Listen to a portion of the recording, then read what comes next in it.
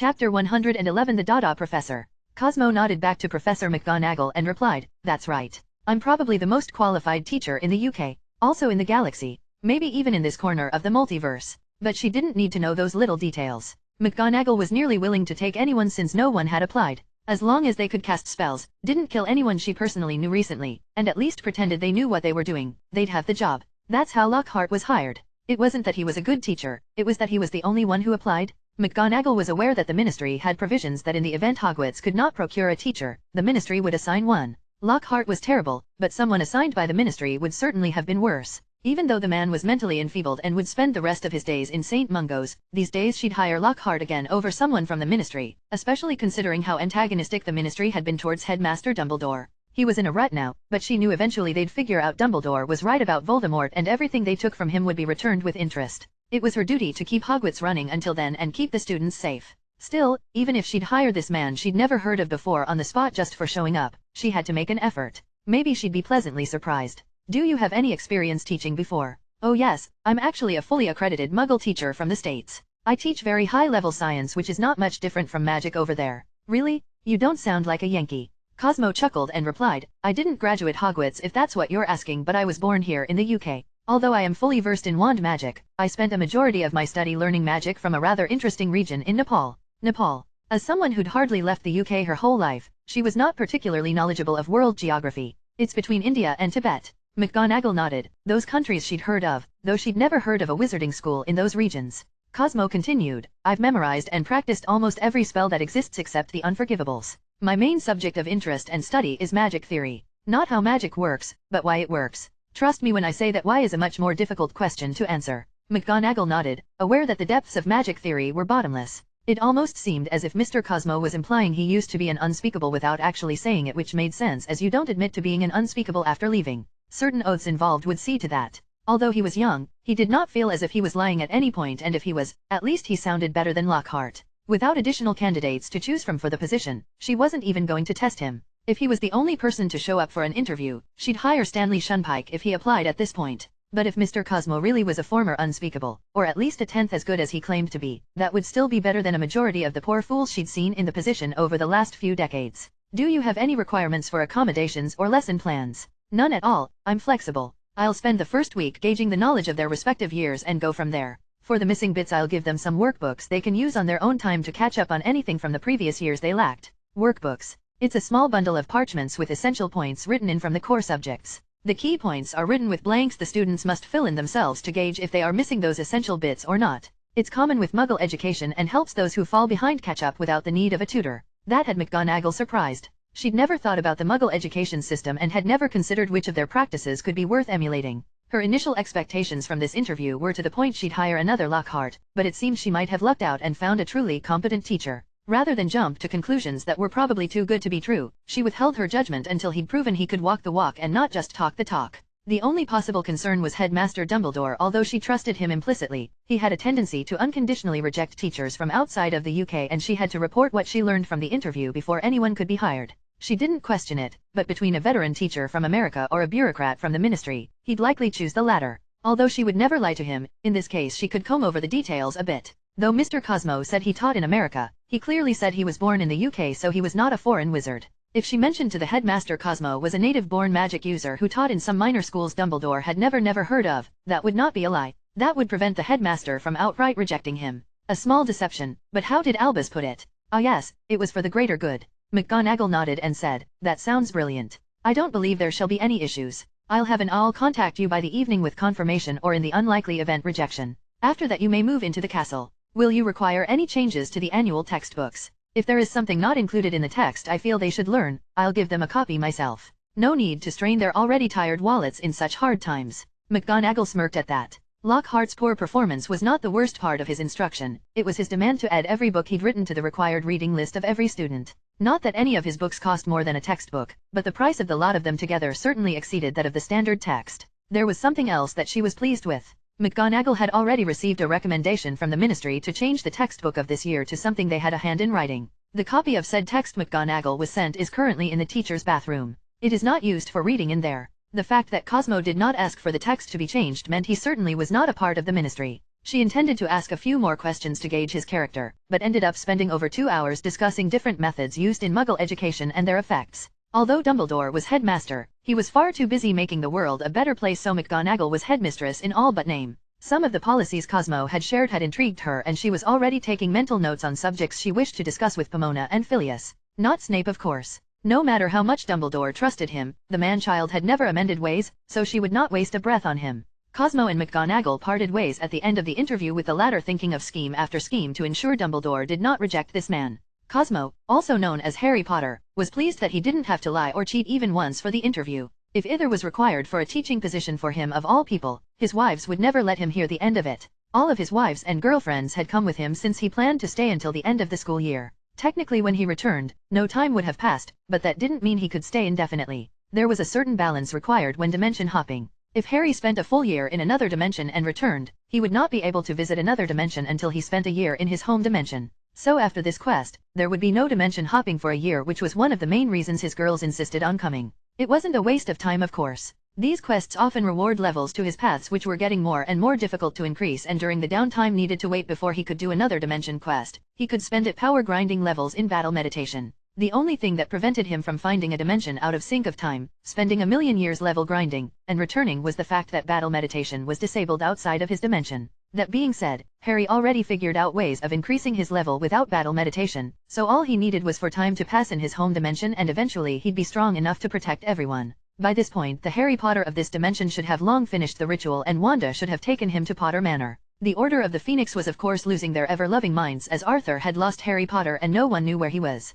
Cosmo was tempted to call Sirius Black and ask him to help in this prank, but he was unfortunately quite under Dumbledore's thumb and would instinctively seek to return Harry to Dumbledore's protections. The same was true of Hermione, which was a bit of a shame. Without Harry Potter coming to Hogwarts utterly op, the ever-helpful Hermione was a massive part of his life. At the moment, Wanda was likely coaching this world's Harry in being assertive and taking a girlfriend as soon as he entered Hogwarts. Cosmo would wisely stay away from that situation, especially since Jean was currently at Hermione's coaching her to seduce Harry. Oh, and MJ was coaching Susan Bones, Rogue was coaching Daphne Greengrass, and Jade was coaching Luna Lovegood. According to Jean, the Harry Potter of this world's heart was tied to these four, and his own girls decided to play matchmaker. Moriso, each had an artifact which shrunk them to the size of a pixie, gave them wings, and made them fly while also making them invisible to others. In other words, all of those girls now had their own fairy godparent whispering in their ears about the best way to pair up with Harry Potter. Jean was insistent they would all pair up eventually, but for now there was something of a competition between the girls to see who would get Harry Potter first. The odds were in Jean's favor, but the years of conditioning the pair had to not see each other that way would be a barrier that was not simple to get around, making it a lot more fair for the others.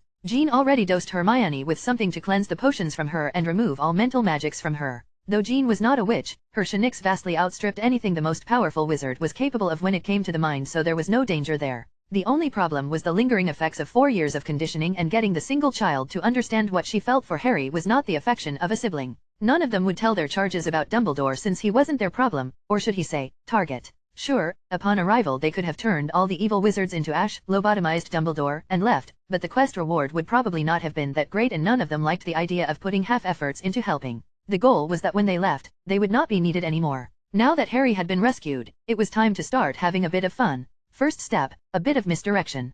Cosmo shapeshifted into an exact replica of Tommy Lee Jones. He then changed into clothes identical to what was worn in Men in Black, down to the sunglasses. Next, Cosmo teleported to number 12, Grimmauld Place, the headquarters of the Order of the Phoenix. Fun fact about the Fidelius charm, it did not affect those with vastly more power than the caster. The door was locked both physically and magically, but that didn't prevent his telekinesis from unlocking it from the other side. He pulled out a chrome-plated sci-fi looking weapon and opened the door. All eyes were on him in an instant. Since Harry Potter had gone missing, the Order had been convened, and Dumbledore himself was there along with Sirius, Snape, Molly, the twins, and a few Aurors loyal to Dumbledore. Others such as Lupin and Mad-Eye were likely out searching for Harry Potter. Cosmo did not look at any of them, he simply entered and walked into the entry hall. Sirius shouted, "Hey, who are you?" The shout was not so much a question as it was a method of quickly informing everyone that this stranger was not someone he recognized. Snape pulled his wand and fired a moment quicker than Sirius did. Dumbledore did not move, as big bosses did not fight minions, and Dumbledore felt no magic from this well-dressed stranger. A green energy shield surrounded Cosmo in the shape of a sphere and looked as if it was composed of hexagons.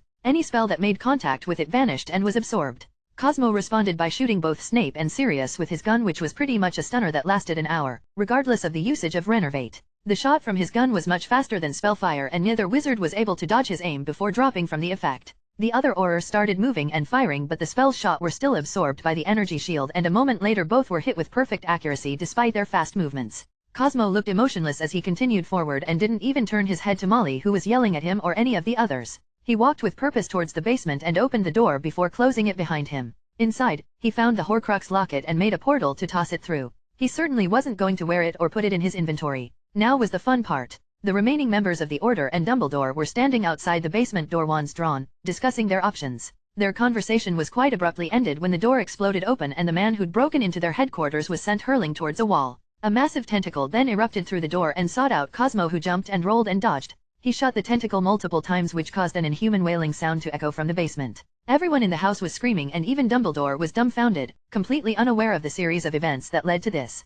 The massive tentacle then split into two to the disgusted screams of the females of the residents and though Cosmo suppressed one with gunfire, the other got around him and quicker than a blink wrapped him up. It then proceeded to smash him against the walls over and over. Molly and the twins had already pulled out their wands and started shooting at the disgusting tentacle but the spell seemed to have no effect at all. Suddenly the tightly bound Cosmo's shield turned on, pushing the tentacle off him around the green sphere-shaped shield. Cosmo fired his gun again but this time instead of a shot, it came out as a continuous beam which caused great pain to the tentacle. Both withdrew into the basement and Cosmo followed it. The wizards still had no idea what was going on. They were about as well informed of the situation as a muggle during a Death Eater attack and none were smart enough to appreciate the irony until much later. Moments later Cosmo calmly emerged from the basement door frame carrying what appeared to be a burlap sack. The contents of the sack seemed to undulate and squirm and shriek in a pitch almost too high for humans to hear, making it clear the sack's occupant wasn't normal. Without a word Cosmo walked back to the entryway and opened the door, leaving the dumbfounded wizards a far greater number of questions than they had answers. It would take 3 full days before any of them eventually realized Harry Potter's trunk, clothes, and owl had gone missing from his room.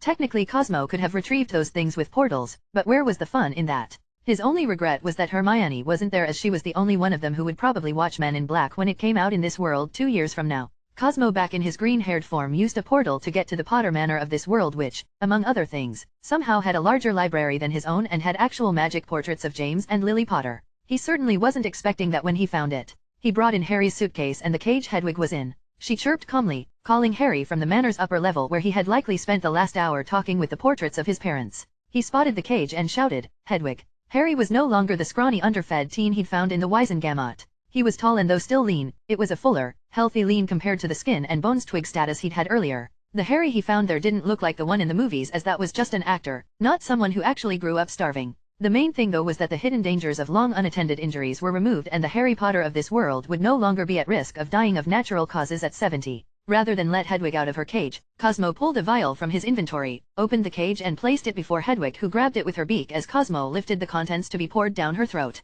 Harry asked, "What is that?" Wanda followed from up the stairs and answered, something Cosmo felt Hedwig deserved for all her hard work over the years. A moment after finishing the vial, Cosmo stepped back with the cage wide open for Hedwig to jump out. She did not move. A moment later, she vanished and reappeared on Harry's shoulder. "What? Hedwig? Did you just teleport?" Cosmo smiled and stated, "She can do more than that now." He walked over to the fireplace and tossed in a few logs. "Hedwig, a demonstration if you would." Hoot. And with that a powerful red beam of light shot from her eyes and set the logs directly ablaze. Now Harry was just dumbfounded. "You gave her laser vision." Cosmo and Wanda shared the same smile. Harry recovered quickly and looked back at Hedwig with an even brighter smile. "That's bloody brilliant." She'd been his first family and her newfound abilities made him happier than his new appearance. Harry then ran over to Cosmo and grabbed his hand. "Come on, I want to show you my parents." Cosmo smiled and figured this would be interesting. Later that night Cosmo and Wanda left Potter Manor for a hotel. Harry wanted them to stay in the guest room, but they promised they would be back the next morning. It was unavoidable that young Harry would become attached, but they weren't going to stay forever and coming and going at random intervals was the easiest way to ensure Harry would accept that.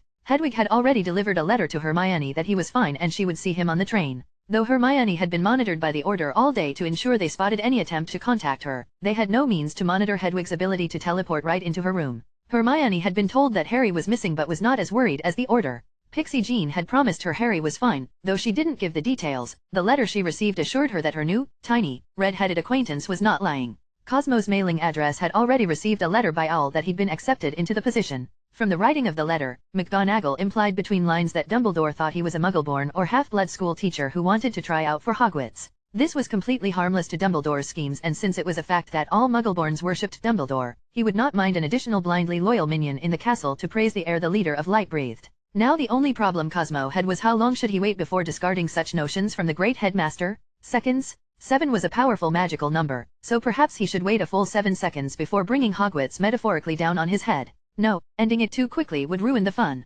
Back in New York, most of the villains were sorta off limits to him since others had reserved them. If Harry took out every villain in the country, his girls would be quite displeased that their reason to dress up, go out, kick ass, and have fun would be all but gone. Of course, if Peter Parker knew Harry's concern, he would definitely beg for Harry to take all of his villains away. Since he'd gotten a quest specifically to help this world's Harry Potter and take down Dumbledore, he could waste it with something simple. It had to be satisfying. The next morning Wanda and Cosmo returned to Potter Manor with a bunch of newly purchased house elves. And by newly purchased, he meant freshly stolen after using magic to sever their bond to their former masters. Dobby would likely be invited once Harry met him at Hogwarts, but he wouldn't exactly come when he called now since they were quite far apart at the moment. After making breakfast and stocking the manor with ingredients the elves could use for future meals, Cosmo took Harry to the manor's atrium and said, "We have 3 weeks before school starts and besides Wanda's lessons, I'll also be teaching you a thing or two." Harry nervously asked, "Do I have to take Wanda's lessons?" Cosmo looked over at his wife standing in the corner with a smirk. He then turned back to Harry and said, "She thinks so, so I think so." Harry sighed. It wasn't that lessons on women weren't useful, but the unbearable awkwardness was painful for his soul. Cosmo asked, "How are you feeling?" "Hungry. And my head feels a lot clearer." He hadn't noticed yet, but his scar was dimmer than it had been and it would almost be gone by Sept 1st. Cosmo's potions purged more than just the bindings and potions from his system. The Horcrux was gone and due to some modifications, Harry would keep the parcel tongue. He didn't need it, but Wanda wanted him to have it so she could torment Harry with all the alternate uses that skill had outside of academia. Just ask the elves whenever you need a snack, but be careful not to spoil your meals and get plenty of exercise. No one will stop you from flying your firebolt until the sun sets, so feel free to fly around later. Have Hedwig join, she'd like that. Harry smiled and nodded, he knew she'd like that and so would he. Cosmo continued, "Now, you always get yourself into danger every year which usually ends with you with a wand or sword in hand and someone else screaming. I'm going to teach you how to resolve things peacefully without a wand. You see, the best answer to almost any situation is to smile and wave. Do so properly and your enemy's jaws will hit the floor in shock." Harry stated hesitantly, "I don't think that is going to work for me." Wanda stated, "It will if you cast it correctly." Uagadu is the Ugandan wizarding school, located in the Mountains of the Moon in western Uganda, Africa. They teach magic that does not require a wand, but can be cast with a hand gesture. The spell Cosmo is referring to is one of theirs, a spell whose gesture is the waving of the hand and the spell's effect will cause the target's jaw to fall off their skull. Cosmo continued where she left off, "So when I said their jaws will hit the floor, I didn't mean it as an expression." Wanda nodded, "Others will not have an easy time casting without the bottom half of their mouth, making it an easy win for you. The spell won't be affected by the tray since that really only looks for wand magic. And any healer will be able to put their jaw back on without much effort, so it isn't even considered a dark spell." Cosmo conjured up a dummy on a stick in the room. The dummy's torso and head were fully articulated. Wanda looked at it, gave it a polite, beautiful smile, and waved her hand at it. The dummy's jaw then fell off and bounced off the floor. Cosmo walked over and picked it up before placing it back on the dummy. The spell's effect ended on contact and the jaw was back in place. He looked over to see the flabbergasted Harry looking back and forth between Wanda and the dummy. Cosmo smiled and said, "Gesture magic is a completely different branch of magic and within it, this isn't a low-level spell. Still, it is incredibly useful and no one in the UK will expect you to be capable of casting this. The only catch is that since it's a secret skill, you can't show it off by using it on your grade school nemesis the first time he riles you up." Harry answered, "Okay, when can we start?" "Right now, of course." Now, the first thing you need to learn about gesture magic is that each hand movement is associated with some imagery and has a name. Gesture magic is not the same as wandless magic since that is simply the skill to cast wand spells without a wand. It is of course possible to cast gesture spells gestureless, but I'm not expecting you to reach that level in 3 weeks. Harry unconsciously smiled. He loved learning magic as much as Cosmo loved teaching it. Although Cosmo was just teaching Harry one spell, he was also leaving the younger Potter with an English translated version of the Uagadu textbook. Harry could use it to review, and if he just so happened to decide to practice a few of the spells within on his own time, that was entirely up to him. A distinctive pointing gesture to make someone slip, twirling your fingers to make someone suddenly very very dizzy, and some subtle wrist snaps to cause someone to empty their bowels were very, very enticing spells for the son of a marauder.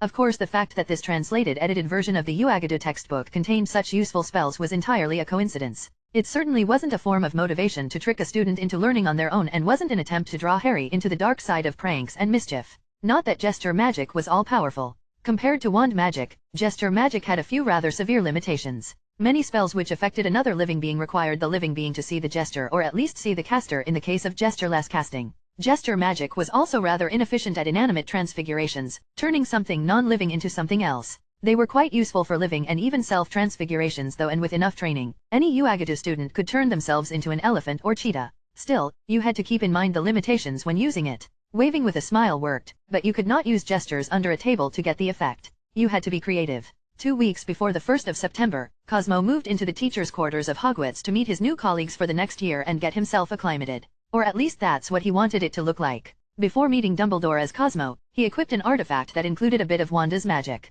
His own was still invisible and he couldn't let Dumbledore catch on too quickly, so he jerry-rigged together a piece that made it look like he had a magic signature equivalent to that of a fresh Auror recruit. Stronger than a 7th year, weaker than a senior Auror. In other words, not suspicious and not a threat. An informal faculty meeting was arranged by McGonagall so Cosmo could get acquainted with the remaining staff. The astrology professor Sinistra, runes professor Babbling, and arithmancy professor Vector, all stood to the side and gave their new green-haired colleague a once-over before ruminating to themselves how long he was likely to last. Hagrid's substitute Grubblyplank introduced herself with a smile while Sprout, Flitwick, and Pomfrey asked Cosmo various questions. Dumbledore would come later as he had more important things to do at the moment, like restock his half-empty stash of lemon drops. Hooch, Pants, and Filch didn't show up for the meeting, and to no one's surprise, Snape was nowhere to be seen either. The latter's excuse was that he was stocking up on potions for the year, but Pomfrey made her own potions so everyone knew that was a lie. Hagrid himself was out negotiating with the giants and wouldn't show up until later. An hour later and the meeting continued while the staff made small talk, waiting for their mighty leader to eventually show up. The door opened without preamble and out strode Dumbledore, who didn't spare Cosmo a glance. He walked over to McGonagall and said, "It would seem the Ministry has still elected to send a guest to watch over the castle. Her name is Mafalda Hopkirk." The staff frowned at that. The fact that the Ministry had promised to send someone over to teach DADA when no teacher was found was known by all, but that matter should have been resolved with Cosmo's appearance. McGonagall motioned to her side and said, "This is Professor Ludo." Without looking at him, Dumbledore nodded and stated, "Nice to meet you," while waving him off to step aside. The fact that without looking he cast 5 separate compulsion charms with his other hand while people were distracted looking at his waving hand showed his experience in dealing with new teachers. Cosmo remembered from the movies that Mafalda Hopkirk's name was on the letters sent for underaged magic, but she was just doing her job and wasn't a bad person. In this world though, she was apparently Umbridge's protege and right hand. At least she thought she was. Cosmo figured she was actually Umbridge's fall guy. Umbridge would tell her to get something nefarious done, and if she got caught, it had nothing to do with Umbridge. Dolores herself could not be given the position because, officially, she was on leave. Unofficially, she was in a holding cell because she had gone crazy, and Fudge was considering the merits of tossing her through the veil over allowing anything she knew to be spoken aloud in her deranged state. Dumbledore on the other hand really couldn't care less about Hopkirk. The only reason he looked concerned was so that she looked more formidable than she actually was, and when he overcame her along with everything else the Ministry threw at him, he would once again be considered omnipotent in the eyes of the students and staff. To that end, he had to ensure she obtained enough power in the school. He had already discreetly confounded Fudge into remembering the existence of the position known as Hogwarts High Inquisitor and ensured that this nobody from the Ministry was given that position. It would have been better if she was the DADA teacher as well, but that didn't matter a great deal in his eyes. The only thing that mattered at the moment was finding Harry Potter. Ever since the trial he had somehow been delayed from attending, he had been most irate. After that idiot Fudge had been tricked by this Cosmo character into emancipating him, Dumbledore's access to the Potter vaults and properties had not just rescinded, but even audited. The money within was technically Harry's, and as his magical guardian, Dumbledore could borrow from the vaults at no interest, but the sum had to be returned. Once Harry was dead, that would not matter, but now that Dumbledore was no longer his guardian, the full borrowed sum was due and it was no longer at 0 interest. Every day he took to refill those vaults would compound the interest. He had to get Harry back under his control or get him to sign off on forgiving the debt before those miserable little goblins took it from his hide. On that note, Dumbledore looked over his staff and said, "Harry Potter still has not been located. I have also been unable to find the one who was last seen with him, a green-haired young man named Cosmo." At that moment Dumbledore froze. It was not because he'd realized that the man standing next to McGonagall had green hair or because every member of the staff suddenly looked over at Cosmo at the same time. No, what caught Dumbledore's attention were 2 young men he didn't notice before standing near a wall. They were not members of the staff, but were people he recognized from a long time ago. One of them was clearly Gellert Grindelwald, looking as young and handsome as he was before the turn of the century. The other young man was clearly Tom Riddle Jr., a few years older than the last time he'd seen the man graduate Hogwarts. Both were smiling at Dumbledore, and when he froze upon spotting them, they took each other's hand and walked over to a nearby broom closet to enter it before closing it. Dumbledore's eyes widened in shock and he overcame his initial stunned state and ran over to the door to wrench it open so violently, it nearly came off the hinges. It was empty, of course. Cosmo wondered what the man wanted to see in there. Of course, no one other than Cosmo and Dumbledore saw the pair. "Albus, was there something you needed in the broom cupboard?" Dumbledore slowly closed the door and calmly turned around to check the faces of the staff. It was obvious that none had seen what he had, and it would not do to have them see him as anything but omnipotent. He considered obliviating them, but this was a bit minor, so he decided it wasn't worth the additional brain damage. It was nothing. I thought I felt a boggart in there. Better to be careful of such things. Now, I trust you have everything in order. I'll be in my office. Some of the staff wanted to ask about that matter with Cosmo, but Dumbledore had clearly seemed a bit shaken and didn't mention the young man in the room, so they thought perhaps it was someone else. After returning to his office, Dumbledore had gone over the event a dozen times and still could not make sense of it. How could he see them? Neither were dead and they certainly weren't young. He hadn't just seen them, he felt their magical signature even up to the point the door closed and he opened it again. It was only when he opened it their signatures vanished. It didn't make any sense. From his perch his bound familiar Fawkes asked, "You all right there? Should you call for a cup of tea?" Dumbledore shook his head and replied, "No, I'm fine." Then he turned back to Fawkes in stunned silence. "Phoenixes don't talk. What did you just say?" he asked. Fawkes responded by chirping and warbling, which were standard noises for a phoenix. He also turned his head with a slight sneer as if to ask, "What?" "I didn't say anything, you sanctimonious jackass." Since he had been forcefully bound and his feathers forcibly taken to be turned into weapons to use for Dumbledore's pawns, he was not exactly pleased with his lot in life. Dumbledore took a few breaths before returning to his desk to swallow a lemon drop. He frowned upon doing so. It tasted like lime. Cosmo smiled at the headmaster's confusion. Although the man was clearly evil and insane, he did not think himself evil or insane. Since his morals were basically, "My thoughts are good and those against me are evil because I am the self-proclaimed leader of light," it was impossible for anyone to convince him that he was evil. So Cosmo thought, what if he could convince him that he was crazy? Would Dumbledore change his plans if he thought that he was crazy, or would he continue down on this path when he was presented with loads of evidence proving his mental facilities were clearly a train wreck? If Dumbledore accepted that he was crazy and conceded his plans may have been made with faulty judgment, he could perhaps give up on them. If he rejected reality for his crazy fantasies, then everything was fair game. Cosmo did not believe in destroying someone so entirely without giving them a chance. The fact that this test would be very enjoyable to administer was besides the point. The next day Cosmo took Harry back to the Dursleys, but not to return him of course. Harry asked, "What are you going to do to them?" Cosmo asked, "What would you like done to them?" Harry remained silent on that. Despite everything, it was not in his nature to initiate harm to others. Cosmo patted his shoulder and said, "I am going to do the absolute possible worst thing imaginable to them." Harry asked both with concern and curiosity, "What's that?" "Leave them to themselves." Harry frowned. A part of him felt that was a bit of a letdown. He asked, "How is that the worst thing?"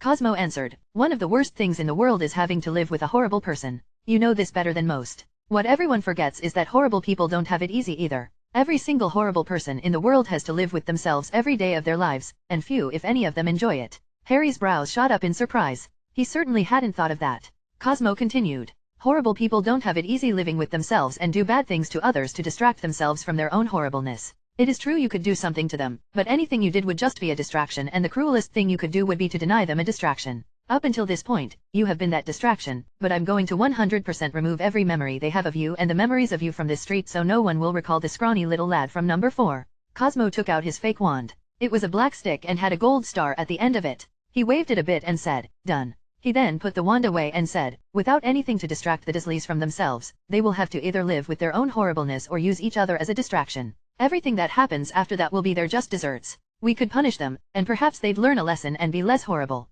That would be good for them, but I'm not feeling particularly good at the moment. How about you?" Harry sighed. Cosmo was right. Without Harry to use as a punching bag, Vernon's anger issues, Petunia's controlling habits, and Dudley's violent tendencies weren't going anywhere. What would happen to them after Harry stopped being their outlet? It was obvious. Still, he still wanted to do something. Not everyone could be as completely detached as Cosmo and could rationalize away basic human emotions like the desire for well-earned payback. Cosmo smiled, and as if he could sense it, he took out his fake wand and waved it again. "Okay, I'll add an extra bit. Bad luck. Nothing that will affect their livelihood, but they will be more likely to stub their little toe on the dresser, burn easily cooked food, and break easily breakable appliances. Also, unless Petunia's gardening skills match up to her namesake, that lawn is going to get a lot browner." Harry smiled. That worked for him. The pair left to get some ice cream and discuss the upcoming year. Harry was thrilled that Cosmo would be their new DADA teacher, and Harry was almost giddy to meet a certain blonde-haired nemesis on the train this year. Weeks passed and the 1st of September arrived. Harry already had a new wand, and although it looked just like his old one, this one was 120% matched to him, was unbreakable, and would return to his hand if he called for it thanks to a certain Asgardian enchantment built into it.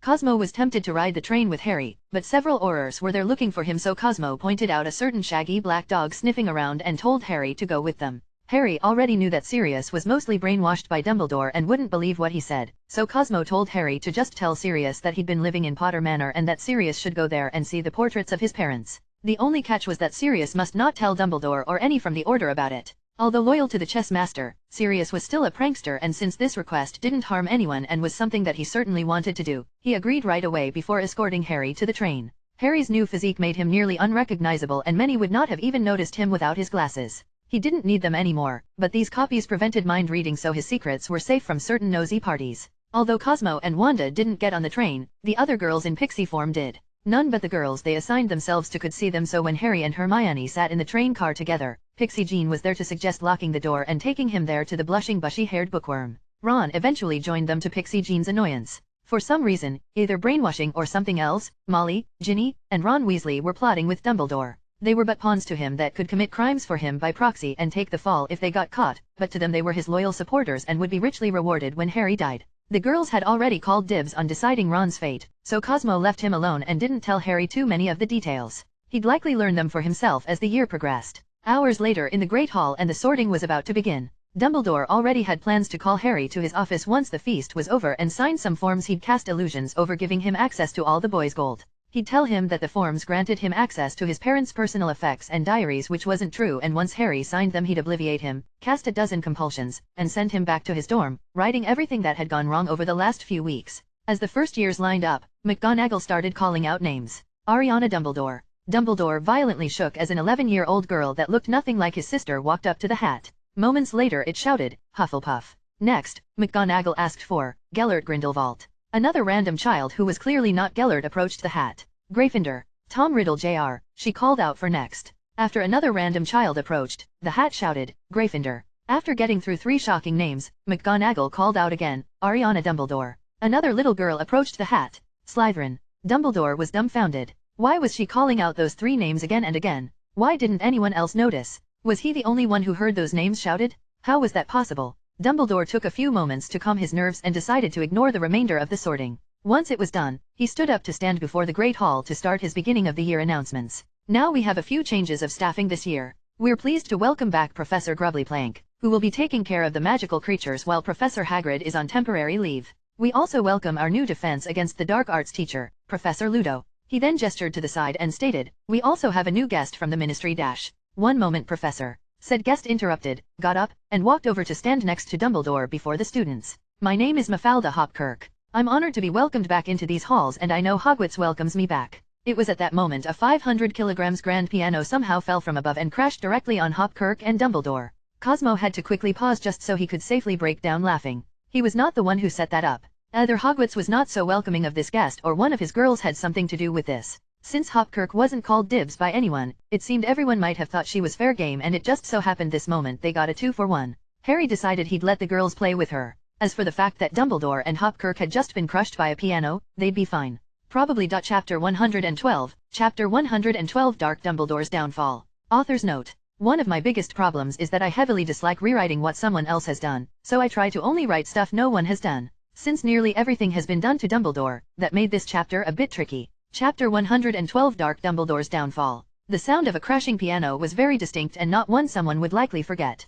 It was also very jarring to the nerves and caused nearly everyone in the Great Hall to freeze up. The only exception was the sounds of roaring laughter coming from the 4 pixies floating above the 4 respective house tables. Other than the girl they floated above, each other, and Cosmo, no one else heard their gleeful laughter. Before the blood started pooling under the debris and they were beyond help, Cosmo got up and pointed his gold star stick wand at the piano and lifted it away to reveal the twitching forms of the unconscious Dumbledore and Hopkirk. Neither were dead. It seemed that the piano had a number of cushioning charms that prevented any sort of fatal impact, but both would likely require a few days of bed rest. After moving the remains of the piano, Cosmo called out, Mobilicorpus, causing the unconscious pair to levitate a few inches off the ground before walking out of the hall and floating them over to the infirmary without a word. Pomfrey was rather surprised when Cosmo appeared levitating the headmaster and ministry lackey. My goodness, what happened? Harry shook his head and answered, tragic accident. The piano didn't make it. Piano. Again without answering, Cosmo tossed the pair onto some empty beds and returned to the Great Hall to eat with the students and faculty. The next day included the 5th-year students' first DADA class first thing in the morning, and the students assembled into the empty classroom waiting for their new professor to show up. As the students openly discussed their doubts with fellow classmates, their new green-haired professor entered the room and waved his gold star stick wand at the blackboard, causing the chalk to rise and start writing words on the board as Professor Ludo approached it. Alright class, today's lesson is a valuable one many of you will find very useful in the future. He then pointed to the board which had finished writing and read the lesson aloud for the class, How to Hide the Body. Once he reached the board he took the chalk and started writing himself as he said aloud, Now the first thing to consider is weight and mass. The disposal of a large body is completely different from the disposal of a small one. Time is the second most important factor. Cosmo then turned around to face his class and stopped talking. After a moment he then erased the words from the board and said, Sorry, this is 5th year. That lesson was for a different class. The Slytherin students who had already started taking notes all frowned with disappointment and the rest of the students all had the same question in mind. Which class was that the lesson for? After he was done playing with them, he waved his wand and a few dozen notebooks stacked in the corner floated over to each student's desk. Cosmo stated, This is your O.W.L.S year, and for those who missed the memo, that's your ordinary wizarding level exams. They are the tests society has decided to use to evaluate your performance as a wizard up to this point, and it lets everyone know how much effort you've put into being a wizard. If you've put in a lot of effort, you'll have more opportunities. If you have not, then you'll be afforded less opportunities. Once everyone had a notebook, Cosmo continued, These are study aids called workbooks. They have the summaries of the knowledge you need within, but every summary has missing words. If you already know what the missing word is, then you're fine. If you don't, you should look it up. The workbooks are enchanted so different words will go missing and reappear randomly. Go over those workbooks as much as possible in your free time and they will point out and remind you what knowledge you didn't know you were missing.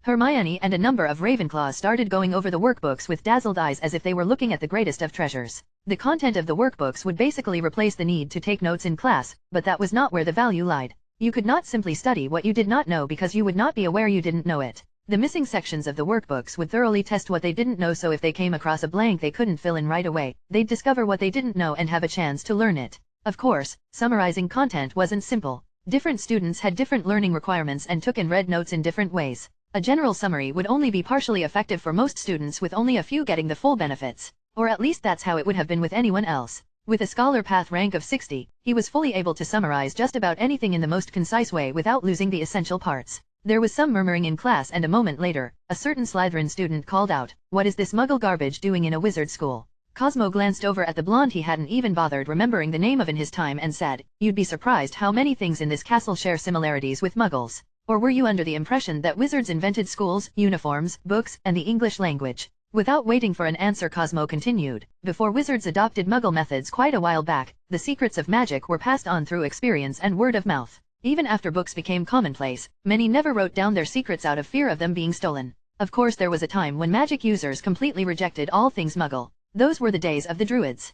Cosmo waved his wand and a lifelike in-color image of a druid appeared on the chalkboard. He was hairy, covered in animal skin and dirt, looked as if he had not bathed in anything but falling rainwater, and appeared completely wild. The druid apprentice would plant a special oak tree sapling and spend decades taking perfect care of it, all while learning of the wild from his master. When his oak tree matured, he would take a branch from it to use as his staff. Since he planted and raised it, it would be perfectly attuned to his magic and perfectly conduct druid spells. It took a while, but druids were actually very, very powerful. Many of the wizard spells you know of are modernized druid spells. Cosmo took the chalk and tossed it to the ground before transforming it into a spider. Then he cast Engorgio on it to make it the size of a dog. And then he had it jump at Ron Weasley, who shrieked like a frightened little girl before the massive spider stopped in midair and turned back into a piece of chalk Cosmo summoned back to his hand. Ignoring the fact that he may have caused the soulless ginger to wet himself, Cosmo explained, spells that conjure animals, turn objects into animals, and spells to increase the size of animals, along with the animagus transformation, are all a part of our druid heritage. Imagine turning all the stones and trees around you into wolves and then turning yourself into a wolf to attack your enemy together.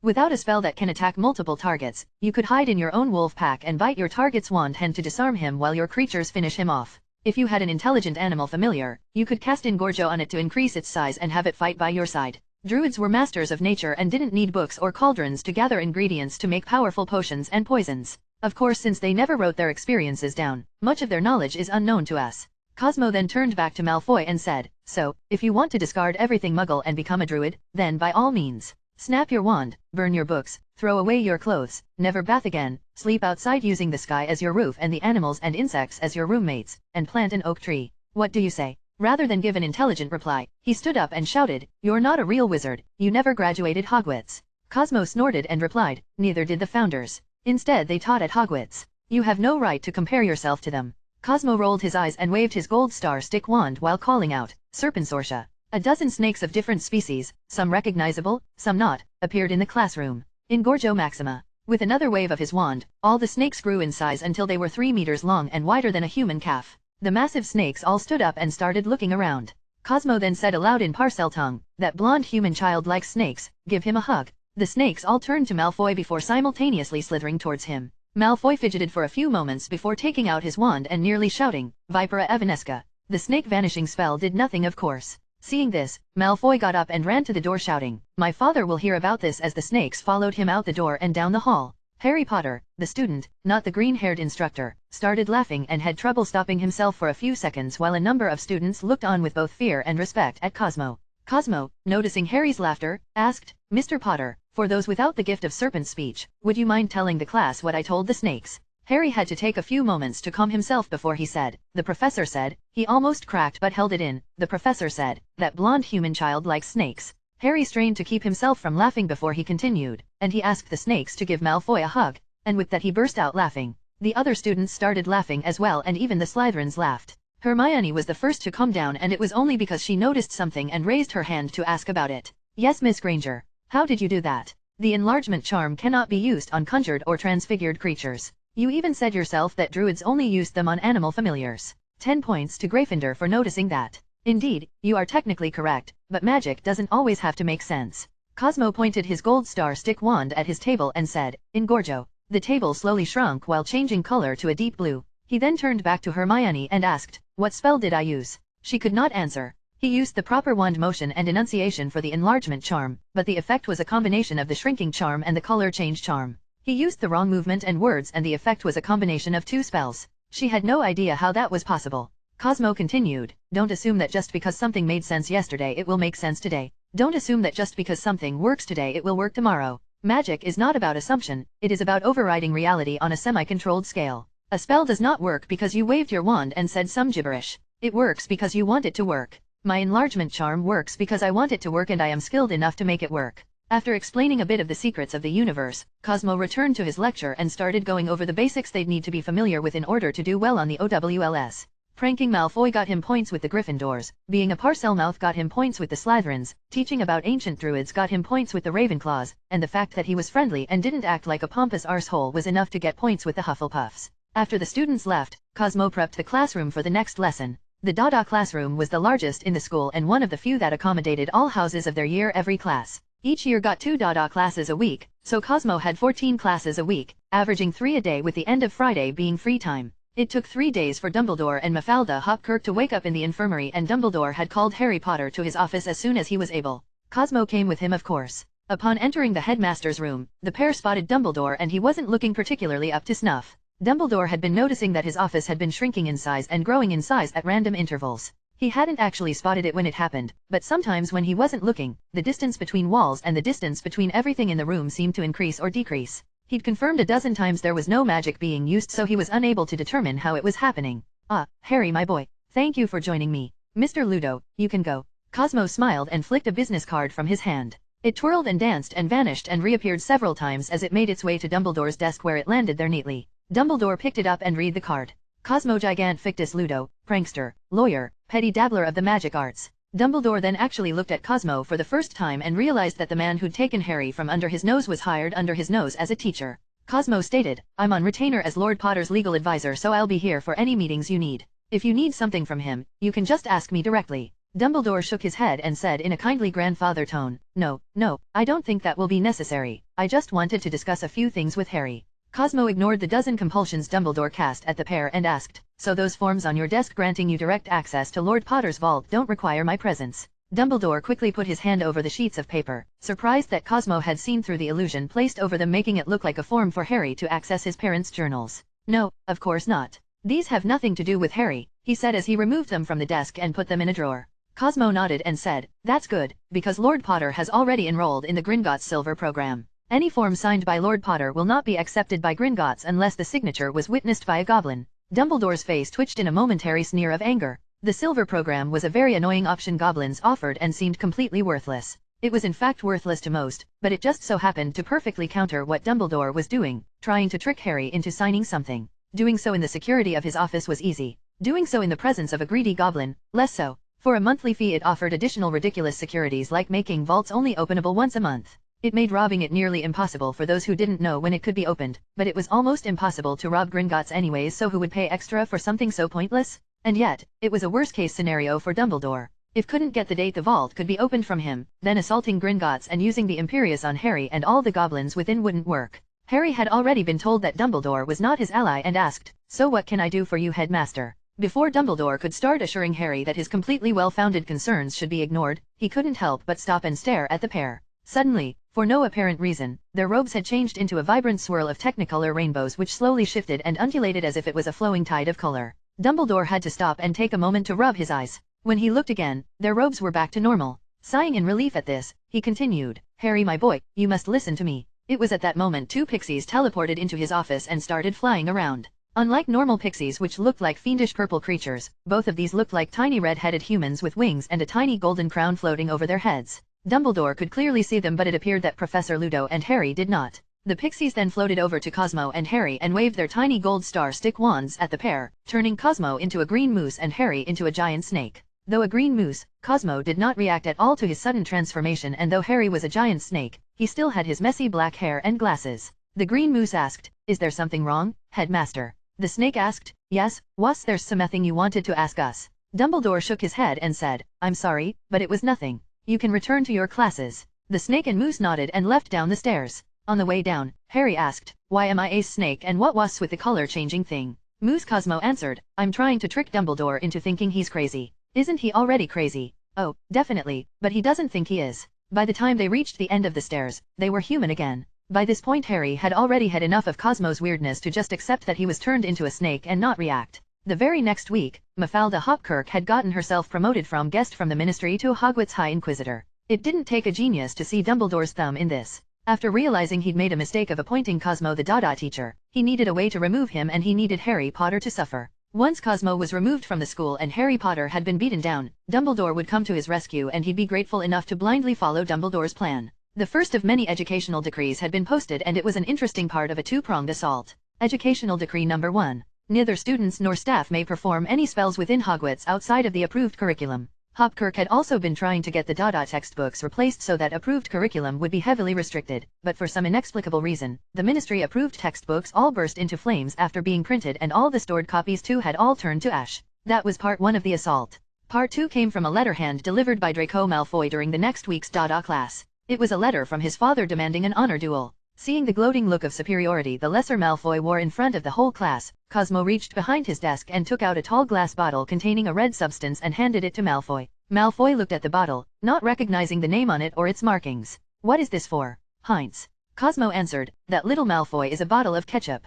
Keep it on you at all times." "What for?" "Because I suspect that one day you are going to be eaten by a dragon. When you are, use the ketchup on yourself. No matter how terrible of a human being you are, you'll still taste good with ketchup." The class didn't survive Cosmo's punchline, and everyone, especially the Slytherins, couldn't hold back their gales of laughter. Malfoy scrunched his face, but before he could say anything Cosmo interrupted, I know, your father, blah blah. Tell him we can duel in the Great Hall Saturday morning." Malfoy didn't have the spine to stay in a room of students laughing at him and turned to leave. Right as he did, Cosmo shouted, "Malfoy, you forgot your ketchup." This renewed the laughter and sent Malfoy away even faster. Cosmo considered the best way to win. The educational decree didn't affect Lucius Malfoy, who was neither student nor staff. In fact, technically it didn't even affect Mafalda Hopkirk herself. And if Cosmo cast any spells that seemed even the slightest bit dark, either Dumbledore or the High Inquisitor would have grounds to remove him as a teacher. He knew how to properly isolate magic, so technically he could bring a gun and just shoot Lucius, but he was a teacher and that was not a good example to set for anyone. As for spells, he wasn't going to bother. He could guess the next educational decree with ease. Days passed and word about the duel spread thanks to Malfoy's massive mouth. Cosmo was probably the only one besides his girls, Dumbledore, and Hopkirk not surprised by the educational decree that was coincidentally announced that same Saturday morning. Educational Decree Number 2. For the safety of the students, staff, and students may not cast unapproved spells within the Great Hall for any reason. This list of approved spells was incredibly short, as most of the things done in the Great Hall were done by house elves and the educational decree didn't affect them. Even with the game rigged against him, Cosmo still showed up at the Great Hall waiting for his opponent to arrive to start the duel. Many other students without classes waited to watch what their interesting new DADA teacher had planned. When the time came for Lucius to arrive, he didn't show up. Cosmo said, "I guess I win." Challenging someone to an honor duel wasn't as simple as delivering a letter. In order to make sure the opponent could not back out, you risked your honor to make sure a challenge. What did losing mean? It meant Malfoy could no longer enter the Ministry of Magic. The Ministry had certain magics that prevented those without honor from entering. Dueling was something that was never done because the risks were higher than the possibility of injury. Little Malfoy shouted, "No, he's coming? He'll be here any second to show you what a real wizard is." Cosmo smiled back at Malfoy and replied, "No he won't. You see, through an extremely poor moment of luck, your father was poisoned last night. Food poisoning, I guess. Bad ingredients, no doubt. He doesn't have the strength to get out of bed, much less leave his house and carry his wand." He tried to reach Professor Snape, but coincidentally, Professor Snape's flow wasn't working. He tried to send a letter last night by owl, but it got lost on the way. "So no, Mr. Malfoy, your father is not coming." Cosmo had not whispered, so not only Draco, but the entire mass of students and faculty heard him. It took a moment, but Draco eventually added 2 and 2 and declared, You poisoned him? You cheated." Cosmo shook his head with a smile. Now, Mr. Malfoy, you shouldn't be slandering me like that. I've been in this castle the whole time. How could I possibly poison him from here?" Then Cosmo did something no one expected. He bent down so he could look Malfoy level in the eye and continued with a smile. "Besides, doesn't your father have some important guests over? Are you implying that I have the means to break into your house without a trace and without any of your guests knowing and poison your father and leave again without notice? That's a rather impressive thing to accuse someone of. Especially since if I was capable of such a thing, I should also be capable of using something far more potent than something that mimics the effects of food poisoning. If I was capable of what you're accusing me of, then doesn't that mean I could kill your father anytime I wanted to and neither he nor his guests would be able to stop me? Are you sure you want to accuse me of that?" Cosmo had never raised his voice or shown a hint of anger, but Draco was sweating buckets as the realization of what this man had done slowly washed over him. Draco was many things, a great many things, but willfully suicidal was not one of them. Draco said, Apologies. I did not mean to say it that way. That clearly is impossible. It was just be bad luck." Cosmo smiled and nodded before standing back up straight and returning to his classroom to grade some homework. On the way out he turned and smiled at Mafalda Hopkirk, who gritted her teeth in outrage. She had cheated in every way possible, yet she still lost. During the first DADA class of the following week, Professor Ludo told his students, "Now our High Inquisitor has informed me that there are a number of spells the Ministry will no longer allow to be taught in Hogwarts. I'm sure you all want to know what spells those are so you can better follow the rules, so I made some posters you can take into your rooms. Each has an example of one of the spells on that list and the exact instructions for how to cast it so you will know what not to learn." He pulled out a rolled-up poster and unfurled it before the class. It contained the exact wand motions and casting instructor for the spell, Draconophores. It was a nifty spell that could transfigure objects into dragons of the same size. He then tossed it into a pile. At the end of class, every student had taken one or more posters and he restocked the pile at the beginning of each class. The following week saw the halls filled with small dragons of various sizes flying around and setting random things and people on fire, with Hopkirk and often Draco being the main target. Of course no one was actually caught using the spell and you could not easily identify the caster just by finding the dragon he made.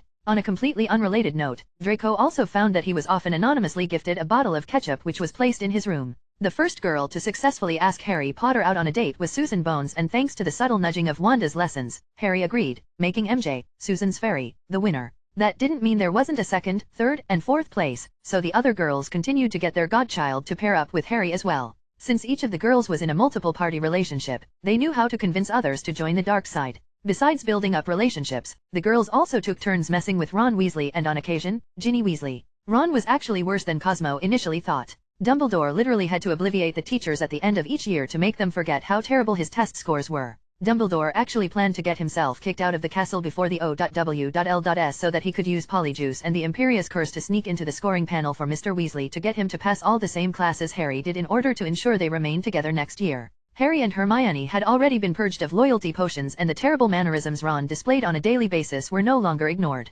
It took 3 days for Harry to draw a line for Ron to stop crossing and less than a day for him to cross it, leading to the breakup of the Golden Trio much to Jean's satisfaction. Jean also prevented Hermione from getting dosed with any other potions and had her stop helping him with homework and notes. She'd spent time building up her confidence which Ron had beaten down and felt Hermione should be asking Harry out on a date anytime now. At the end of September was the first staff meeting where everyone gathered together to discuss students, problems, and anything else that came to mind. Most teachers liked it but Snape spent the entire staff meeting looking irritable. Cosmo wasn't sure if he actually was, or if that was his default expression when alive. Dumbledore came early to this meeting with a number of plans, mostly centered around getting the staff to team up against Cosmo and make him quit as soon as possible. He couldn't just start there of course, so he began as usual. "Now Minerva, how are our students this year?" What he didn't expect was that for some inexplicable reason, she'd answered him in the thickest Scottish accent he'd ever heard from her in his life. There were a batch o' talent spit as usual, mere slackers. Students wha grew up wiot vain taught how for te learn and simply expect te become a powerful wizard once they ca 18.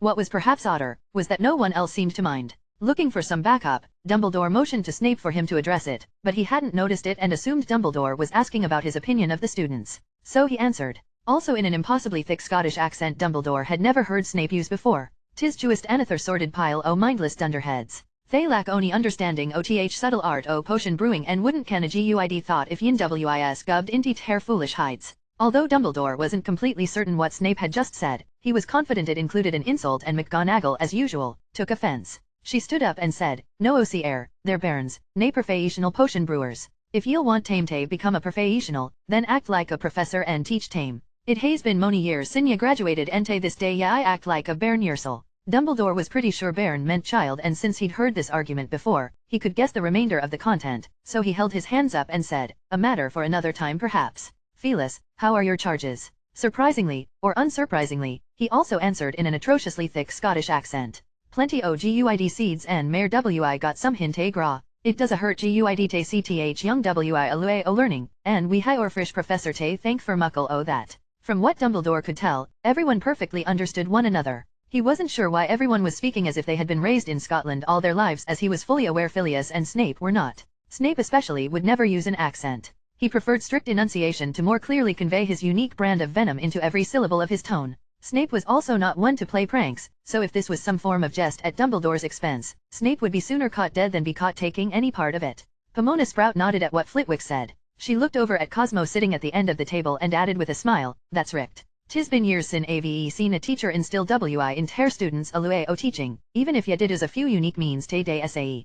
Cosmo smiled back, greatly enjoying the look of utter puzzlement Dumbledore was displaying. No one was actually using a Scottish accent, he just heard everything as if it was. Cosmo replied to Professor Sprout, "Thank you. I actually have to thank our esteemed High Inquisitor. There are few ways better to get a child to learn something than to forbid learning it while granting easy access to the source material." McGonagall chuckled. The spell posters Cosmo had been handing out included a wide range of fun, but difficult spells. Simply because they were banned from being taught it, the students took greater initiative to learn it, and the act of learning it imparted skill which carried over to other spells. The Draconophores spell, for example, was a difficult piece of transfiguration magic, but so many students could cast it now, and their experience practicing and learning that spell made it easier for them to learn other transfiguration spells. The little dragons flying around the castle were a small price to pay for having all of her charges become more skilled in transfiguration. Especially because most children instinctively smiled when they saw a dragon, so despite the Ministry's attempt at interference, the castle had been filled with smiles. Snape sneered at the exchange, not liking others to be complimented in his presence, and stated, "Foolish ideas from a foolish mind.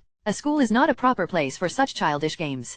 Cosmo rolled his eyes and cheekily replied, "Last I checked, I was Professor Games." Ludo could be translated to mean either game or prank. Of course that meant his full name was Cosmic Giant Fake Prank. Snape argued back, "More proof of your inadequacies as a professor." Cosmo smiled and said, "Rather than tell people they can't do something, you should help them get better at what they can do. Here, I'll give you an example. Your hair grease and massive beak of a nose must get in the way of your potion making, right?" Without waiting for a response, Cosmo waved his wand. Nothing happened though. Snape glowered and stated contemptuously, "Was that supposed to do something?" Cosmo shrugged, "Just help you a bit." Dumbledore was still hearing Cosmo, Snape, and everyone else speak with Scottish accents, so he wasn't entirely following what anyone was saying, but he could tell from their faces that Snape appeared to be losing an argument, so he motioned for everyone to calm down and go back to the discussion required for the staff meetings. It was obvious he was not going to get the staff to turn on Cosmo today, so he'd have to try another means and hope whatever was causing the accents would go away on its own. The following day Dumbledore was relieved to find that the staff and students were coherent once more, but that relief was short-lived when Voldemort stormed up the Great Hall looking furious. Many students screamed and even Dumbledore drew his wand. He didn't need to do anything though, and McGonagall fired a stunner before anyone else could say anything and sent the man down. Once he fell to the ground, the teachers and students approached along with Dumbledore. After a moment of observation, the headmaster realized it was not Voldemort. Somehow, his potions professor had become completely bald and his nose was gone. This combined with his already pale complexion from staying in the dungeon for years caused him to look a great deal like the current Dark Lord. Cosmo smiled. Now there was no chance Snape's nose would accidentally dip into the potion he was brewing, and his hair and hair grease would not contaminate any potions either. It felt good to help people. Things at Hogwarts only got stranger for the staff and students in the weeks and months to come. Madame Pomfrey was unable to help Snape regrow his missing nose or his hair, meaning Snape had to resume teaching classes looking like a mockery of the Dark Lord.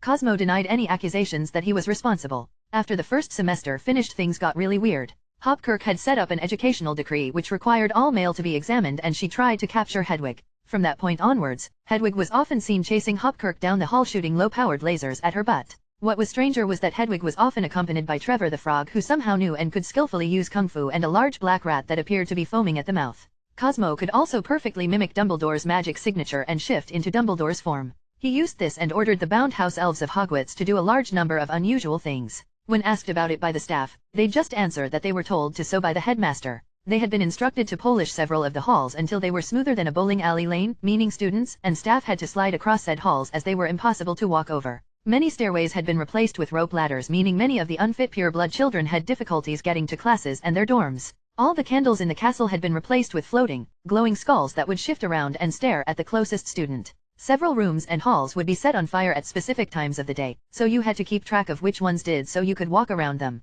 The staff and students were most confused by all this, but Dumbledore was by far the most confused. When the teachers asked why he had ordered the house elves to do such a thing, he had to make up a reason since he couldn't tell him he didn't remember giving such orders. They were bound to him, so the possibility of them taking someone else's orders had never crossed his mind, meaning it had to have been him to do so. He just didn't recall when and why he did it. DADA class had become a bit boring, but Cosmo was still pleased with what he'd done. Although the educational decrees had neutered anything fun Cosmo could teach, that really didn't stop him. He'd used the first months of teaching to learn which students needed the most help and which could keep a secret. Once he knew both, he started ordering the house elves to sneak into certain students' rooms and place charm bracelets on certain students. The bracelets were a masterpiece of magic which allowed students to enter a virtual space he'd named Avalon when they slept or meditated while wearing the bracelets. The first time they entered, they had to take a vow that they would not share the existence of the virtual space or the bracelets with anyone. For those who refused to take the vow, the bracelet would vanish off their wrist and they would have no memory of Avalon. Avalon contained a library with every magic book that existed in their world, a virtual potions lab, a dueling arena, a combat practice zone, a movie theater, an arcade, and hundreds of other things. Everyone accessed the same space, so students could work together and play every night. The Avalon bracelets were completely unnoticeable to those without the same bracelet, so other students and teachers never noticed the students wearing them. The coolest part about the bracelets was that after wearing them long enough, the witch or wizard would establish a permanent connection to Avalon and could pass the bracelet to another. Of course, if that person didn't agree to the vow of secrecy, the bracelet would vanish afterwards. Before February, Daphne, Hermione, and Luna Lovegood had all asked Harry Potter out on various dates both in and out of the Avalon and agreed to share him. Cosmo also implanted Harry Potter with some knowledge that gave the Harry Potter of this world the equivalent of a rank 25 sex path, and with the stamina granted from the Goblin ritual, Harry would have no problems keeping his wife smiling in the future. Every Muggle-born and most Muggle-raised got a bracelet, along with a number of half-bloods with poor access to resources and purebloods who could be trusted. The Weasley twins got a pair and could always be found in the Virtual Potions lab since it had an unlimited amount of virtual ingredients to practice with and make new concoctions with which they could just safely test on their virtual selves each night. The youngest Weasleys did not get one, and Ronald's poor performance was brought up by McGonagall at almost every staff meeting, as the boy did worse than a troll on quizzes and tests and rarely turned in more than a paragraph, if that, on any required assignment. Dumbledore claimed he'd handle the Weasley problem each time, and McGonagall let it go again and again. Ginny was doing better than her brother, but when she noticed that Harry had been dating multiple girls, she tried to dose Harry with a love potion provided by her mother, while Ron tried the same with Hermione. Harry's Lord Ring warned him of the potions, and Pixie Jean directly told Hermione. They brought it up to McGonagall, who brought it up to Dumbledore, who said he'd take care of it. Nothing happened, of course, but even without Dumbledore doing anything, Jean, Jade, Rogue, and MJ had been having lots of fun messing with the pair, so they were probably worse off staying at Hogwarts than they were getting expelled. Dumbledore's perception of reality had been getting progressively worse. Every room he was in would visibly compress and expand like it was breathing. The colors of things he saw at the corner of his eyes would shift into tie-dye. He often saw those golden crown-wearing fairies turn random students into animals which didn't seem to notice. On several occasions he witnessed Professor Quirrell, Professor Lockhart, Tom Riddle, and Gellert Grindelwald walking past him and turning around a corner before he could get a second look. On one occasion in the Great Hall during a holiday feast, Professor Quirrell walked into the Great Hall and burst into flames, screaming all the while as he slowly turned to charred bones and ashes.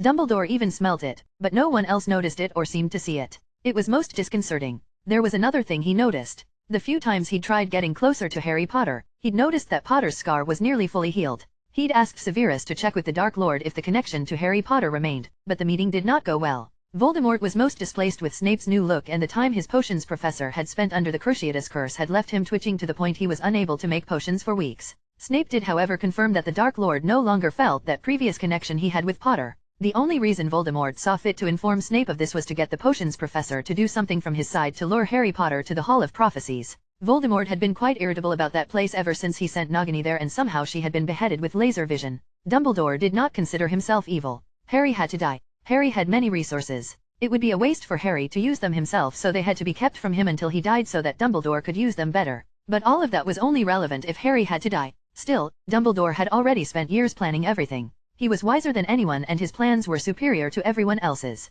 His perfect world was needed and would make everything better. He knew this more than anyone.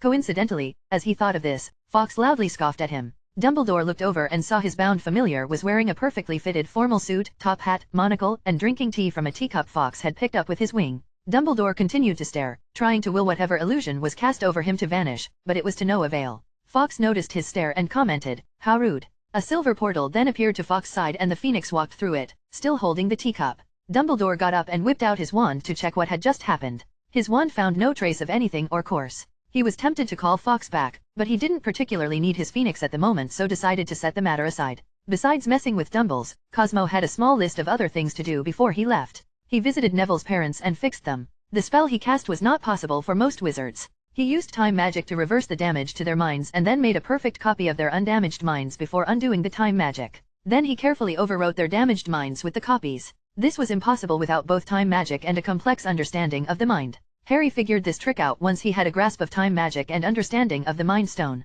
He'd done so to the Longbottoms of his world and every world he'd tortured an Umbridge in as well. And other than the pranks Dumbledore actually remembered, there were a number of pranks he was not even aware had been performed on him. Oftentimes when he thought he was giving out meaningless platitudes to students and staff, he was actually saying random words like blubber, oddment, and tweak. No one called him out on it though, since that was relatively normal for him. During Halloween, Cosmo made Dumbledore think it was a year ago and Dumbledore gave a repeat performance of that day in the Great Hall. Before everyone in the castle, he ran over to Harry Potter. 2 Slytherin students were in the way, so Dumbledore swatted out his wand, sending the pair screaming across the hall. He got to the Gryffindor table, lifted Harry by his robes, slammed him into a nearby wall and shouted, "Harry, did ya put ya name in de goblet of fia? Did ya?" Harry could only repeat what he answered the prior year. "What? No sir." Dumbledore then calmly put Harry down and said, "Well, all right. Remember, in the darkest times, peppermint, bubble, toenails, hamster." He then patted Harry on the shoulder and returned to the staff table, to the bewildered stares of everyone in the school. Cosmo even got to play with Umbridge again.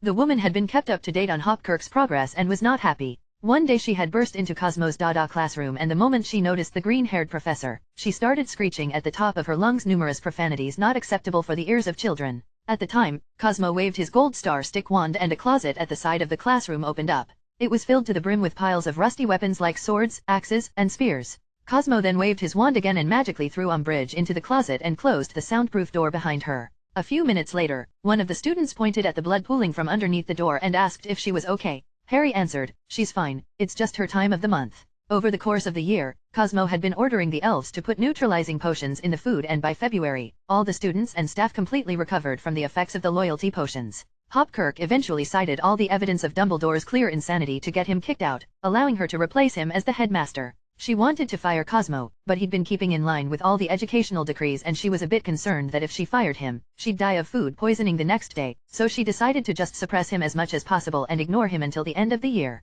Dumbledore wasn't aware that his loyalty potions were neutralized, or he never would have allowed himself to leave. During the first staff meeting at the end of February, Hopkirk had no problem pointing out every inconsistency, problem, and irregularity she'd found the staff had allowed under Dumbledore's leadership. Normally, those would have been ignored, but without the potions and with those problems directly pointed out, none of the professors were able to ignore them. At the end of the year, during the O.W.L.S., Dumbledore did not take the place of an examiner in order to let Ronald pass. He had in fact allowed that piece to be removed from the board so he could take a bigger piece. He had decided it was time for Harry to die. Although Cosmo had also arranged for Sirius to be purged of loyalty potions, he was not at the school so did not have an impression of just how much Dumbledore had lost it. So when Dumbledore showed up, Sirius had his guard down, allowing Dumbledore to stun him. Through Snape, Dumbledore then delivered Sirius to Voldemort and told Snape to get Harry a message that his godfather had been kidnapped and was in the Hall of Prophecies. Though when Snape brought Sirius to Voldemort, he claimed it was all his idea. Or at least that's what it looked like to everyone else. Jean's ability to see into the future wasn't inhibited by their presence in an alternate dimension, and she'd told Cosmo of what she'd seen long before it happened. So before Snape could take Sirius to Voldemort, Cosmo had shown up, stunned Snape, revived Sirius, and gave the pair a 2-hour polyjuice, making one look like the other while placing a Confundus charm on Snape. Sirius initially refused the polyjuice since he didn't want to look like Voldemort, so Cosmo temporarily removed the magic he'd cast on him, returning Snape's nose and hair. Sirius complained it didn't look any better, but eventually agreed, just so he could watch the show. He was also happy that Snape would return to being Snape by the time the polyjuice wore off. The fact that when Snape showed up, he looked normal again wasn't questioned by Voldemort or his Death Eaters. Sirius, a prankster at heart and someone who argued with Snape hundreds of times, knew exactly how to mimic his venomous tone to convince the group he was legit. After Harry had aced his O.W.L.S., Sirius showed up looking like Snape at Hogwarts. He then used his wand to lift the robes of multiple students of both genders while giving a perverted grin. He set fire to the Slytherin common room, and he cast the same charm on the Death Eater spawn that Cosmo had cast on Snape.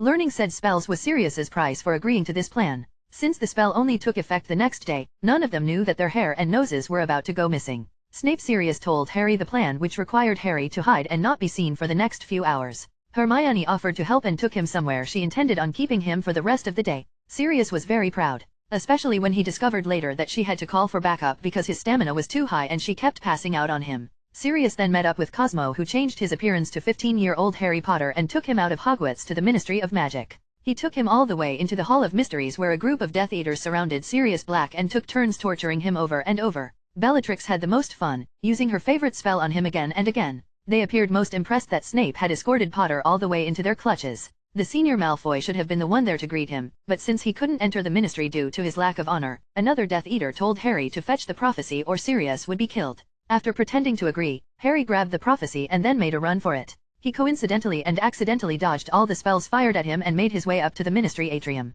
Sirius Snape stayed behind and started stunning Death Eaters in the back and tying them up.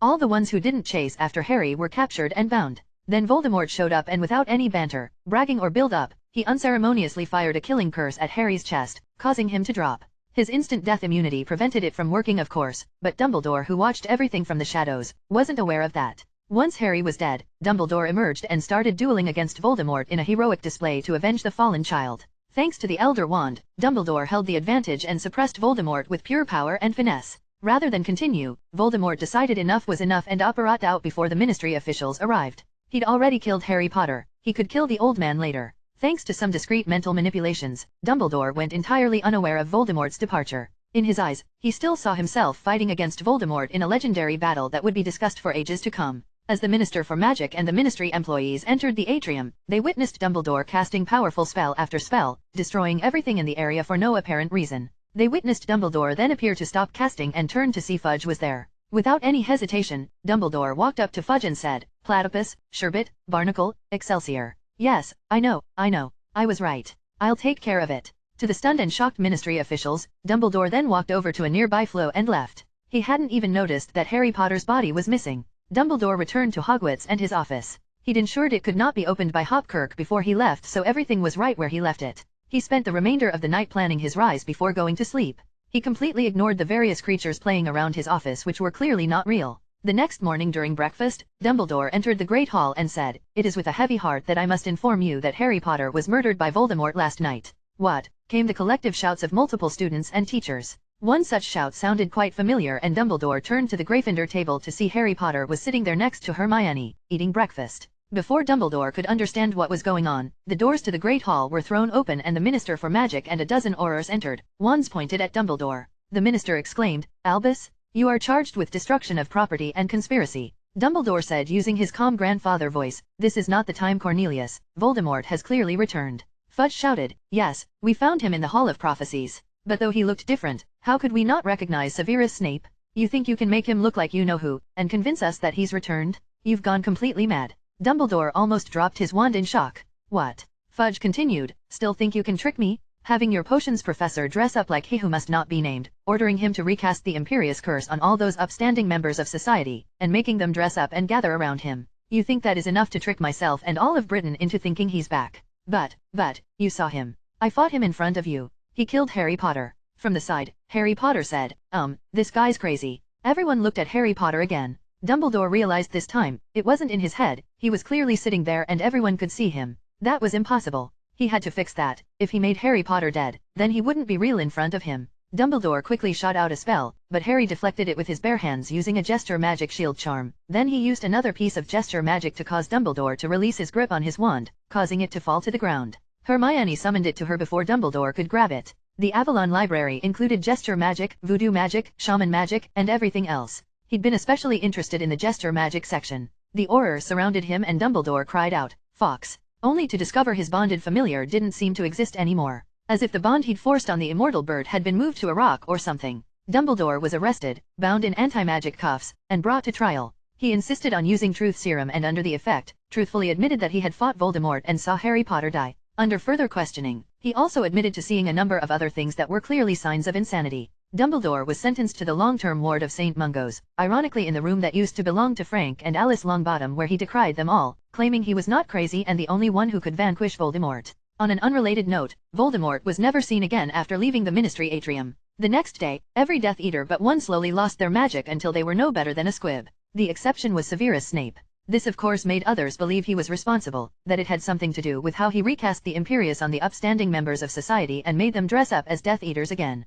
Casting the Imperius is a one-way trip to Azkaban, but for the crime of taking the magic from so many ancient pure blood families, and for what he was seen doing at Hogwarts before he left, he was sentenced to the Dementor's kiss. He claimed innocence of course, but no one trusted the potions professor and Master Acclumans not to be resistant to truth serum, so they hadn't bothered offering any. The magicless Death Eaters could not vote in the Ministry, and before they could assign their replacements, Sirius Black used the moment to come forward and get a trial and was promptly declared innocent. He moved in with Harry into Potter Manor, which had frequent guests over the summer in the form of 4 girls. Before leaving, Cosmo enchanted the Hogwarts attendance book. A month before any Muggleborn was visited by a professor, they would be sent a Avalon bracelet with a compulsion to wear it while they slept. Before the professor showed up, they'd already have access to more magical knowledge than most purebloods and would not be disadvantaged.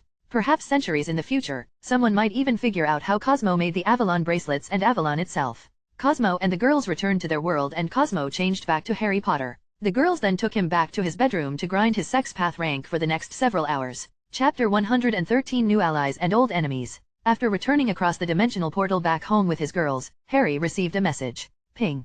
Quest completed, another Harry situation. Reward, +2 magic path rank. The message pleased him. His magic path rank had just barely gotten to 66 before he left, and now it was rank 68. Quests increased his magic path rank far more efficiently than dull, repetitive training did. Harry returned from spending a year there and only a day had passed, but he would not be able to safely access another dimension and return for the same amount of time, so he intended to use it for some downtime. The next few weeks and months passed by rather quickly. Harry still spent endless hours working on various projects, but all of that was done in a time dilation room, so he had plenty of free time to spend with his girls and monitor the interesting things his friends were doing. Loki was in the middle of negotiations for a merger between Brilliance and Amazon, which was the polite way of saying the magic users on both sides were fighting against each other and the loser would be devoured. British magicals were not the correct standard when it came to modern magicals. Modern magicals had replaced their robes with enchanted business suits. They had replaced their wands with magic, jeweled encrusted gold and silver rings. They wore magic-empowering cufflinks, tie clips with built-in magic shields, and glasses that blocked any form of magic-based mental attack or intrusion.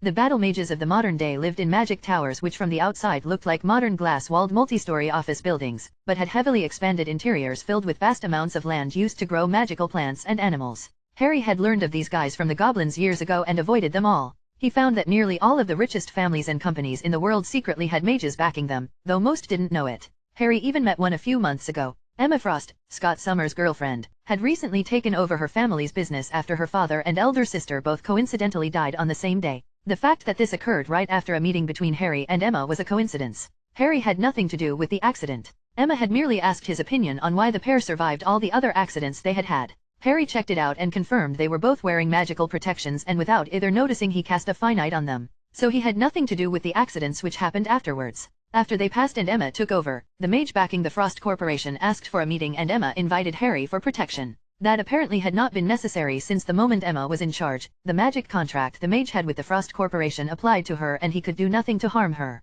The meeting was just a general, magic is real, resource wars up to a certain degree all involve magic, you need me, yada yada. The Frost family mage was in fact an ice mage, and many of the magical ingredients he and his apprentices bred were the secret ingredients to some of the patents of Frost Pharmaceuticals. Harry confirmed everything was on the up and Emma reconfirmed their partnership since he wasn't just leeching off her. Halfway through May, a number of interesting things happened.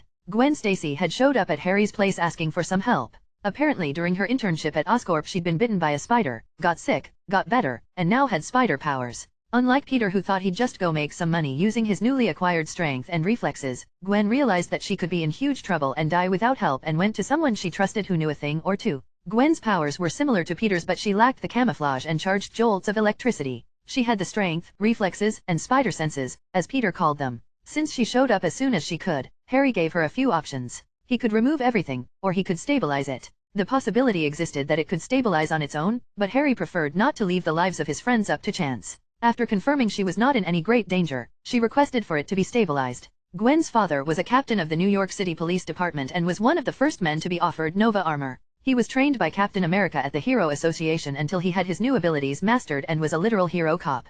Gwen already looked up to him before and didn't want to give up superpowers as long as they were not a risk to her health. Harry even offered to be her sponsor. If he sponsored her, she could work as a hero without giving out her name, and any mail or notifications to her would be given to her sponsor, Harry, who would direct them to her. Harry was already the sponsor for Obscurus and the Reds. She said she wanted to talk with her dad about it first. Since Harry had helped make her safe and given her a clean bill of health, she felt she could take this matter to her father, who was both a police captain and a hero. Harry even wrote up a report about her powers for Captain Stacy to look over. Her spider sense would keep her mostly safe, so it wasn't a huge danger for her to stop muggings. The more interesting thing which happened in May of 2015 was that Nidavellir was attacked. After that incident when the Bifrost was down and the dwarves were threatened with starvation by a blockage of troll lords, Harry had left a warning system in place should Nidavellir be visited by the troll lords once more or another hostile party. Harry showed up as soon as he could and was more than a little surprised to see Thanos leading the attack. Ping. New quest, save the dwarves? Thanos needs the dwarves to craft him a new gauntlet that can handle the power of the Infinity Stones. Stop Thanos and save the dwarves. Harry paused. At this point he had a number of options, hundreds of them in fact. Due to that chair, Thanos could escape anytime he wanted to, so killing him would not be possible. There was no way to go back in time and make a trap since Thanos would probably discover it and not come, making this a paradox since he did show up. Harry was not too concerned for the dwarves. He owed them nothing but would not let them make anything for the Mad Titan. He couldn't kill Thanos, but it wasn't like Thanos could kill him either. The main thing though was that Thanos should not have any strong indication of Harry's abilities, and before he led the Mad Titan into a trap he could not refuse. Harry wanted to keep it that way. The fact that a quest appeared itself was surprising. Heimdall and Odin should be able to see this, and Asgard should be able to send aid long before the dwarves were forced to meet any of Thanos' demands. The only reason Thanos would have enough time is if Odin was in the Odin sleep and Thor was fighting off-world against something dangerous, causing Heimdall to focus his attention on the Asgardian prince to make sure he could safely retreat if that was required. If that was the case, the Asgardian aid would be too late. Next, even if Harry could get them to show in force and drive Thanos away, he'd probably come back sooner or later. Odin was getting closer and closer to death, and he'd needed Odin's sleep more and more often these days. It didn't help that Thor barely spoke to his father. Odin had actually planned to destroy Midgard because he didn't trust that Midgard could defend itself. Odin had been proven a complete and utter fool that day, and according to his wife, he was often seen brooding. After considering all the possibilities, Harry decided on one that covered the most bases. The quest was to save the dwarves, but it didn't say anything about Nidavellir. He also needed to test a few things on Thanos to see if some measures he had were viable options against the Mad Titan. Harry unpaused, and took out cube after cube from his inventory. Within 10 seconds he'd taken out 100 of them, and the floating group of cubes grew and grew in the empty space next to him. By the time Thanos' ships were close to Nidavellir, Harry had taken out over 1,000 cubes. And last, Harry took out a tablet and started tapping it. All of the cubes started dissolving. The cubes were the largest they could be and still be stored in Harry's inventory. He had many factories producing nanites and kept them in the form of blocks. He had nearly 1 million of them, but didn't need that much at the moment. Though in space, the nanite swarm could flow like a fish and quickly approached the massive ring structure that was Nidavellir. The moment the swarm reached the surface, it started devouring Nidavellir and replicating. It was slow at first. The massive structure built around a dwarf star had a hole so small you could barely notice it if you looked closely. But within a few seconds, that hole got bigger and bigger. The nanites could break down any form of matter on a molecular level. 100 nanites could merge together to form a machine that could directly be fed raw materials and be used to make more nanites at a terrifying speed. Within a minute of reaching Nidavellir, the number of nanites doubled. Within another minute, it doubled again. The black swarm looked like smoke and reflective metal particles. Barely any of the ships laying siege on Nidavellir took notice of the swarm when it first touched the exterior of the forge. Now an entire section of the structure looked like it had been melted. Anyone watching would see that the cloud was eating everything. As walls were devoured, the massive figures of the ironically named dwarves could be seen, but the moment they were exposed to the vacuum of space and the swarm, they were covered in nanites and vanished as if devoured to the bone. Not that the dwarves had been eaten. Each cube contained a couple port keys that would take the victim to a certain planet. They would be out of breath, scared, and confused, but they'd be alive. And they had Thanos and the whole of his fleet as witnesses to their deaths. Of course, Harry didn't let the dwarves have all the fun. He sent a few cubes into the ships Thanos had brought with him and let them loose. These nanites were built using PIM particles and circuits of unstable molecules. As far as Harry was concerned, they could not be hacked using technomancy. In fact, they could not be stopped at all. The more complex they were, the easier it would be to counter them. so Harry only programmed them with 3 commands. Use a portkaya on any organic matter they come across, devour everything else, and after a certain length of time from the cube being taken out, disintegrate. The third order was the most important, and the time period until they were programmed to break apart did not reduce when the Nanites replicated. These Nanites were programmed to disintegrate in 10 minutes and Nidavellir would be eaten by then.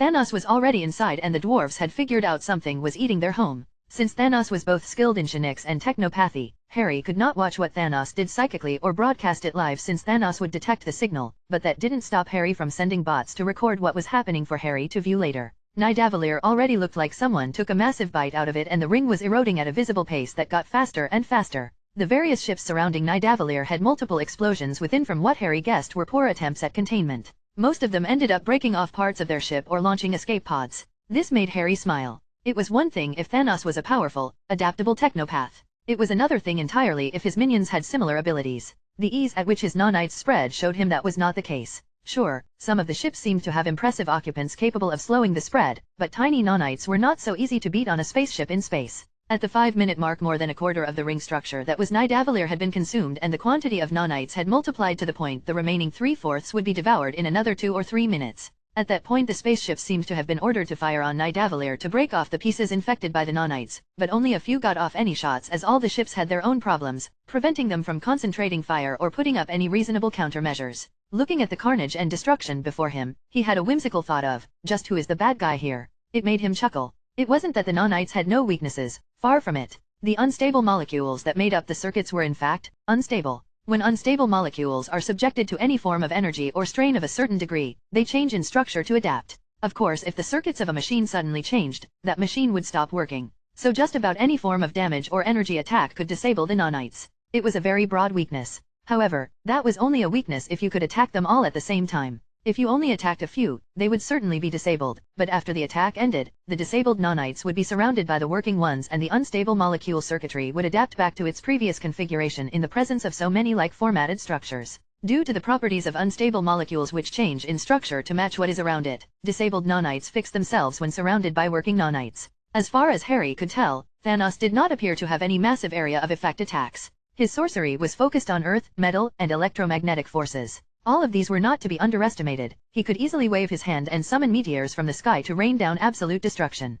However, such abilities could only slow down the Nanites. In order to disable them, an attack that heavily damaged 100% of an area without leaving a single spot behind was necessary. A destructive magnetic field would work, but the metallic composition of the Nanites had been altered by PIM particles to basically no longer be compatible with standard electromagnetism, and the copies the Nanites made of themselves shared this property. There was still some interaction as it was impossible to remove it entirely, but it had been weakened to an extreme point. Creating a magnetic field strong enough to destroy them was not a simple task. A dozen Magnetos would not be able to accomplish it. The best Thanos could do was use sorcery to fuse and transfigure the Nanites together into a solid, but the built-in unstable molecules would absorb a majority of the energy used to transfigure them, reducing the effect. They could still be changed, but since a majority of the energy used to change them magically was buffered out, trying to change all of it would only lead to heavy mental exhaustion. And even if Thanos was capable of instantly changing multiple mountains worth of Nanites into a solid piece of metal, the Nanites were far too spread out to be able to hit them all at once, so the ones that were not hit would devour and remake the ones that were.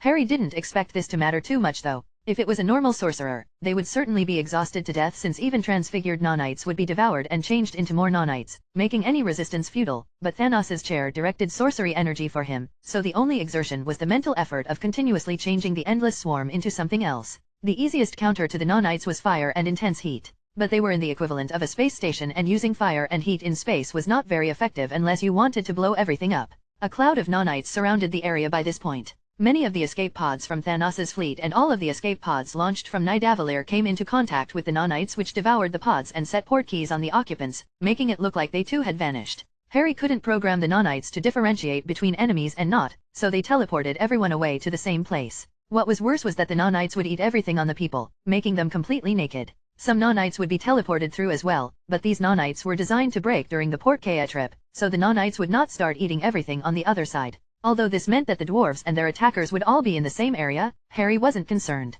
They would all be disarmed and the dwarves were all on average 12 feet tall. An entire race of 12-foot-tall blacksmiths against unarmed terrorists? It wasn't a contest. Several of the more decisive aliens fleeing through the Nanite cloud fired upon other ships, causing them to blow up. They then flew through the hole in the cloud the ship's explosion had created to get to safety. Another minute later, the entirety of Nidavellir had been consumed and all that remained was a mass of nanites. From within, a massive glowing orb emerged. Harry focused his gaze and saw that within the sphere was Thanos, Eitri, and that chair. It seemed Thanos decided to save the king of the dwarves so he could have him make something for the Mad Titan. Eitri however used the chance to pull out a sword and chop down on Thanos. It seemed the Titan had not been expecting this because he was delayed in reacting. He threw Eitri out into the void of space too late and the blade bit into Thanos' helmet and through the right side of his face. Coincidentally, it passed through the horizontal scar left by Odin's spear, making a cross on the Mad Titan's purple cheek. Before Eitri died in the vacuum of space, the nanites near him swarmed over him and he vanished within, seemingly devoured. Ping. Quest complete. Save the dwarves?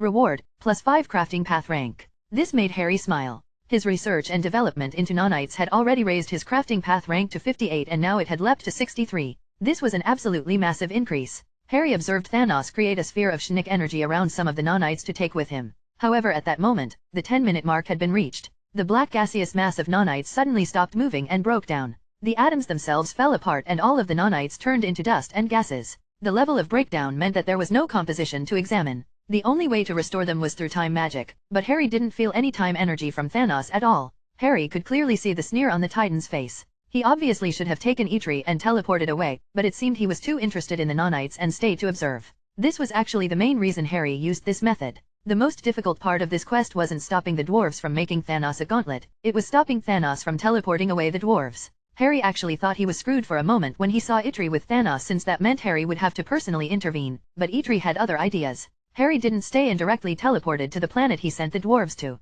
Unsurprisingly, Harry found them pummeling the forces of Thanos with their mighty calloused hands. Harry fired stunners at the remaining enemies and conjured massive sets of clothing for the dwarves. His following conversation with Eitri went about as well as could be expected. Sitting in a massive conjured chair, Eitri looked down at Harry and summarized, "So, rather than delay until Thor arrived or call him yourself, you destroyed our home for the last 4,000 years down to the last atom and took us all to this lost planet without even the clothes on our back in order for us to fake our deaths." Though Harry was surrounded by thousands of angry dwarves, he did not show any concern. They were only a little taller than Hagrid and he'd seen him a bunch of times at Hogwarts. That's right. The alteration of your planet into a forge may have granted you greater forging prowess, but it also took away your ability to defend yourself. How would your ancestors look upon you now, knowing that you rely on the Asgardians for protection? How many times have the defenses of Nidavellir failed you, allowing an enemy through who then forced you to create for him? Your world was the perfect forge, and that is why it was holding you back. Harry's last sentence caused nearly every dwarf to frown and clench their fists. How can the forge crafted by their ancestors hold them back when the puny man himself admitted it was perfect?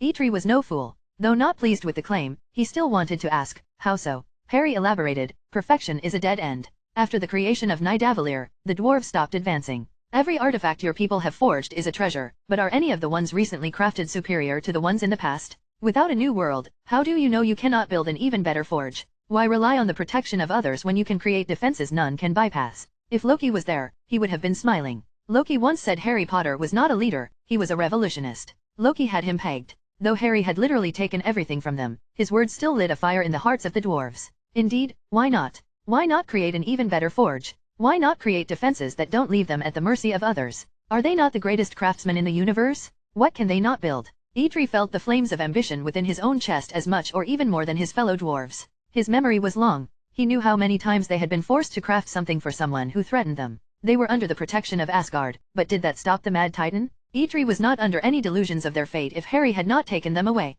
And though he could not say it aloud, he knew that if Nidavellir had been moved and not destroyed, Thanos would not give up looking for it. Their conversation continued for another day before everything was settled. Though Harry did not leave them the clothes on their back, he didn't leave them empty-handed. Destructive nanites were not the only blocks he possessed. Harry also took out a few hundred constructive nanites and a tablet. He used the tablet to command the nanites to form into a massive pedestal with a screen at the height of the dwarves and he explained to Eitri how to use it. With it Eitri could command the nanites to terraform the empty world and build them a new forge. This planet was actually not on any map and was burned by Jean a few years ago. Since then the embers of the Phoenix Flames had died and from the ashes of this world, new life had emerged and was already thriving. What should have taken billions of years took only a few. Also, Harry's nanites teleported all organic matter, so all the stored food of Nidavellir came with them. For the fun of it, Harry then spent the next few hours in the nearby forests using PIM particles on every species he could find, including the plants. The forest was now larger than many countries on Earth. Suddenly the massive dwarves' long-term food problems were not issues, especially once the massive animals started breeding.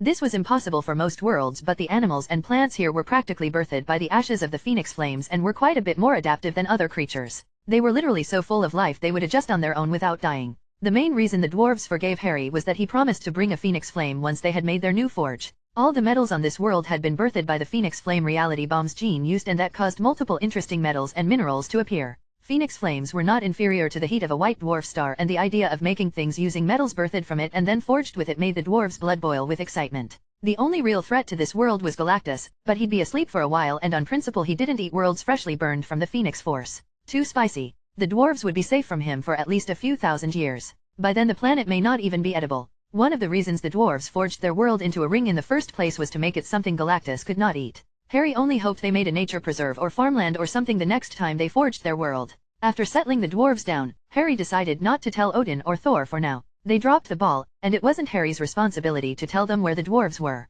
Worst case scenario was that Thanos would find them, so for now Harry would be the only one in the universe who knew the dwarves were still alive. Nidavellir needed the Asgardians not just for protection, but food, and the steps Harry took ensured the dwarves no longer needed the Asgardians for either. After returning home, everything went mostly back to normal until the end of summer when Harry got a call from Fury. Apparently a prisoner named Walter Hardy had received a message of some sort, and not long afterwards, he escaped from an inescapable prison. Fury was one of the men in charge of the Hero Association and all the parts it inherited from S.H.I.E.L.D., including the prisons. Harry used a bit of magic and shenanigans to find him, but learned that he had come to New York because someone kidnapped his daughter, Felicia Hardy. Why? Because Walter knew the formula to the super soldier serum that created Captain America. He had been tricked into finding it and memorizing it as a kid, and that knowledge was the reason he was kept in a prison. Up to this point he had never disclosed it to anyone. That was until someone kidnapped Felicia, made him spill the beans, and even used Felicia as a test subject to ensure that Walter would not purposefully give them the wrong formula. Rather than do it himself, Harry sent a message to Spider-Man and Spider-Woman to go rescue her and her father.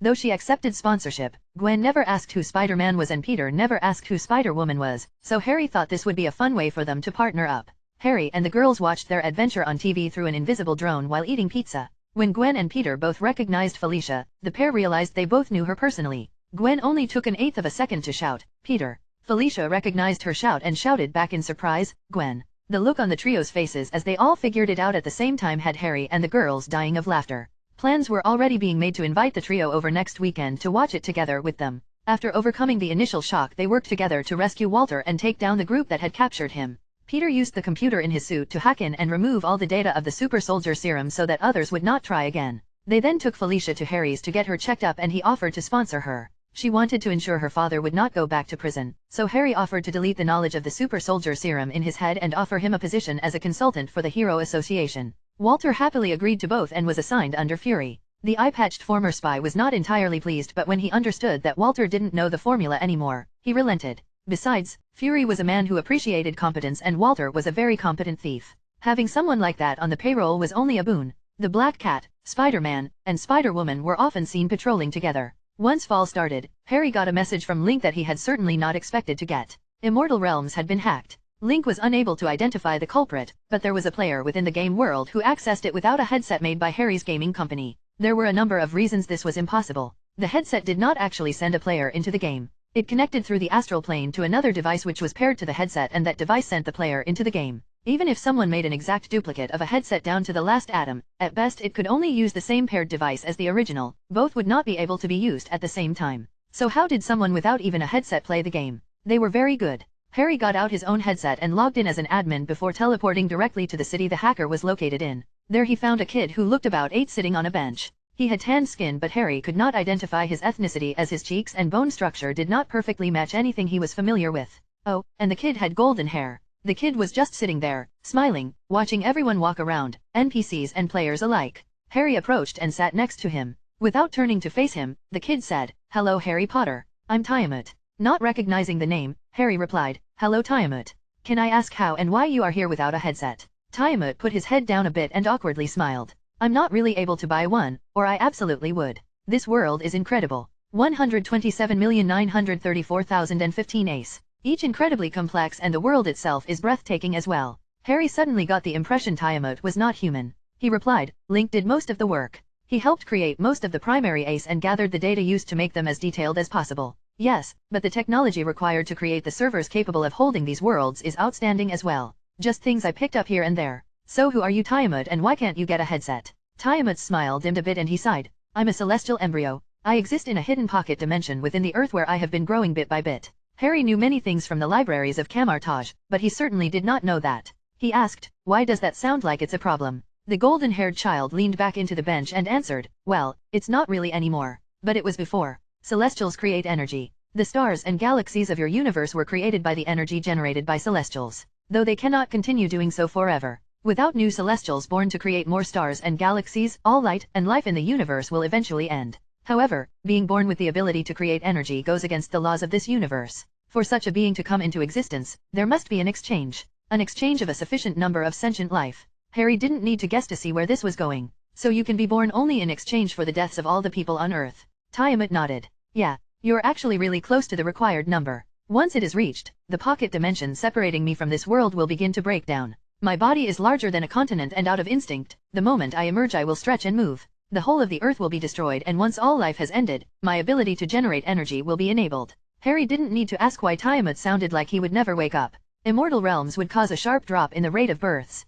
Countries did not want their population to decrease, but they wouldn't be able to stop it. The number of humans being born would still rise for a few years, but immortal realms was already spreading like a plague across the world, drawing everyone within and allowing them to live out their dreams and fantasies while extending their lives. There was something he did want to ask though. Why are you okay with not hatching? Tiamat looked around and admired everything for a bit before answering. This world is very different from others. I think a celestial must have died here a long time ago. His lifeblood seeped into this world and the many races have this blood flowing within them. It is responsible for what you call the X gene. It is also responsible for me waking up early, otherwise I wouldn't be aware of the world above. If you're in a pocket dimension, how are you aware in the first place? Well, had I been born, my designation was going to be Tiamat the Communicator. I am talented at communications, and since you have been sending signals through the astral plane, I have had the ability to read the internet as I wished. Thanks for stopping Galactus, by the way. You know about that? Yeah, I can access all stored information like reading a book. I'm still surprised you chased him off.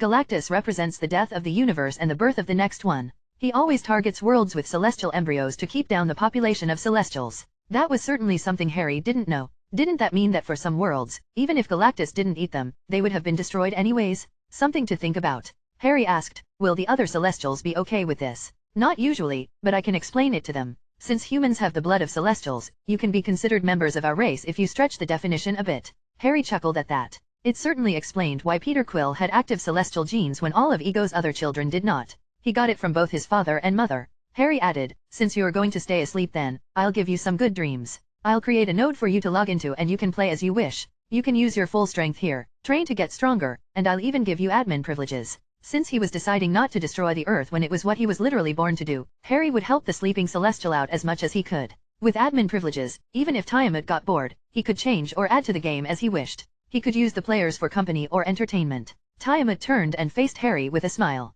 The pair talked for a few days, which only amounted to a day and a half outside the game, but Harry really profited. Tiamat's ability to manipulate matter and energy would put his magic path rank in the 80s or 90s. Without the Infinity Stones, Harry doubted he could defeat a Celestial, and even that wasn't a guarantee since according to Tiamat, the first Celestials predate the birth of the Infinity Stones. If someone predated the Infinity Stones which were born at the creation of this universe, then that someone probably came from another universe. If that was the case, the Infinity Stones would not be nearly as effective on them since they were only admin codes for this universe, and visitors from another universe may not count as existences affected by this universe's admin codes. In other words, best not to deliberately piss them off if. Probably the most interesting thing for the year happened on October 31st. Because of course it did. Harry came home one day to find three figures sitting on the couch. One was Thin, the other, Mephisto, and the last was a being known as Nightmare. Thin was thankfully here in the form of a male and seemed to be arguing with Goose, who was sitting on the table calmly staring down the universe's greatest evil and the elder demon god of chaos. Nightmare had green hair and wore an ugly green cloak and was looking both incredibly irritated and uncomfortable.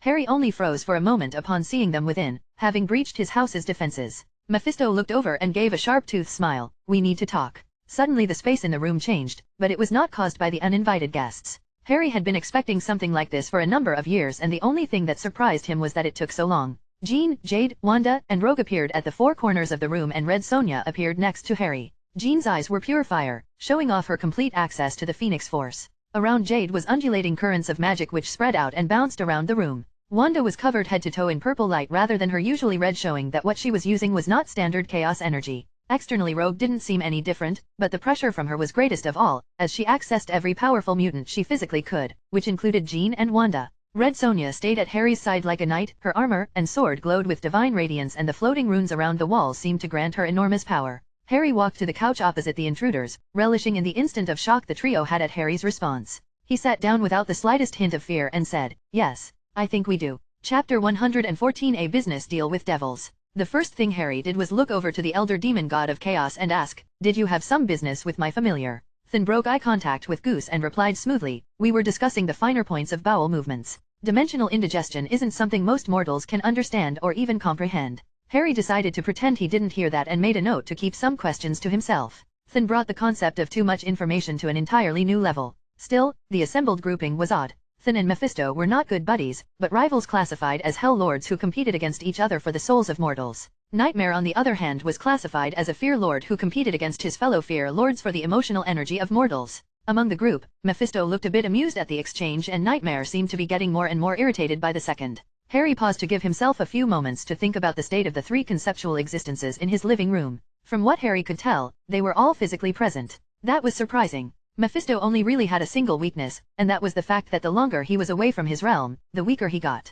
Imprison him for long enough and you could make him weak enough to kill, so despite the fact that physically coming here meant he was at his strongest, it also meant he was at his most vulnerable. Finn shouldn't be here unless he obtained an avatar, cheated, or got permission from Gia. It should be one of the latter two, and both would have required a tremendous price. Nightmare should not have been there at all. He was both the most powerful and weakest of the gathered existences. His two strongest abilities would be the ability to control the dream dimension and the ability to overwrite reality with the dream dimension. Combined, and he could basically warp reality as he pleased. Nightmare could replace all the matter in the universe with antimatter if he put in enough effort. He could even turn the entire Earth into a copy of the dream dimension, making him a literal nightmare to fight. Every thought ever thunk exists within the dream dimension, so it is literally impossible to think of something Nightmare cannot do. Or at least it looked that way. Nightmare was for all intents and purposes, the greatest illusionist in the universe. While using his full power, Nightmare could exceed Galactus, the Living Tribunal, Lady Death, Eternity, and the Celestials in might, but that full power can only be accessed if every person on every world decided to go to sleep and dream at the same time. Also, as he was an illusionist, nothing he did actually happened unless there was a witness. Nightmares only exist if there is someone to dream them. Nightmare needed an audience. Even if all the stars aligned for him to gain the might required for such impossible feats, he needed someone to witness him killing them, since if there were no witnesses, the nightmare would end once the victims were all dead. Without a survivor, who is having the nightmare? If the survivor was killed, the nightmare was undone. All that being said, even without every being sleeping at the same time, most planets had a third or fourth asleep at all times, which granted him plenty of power. The Ancient One once had to stop Eternity from destroying the Earth because just the dream energy from Earth alone was enough for Nightmare to force Eternity into an endless nightmare the Ancient One had to wake him up from. It was from this encounter and a number of others that she learned of him, and from that Harry learned of him from her. Harry only had to wonder how Nightmare was even present in the waking world for a moment. Harry's subconscious still held a copy of the Darkhold, and his subconscious told him a spell that allowed Nightmare entry to the waking world was contained within. Since the author of the Darkhold was here having a stare down with Harry's familiar, Harry didn't need to ask how Nightmare could be here. However, since Harry only had unconscious access to the Darkhold, he didn't know the full details of the spell and didn't know how powerful Nightmare could be while here. He had no idea how much power Nightmare had access to, but it shouldn't be a small amount. After a bit more calculating, Harry figured it out. These three worked together to be here. Then gave Mephisto the spell that allowed Nightmare to enter the waking world. Mephisto came here himself and used it to call Nightmare here. Then Nightmare used his ability to warp reality to grant Thin a perfectly suited body to use while here. That implied Nightmare was here at full power. Harry didn't think himself stronger than Eternity, so Nightmare could potentially drag the astral form of Harry and his girls into the dream dimension, leaving their bodies an empty husk. Thin could then take over Wanda's body and Mephisto could take control over Harry's and through Harry, control everything Harry controlled on Earth. Though that was just their most probable plan. Harry didn't have to wonder why they were here. Immortal realms didn't only cause problems for governments. It affected the minds and souls of a large amount of humans, and Harry had control of it. Didn't that mean if something could take control of Harry, they could control the immortal realms and all the minds and souls contained within? These three were here for Harry and had likely compromised a deal to work together to either kill or put Harry Potter under their collective thumbs. Nightmare was the key to this, and Harry's subconscious wasn't telling him any good ways of kicking Nightmare out, meaning even if there was such a spell in the Darkhold or the Book of Vishanti, it likely had consequences not worth the effort. That was fine though, the contents of those books were just to use for reference, so he knew what could be done, not how to actually do it. Harry was no longer that apprentice sorcerer who had to trick the Mandarin into defeating himself. He'd grown up quite a bit since then. Harry unpaused and watched Thin turn to look at Wanda with a bit of interest. Wanda was not using chaos magic, but destruction magic. They were similar, but destruction magic could not be used to do anything productive. Even chaos could be used to make miracles happen. Destruction magic was entropy given form, and not something to use lightly. Ignoring the threat of the altered space around them, Thin stated, I see you've been taking care of my vessel for me. Mephisto chuckled darkly, do you think this cage can hold us? The space had shifted into an entirely new dimension which amplified the power of the girls while suppressing those not built into its protections. However, before the beings in this room, it was little different than stopping a tiger with a wall made of paper. The paper wall has an imposing picture drawn onto it, but the occupants of the room were no fools. They had not come here without a plan. Harry replied, what I think is of no importance. What business do two lords of hell and a lord of fear have with a little teacher like me? Nightmare's green eyes flared, causing the surrounding space to crack. He said, you have taken from each of us. You owe a debt and that debt will be paid. Harry smirked. Nightmare's power came from dreams and dreamers. Immortal realms could be played while the player slept, preventing them from dreaming, depriving Nightmare of their potential power. And since no one in the real world punished people committing crimes in the virtual world, people with criminal tendencies could get it out of their system in the game and live a good life in the real world, preventing hell-lords like Mephisto and Thin from getting their due of damned souls. If Immortal Realms was not shut off, they would all take drastic losses. Without feeling any intimidation, Harry replied, the sun owes nothing to the desert and the sea owes nothing to the drowned. If you want something from me, words will not be enough. Mephisto gave a cruel smile and motioned to Nightmare, we brought more than words. Nightmare smiled and the enclosed space shattered. The shards of space around them then twisted and distorted into a replica of the dream dimension. Though with its current atmosphere, Nightmare Dimension was a more appropriate title. Everyone felt their astral selves being tugged out and tensed themselves to resist. Even Jean was affected. She had a connection to the Phoenix Force, but she was not its reincarnation, just its avatar. She had a human soul and though mighty, her astral form was not more difficult to trap than eternity. The energies around Jean and the girls started building up for the battle that seemed to be inevitable, but Harry motioned for them to calm down and instead got out a cell phone. Even here, Harry still had a signal. Thin asked with some amusement, who are you going to call? Your master. Harry and the Reds could not hold on to their astral selves forever. It was like tensing a muscle or holding your breath. Their defeat was inevitable and before the power of the two Hell Lords and Nightmare in person, there was no being Harry could contact who could change their fates. Harry shook his head and answered, it's not that kind of call, before he finished typing on his cell phone and returned it to his pocket.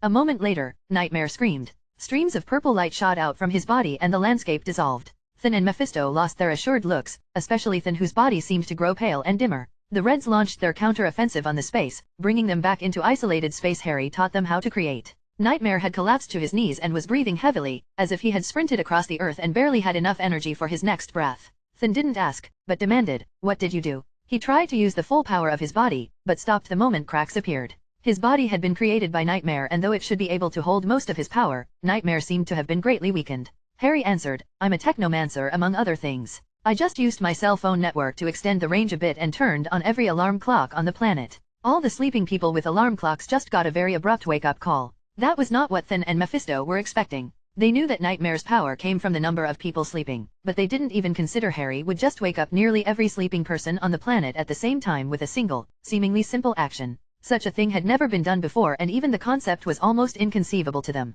Harry then pulled an Aladdin-style bronze lamp from his inventory and said, of course most of them will go back to sleep in a few minutes. But before that, let me bring out a toy of mine. Thin and Mephisto both felt something incredibly dangerous from that lamp. They leapt at Harry to try and stop him but Mephisto was halted by a wall of phoenix flames and dragon chi flames and Thin was halted by a wall of destruction magic. The power Thin had a moment ago would have been enough to break through, but just trying to use a fraction of his power was causing his body to crack to pieces. The space the Reds made did not simply suppress them, it isolated them. If Thin's body was destroyed here, his consciousness would be trapped, unable to return to his true body in the netherworld. That was why Mephisto called it a cage. If Thin's consciousness was trapped and destroyed, it would take eons for it to reform in his true body. Seeing Harry rub the lamp, Mephisto knew he had been outplayed. The assembled trio were not unaware of the true strength of the Reds. They had seen their feats. When Selene the Immortal invaded Genosha in order to drain and enslave all the mutants, she had defeated the X-Men, Magneto, every combatant in the country, and even pushed back the goblins. It was the Reds who came and killed her.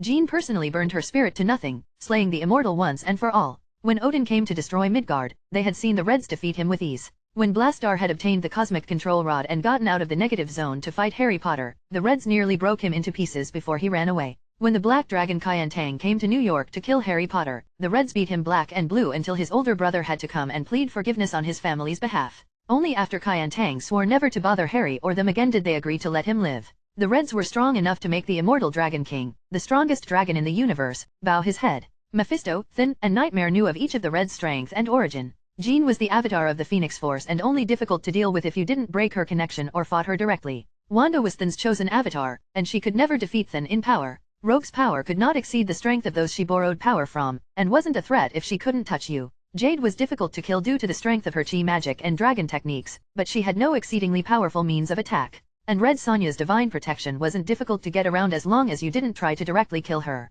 Strategy, skill, and speciality meant nothing before raw power, and Nightmare was more pissed off at Harry than Thin or Mephisto, so getting him to work with them wasn't difficult. As long as he came in person, Nightmare's ability to warp reality could make any contingency or backup meaningless. The problem was that they had underestimated Harry Potter himself. Harry rarely used his abilities. Any threat that came against him was either dealt with using the bare minimum of abilities or more often than not, just directly dealt with using the Reds. Because of that, they didn't have an accurate reading of Harry Potter's real strength and powers. They thought Nightmare's full power would be able to deal with anything, and they were mostly correct. No matter what kind of ace in the hole Harry pulled out, Nightmare would be able to bend reality to his will and take it apart or remove it. The lamp was no exception. If Nightmare had not just been crippled, he could have teleported it to the other side of the universe the moment Harry pulled it out of his inventory. The problem was that none of them detected any danger from his usage of a perfectly normal cell phone. They were aware Harry's magic could not be detected, but did not think he would just use technomancy in front of them through a cell phone. They were all arrogant and thought the strongest person he could call was the Ancient One, so they didn't stop him.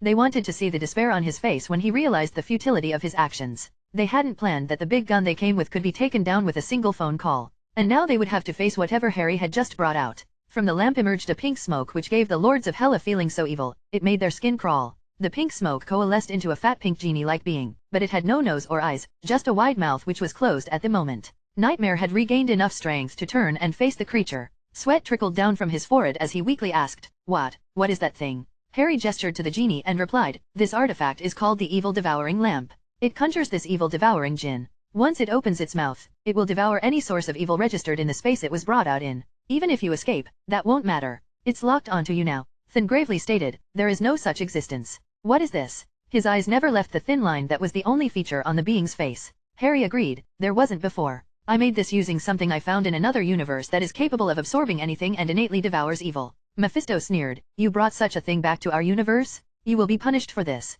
What Harry claimed was no simple thing. The reason the first Celestials were just about invincible was that they did not originate from this universe. Things inside a universe have difficulties dealing with threats that originate from outside the universe. If someone gathered all the Infinity Stones and used their power to destroy the evil devouring lamp, it would not work because Harry created it using the orb containing Majin Buu he got from the Dragon Ball universe. The best they could do was eject it from the universe, but that wouldn't change anything if the djinn had a target locked already. Once it was released, the evil devouring djinn would open its mouth and move to directly devour its target. The djinn could absorb just about anything and was as indestructible as Majin Buu, so there was no real way to destroy it before it devoured the target. Once all targets had been devoured, it would return to the lamp. It had no sentience or consciousness. Majin Buu originated from what was basically a drain that absorbed evil. That drain eventually gained a tiny bit of sentience and became Majin Buu. Something else replaced that drain, so Buu's presence wouldn't be missed, but Buu was not originally a creature of destruction, but a tool. Harry purged Majin Buu of its impurities and restored it to its status as a tool. That was how it could be put in his inventory in the first place. Using that tool as a base, Harry created this weapon. The fun part was that it was even more dangerous than it sounded. If the evil devouring djinn were taken out in any area that was not isolated like the current space they were in, then everything in the space was targeted. Walls didn't count. If Harry brought this lamp out in his house in New York and rubbed it, the space would be the entire Marvel universe and the evil devouring djinn would lock onto every source of evil within, and once unleashed, it would target them all, one by one. Thin gritted his teeth. He could feel the perverted nature of the chaos within the djinn and his abilities could not touch it. He turned to Harry and said, You will be punished for this? I guarantee it. Harry shrugged and replied, Not really. I have permission to do what I want. Nightmare was able to barely get up and used all his strength to shout, Bullshit. A flash of light appeared on the table next to Goose. It turned into a small business card. Harry paused, walked over, and read it before unpausing. Then picked up the card and read it aloud for the others. He has permission to do whatever he wants. The Living Tribunal. Harry did his best not to crack up at the incredulous faces made by some of the greatest evils in the known universe. He failed and ended up chuckling while the girls all started giggling. Mephisto grabbed the card from Thin and his already pale face whited out even more. There was something special about the card that ensured that once you held it, you knew it was real. The Living Tribunal was the judge and jury of the universe. Crimes on a universal scale were presided over by him and punishments were often delivered by him. Thin and Mephisto both expected Harry Potter to be punished by the Living Tribunal for his crime, but the three-faced being had directly informed them that such a punishment was not going to happen. Thin recovered enough from his shock to ask, would you be a target as well? Harry answered, only if I were a source of evil. The same is true of the Reds. Harry was lucky enough to get the artifact to do what it could without destroying the universe, so he wasn't going to push it by putting in more parameters. The simpler something was, the less room there was to counter it. Mephisto looked like he wanted to ask how it was activated, but he doubted Harry would tell them. Besides, it wasn't like Harry could kill them without consequences. Thin's death would trigger a war and invite more annoying vermin to take over his realm. Thin had a promise with Gia against coming here, and even if he cheated on occasion, the alternative was something that had no reason not to cause trouble with Earth. Mephisto's death wouldn't cause his realm to collapse, and throughout the multiverse, there were more Mephistos than there were realms to house them due to the likelihood of the various Mephistos simply surviving the destruction of their realm. If this Mephisto died, another would absolutely show up and take over. Everyone knew that it was better to deal with the devil you know rather than the devil you don't. Nightmare was the least likely to be killed. He had existed since man walked out of the mud and had long since integrated himself into their psyche through their dreams. That was why he could use dream energy so efficiently. Their species had evolved and adapted to Nightmare's presence, and his absence would absolutely cause a majority of the human race to quickly go insane. Still, the problems caused by their deaths would mean little to them if they were dead, so they were not in a position to risk it. Harry calmly stated, now that the unpleasantness is out of the way, let's get down to business. I will not give up what I have in my possession without an exchange. I don't mind taking a bit of a loss, but you will obtain nothing I possess for free.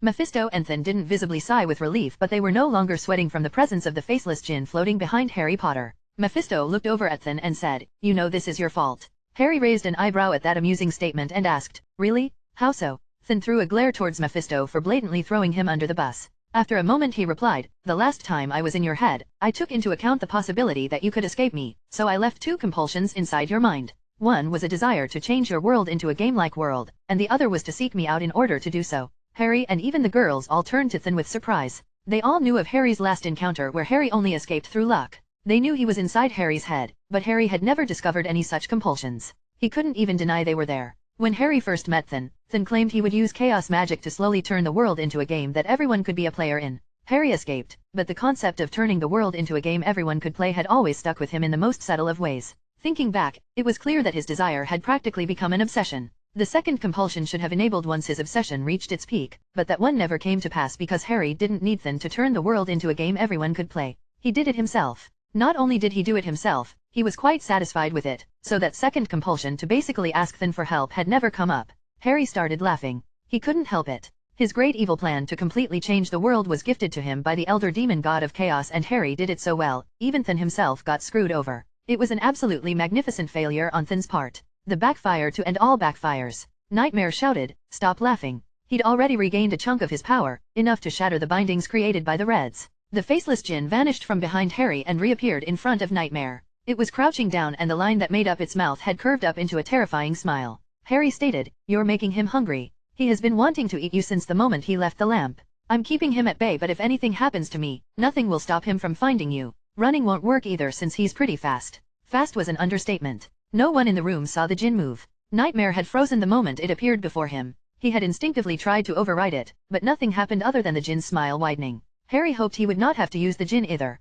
It should work exactly as he created it, but that was only the first time. Once it devoured any evil, the possibility existed that it could gain sentience as Majin Buu had, and then he would not be able to return the lamp into his inventory. Using it even once could possibly release something unspeakably terrible on the universe, which was why it was perfectly logical for even Hell Lords to assume Harry would be punished for bringing something so dangerous here. Trying to both be civil and to change the topic of the conversation, Mephisto stated, yes, let's get to business. I want access to the souls within immortal realms and the world itself. I want to be able to make deals with mortals within. This was basically Mephisto testing the waters to see where Harry stood. Harry answered, that's not impossible for the right price. Harry was of the belief people should be allowed to make mistakes. If someone wanted to make a deal with Mephisto, that was their business. That being said, Harry added, but there would be limitations. You could only approach those already possessing a wicked heart. If you want the soul of an innocent, they must approach you. Also, every contract must have an escape clause. Mephisto hummed thoughtfully. It wasn't outright rejection, at least. Over time he could work with that. As for the escape clause requirement, Mephisto replied, that's fine with me. Despair tastes so much sweeter when mixed with a bit of hope. If he got into a habit of making contracts with escape clauses, others would be less wary of him and more likely to make a contract in the future. He could even purposefully make easy escape clauses at first so others would think it was easy to cheat him. In a world where the players thought it was a game, they might even sign thinking it was just a game. The most important thing was that Mephisto had to enter the game himself. Without his presence, acts of evil within the game would not taint the soul of the players who committed them. That was his role, to mark those who his realm would claim once their lives had ended. His biggest problem with immortal realms was that the sinners within could not be marked by him. As long as that changed, it would be fine. Harry knew this of course. However, he wasn't going to allow Mephisto to claim the souls of wicked players indirectly. Not so easily anyways. The point of a game was that just about everything could be displayed with numbers. If a person committed enough sin to be claimed by one of the realms of hell upon death, their status would include those details. The player could then ignore it or change and make themselves better. Harry didn't mind players damning themselves as long as they had a way to save themselves too. Then, seeing that deals were not off the table, stated, I want in as well. If you include the creation of a cultist class that worships me, I can sign a contract stating that I will take no action that harms the people of Earth outside the game for as long as immortal realms exist. Then wanted the world to worship him and he wanted to rule it. But he knew that such a goal was easier said than done. Even if he succeeded, he'd be stepping on the toes of many other powerful beings and it wouldn't last. He couldn't enter the immortal realms, but he could somewhat scry it so he knew it was countless times vaster than the Earth. Gathering a large amount of cultists to worship him and then ruling an area larger than the Earth wasn't perfect, but it wasn't a bad consolation prize. Harry nodded, replying, as long as the power you granted your worshippers only existed in the immortal realms, such a deal can be made. Nightmare growled and asked, what about me? If humans don't sleep, I get nothing. Harry replied, the problem isn't that they are not sleeping. The problem is that you are unable to access the dream energy they generate because they are not dreaming in the dream dimension, but the immortal realms. If I inserted you into the immortal realms, you would be able to consume the dream energy directly. It would not be the same, but it is an option. Mephisto, sensing an opportunity, asked, if you allow me to offer a contract more freely in the game, I can forswear any contact with humans on Earth. Harry smiled and replied, such a deal would make me no less evil than you. Harry then turned to the djinn for a moment before glancing back at Mephisto, nice try though. Mephisto's eyes narrowed. If Harry could make a choice that caused evil, then he would be a source of evil and be targeted by that djinn as well, forcing him to return it to that lamp. Right now Harry wasn't evil, he was just a source of chaos. Despite the fact that the epitome of chaos, Thin, was just as wicked and cruel as Mephisto himself, chaos on its own was not inherently evil. That's why Wanda could use chaos magic without becoming evil. Overuse could certainly cause her to become insane, but not evil. Though it was quite normal for people who go insane to become evil afterwards. Harry had not yet informed them of what he would require for their conditions to be met, but neither thought it would be a small request. Mephisto eventually decided to bite the bullet and asked, all right, what do you want? Harry, Mephisto, Thin, and even Nightmare then spent the next several hours negotiating. Nightmare had fully recovered his power, but the djinn stayed next to him at all times, like a dog begging for a snack. Once everything was settled, they collectively signed a contract that contained each of their powers. They even included some of Jean's Phoenix Fire. If any broke the contract, the consequences would be unpleasant. Ping. Business path rank has risen to rank 57. Harry was pleased at the notification. It meant he had not made a loss dealing with the devil. Mephisto, Thin, and Nightmare got up and walked over to the door, but the girls had yet to remove the isolation. Mephisto stated, as our business has concluded, would you mind allowing us to leave? Harry smiled. Did you forget what I said earlier? Let me remind you. I will not give up what I have in my possession without an exchange. I don't mind taking a bit of a loss, but you will obtain nothing I possess for free. You broke into my home and now your lives are in my possession. What are you willing to exchange for your freedom? That had them stop. Which of them was supposed to be the devil here? Mephisto directly asked, what do you want? Harry considered it. Thin, the only thing you have that I want is your claim over Wanda. Forsake it and you're free to go. Thin growled in frustration. He had been expecting Harry to bring that up during the deal, but it never did, so Thin wasn't able to get as good of a bargain as he would have liked to. He never expected Harry would just demand it of him. Harry then turned to Mephisto and stated, you don't have anything I want, but you do possess the soul of someone a student of mine cares for. Release the soul of Cynthia Von Doom and you are free to go. Mephisto stated, and what if I don't? What if I decide to shred her pitiful soul to pieces in the most agonizing of ways? He was already pissed that he had to make such a poor deal and now Harry was demanding more? That was not acceptable. Harry locked eyes with Mephisto and smiled. Then I will watch with interest what Victor Von Doom does in retaliation. She is the only thing you have that I am remotely interested in. If you want to offer something else in exchange for your life, it won't be as insignificant. Mephisto hardened his gaze. Harry's soul could clearly be seen through his eyes and there was no deception in them. He didn't truly care for Cynthia Von Doom. It was only at that moment that Mephisto understood what Harry had done. He had purposefully detached himself from worldly concerns. Most powerful beings were apathetic towards mundane matters, but Harry seemed to have deliberately focused his entire heart and soul into loving and living for his wives, meaning he had no other connections to Earth. Earth could be destroyed tomorrow, and as long as his wives were fine, Harry Potter would not shed a tear. That meant that other than his wives, there was nothing any of them could use against Harry Potter to get what they wanted. And using his wives wasn't easy either.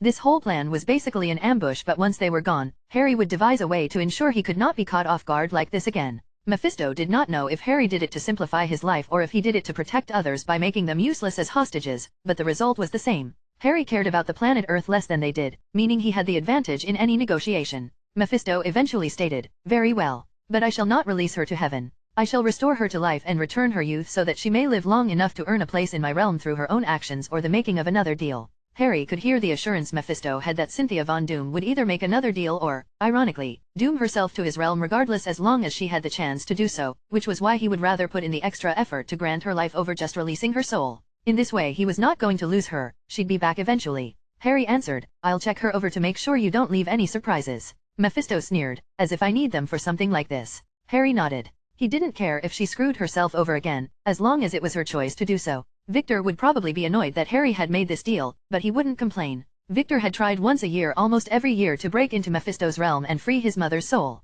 He would not be pleased that she was not freed by him, but he would not argue that the chance to free her as soon as possible was not ignored. His pride was a small price to pay to have his mother freed from torment even a moment earlier. Nightmare asked, "What do you want?" Harry replied, "I can't think of a single thing you have that I want. Is there anything you can think of?" Nightmare answered, "What? No, I have nothing to give you." Harry shrugged and handed Nightmare an employment contract. "Then you'll have to work off your debt." Nightmare was about to shout, but the djinn had suddenly placed an arm on his shoulder. Nightmare turned to see the smile on the faceless disaster had widened to the point that the djinn's razor teeth could be seen. It was a mere fraction from his mouth being completely open. Nightmare signed the contract without another word. Then swore on his existence to never to use Wanda, ensuring that even if he had the chance, even if she asked him to, he could never possess her body. When everything was settled, the girls released the space and the trio of fearsome beings fled as if their lives depended on it. Harry did the only sensible thing he could after that and called the Ancient One and explained what had happened. The fact that those entities were willing to work together in the first place meant something big was happening in the background. After getting all the details, the Ancient One stated, they were under the impression that the Earth would be swallowed by the Dark Dimension not long from now, so they wanted to get as much as possible before that. A fire sale as it were. Harry asked, "Why do they think that?"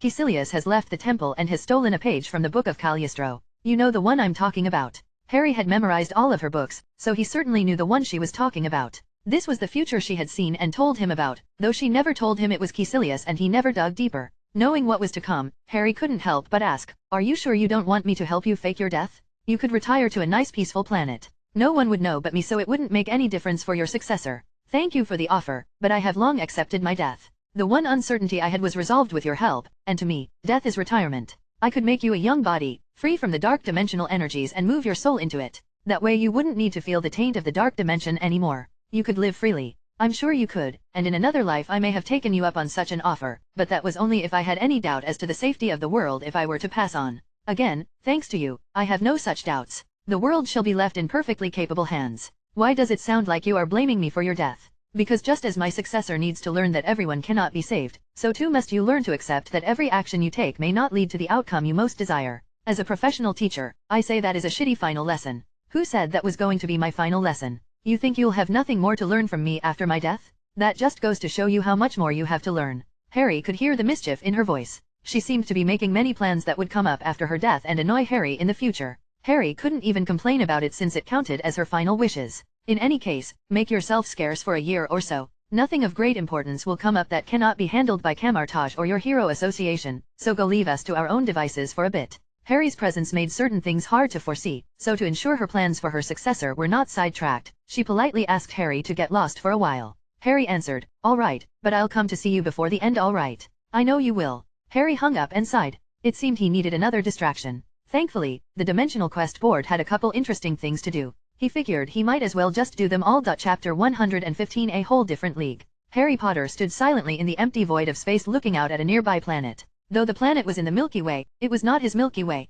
This planet was called Dakara, and this universe was pretty much the universe from the TV series, Stargate SG-1. Since Harry had in fact gotten confirmation that there wasn't anything he couldn't bring back into his own universe, he had decided to do a bit of shopping. He'd found a large number of universes that he could take nice things from, and if nothing stopped him from going, he certainly wasn't going to hold back. His first attempt was actually to go to the DC universe, but he met a gatekeeper at the crossroads who informed him there were a lot of 5-dimensional beings in that universe and they could wipe him from existence if he got their attention. Since Harry knew that Batmite was one of them, his plans to prank Batman by showing up as a DC superhero called Catman ended in failure. It was a shame too, because he already bribed Goose into agreeing to hide his secret identity by laying on the top of his head, over his face, thus removing the necessity of a mask. Still, there were plenty of other universes without such worries. The most powerful beings in this universe were the Ascended, but the ones in this galaxy had a non-interference policy. Speaking of which, Harry planned to grab the Sangreal to see if it could work in any other universe. Something capable of destroying energy-based life forms that exist in another dimension was very, very tempting to Harry Potter.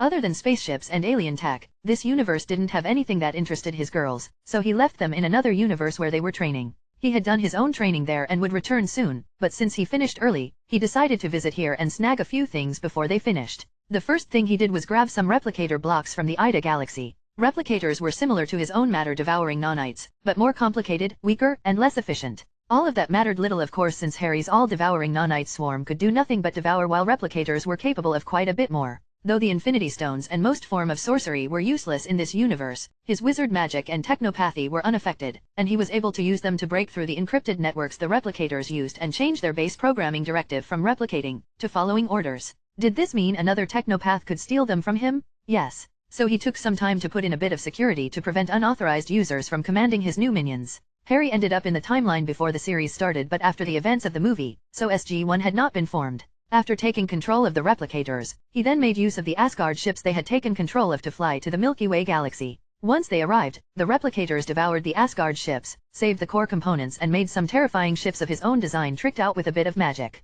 And that led him to his current position, standing over the orbit of Dakara, the sacred world of the Jaffa and Goa'uld. Apparently this was where the Jaffa were first created, the ritual that changed humans into something else that required a symbiote to survive but also granted enhanced strength and longevity. There were about a dozen Goa'uld ships in orbit over the planet. They didn't know of his intentions for this world, it was just that this planet always had a fleet on standby due to its symbolism. At Harry's command, two massive spiky black balls exited hyperspace at either side of the planet and approached the fleets. The closest ship only took about half a minute to begin attacking as the ships moved to whichever replicator ship was closer. The spiky black balls were about double the size of the standard pyramid-sized Goa'uld ship but that was only from tip to tip. The interior below the spikes appeared much smaller. The replicator ships received fire from the Goa'uld but the spikes didn't seem affected. The spikes then shot out their tips at the various Goa'uld ships which penetrated the pyramid ship's shields. The ship was 3 times longer than a city bus and 4 times thicker at the base. It was composed of tightly packed replicators and once the skip pierced the Goa'uld ship hulls, it disassembled into insect-form replicators which spread throughout the interior. Harry had long since figured out how to mass-produce port keys that could take someone to another planet in the same galaxy, and any replicator that saw a human would jump and latch on, activating the port key which took the occupants to a replicator-built prison near a stargate. It really didn't take that long from the firing of a spike to the emptying and takeover of a ship. Once the ship was taken over, it would activate its hyperdrive to send it to another world. Harry would collect it from later. The observing Goa'uld ships only saw the spike ships receive no damage from being shot at and that after it fired at a pyramid ship, the ship would stop transmitting and signals and then run away. The spike ships took 5 minutes between each firing of a spike into a new Goa'uld ship, meaning it would take half an hour before they were all dealt with. More than enough time for them to call in reinforcements. At about the 20-minute mark, 50 new ships arrived and opened fire on the spike ships. The energy was promptly absorbed and had no effect. 5 more spike ships then exited hyperspace and immediately fired spikes at 5 of the new arrivals. After another 5 minutes, all 7 fire more spikes. The Goa'uld concentrated their fire on a single ship which Harry then commanded to break up into pieces as if it was destroyed. A trap doesn't work if no one is willing to fall for it after all. The Goa'uld had their hope restored and once again concentrated fire on another ship while spikes were still being launched every 5 minutes. By now they had figured out that these spikes could somehow take control of their ships and force them to leave, though they were unaware of how this was possible or the details of what transpired on the ships. Once a spike disassembled into individual units, they stopped all transmissions so no one knew what was going on. The second ship was ordered to break apart even faster, but now they only had 15 ships left and there were 5 spike ships remaining. It took 3 minutes to break up a ship with 20 ships and the Jaffa were not terrible enough at math to miss the implication. After another round of spikes, they would not have enough ships to destroy the spike ships faster than they could be taken out.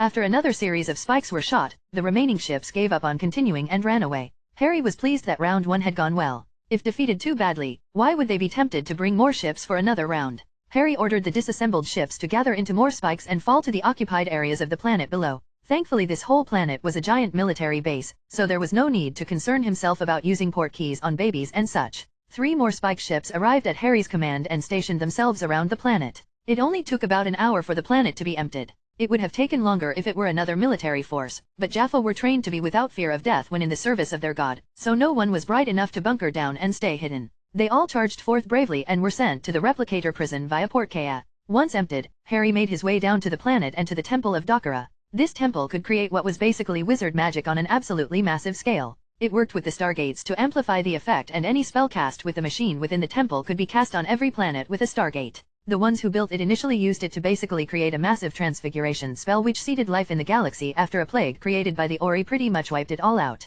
Apparently when the ancients were unable to stop the plague, they just gave up, left for the Pegasus galaxy, and when they messed up so badly they had to leave Pegasus, they returned and made the ancient device to reseed the galaxy with life. However, it could do more than just a single spell. It could transfigure living to non-living, creating a wave that could turn anyone it came across to inorganic dust. It could create a wave that isolated replicator blocks from communicating with each other, effectively disabling them. And Harry, being the wizard he was quite certain he could find other uses for it as well. Although the temple's inner workings had a lock that the Goa'uld had been unable to open for tens of thousands of years, Harry's Alohomora opened the secret passage without any problem. Once inside the control room, Harry took out every sensor he had and went to work scanning every atom of the place to determine how it was made. Most sensors were unable to even penetrate advanced tech, but highly complex sensors shrunken down with PIM particles proved true that every rule had an exception. After a day and a half, over 200 Goa'uld ships entered the orbit of Dakara, and Harry signaled for 40 spike ships to arrive, which quickly reduced the number of attack pyramid ships. The spike ships no longer stayed still like a sitting duck but maneuvered around, preventing the armada from easily concentrating their fire on any single ship.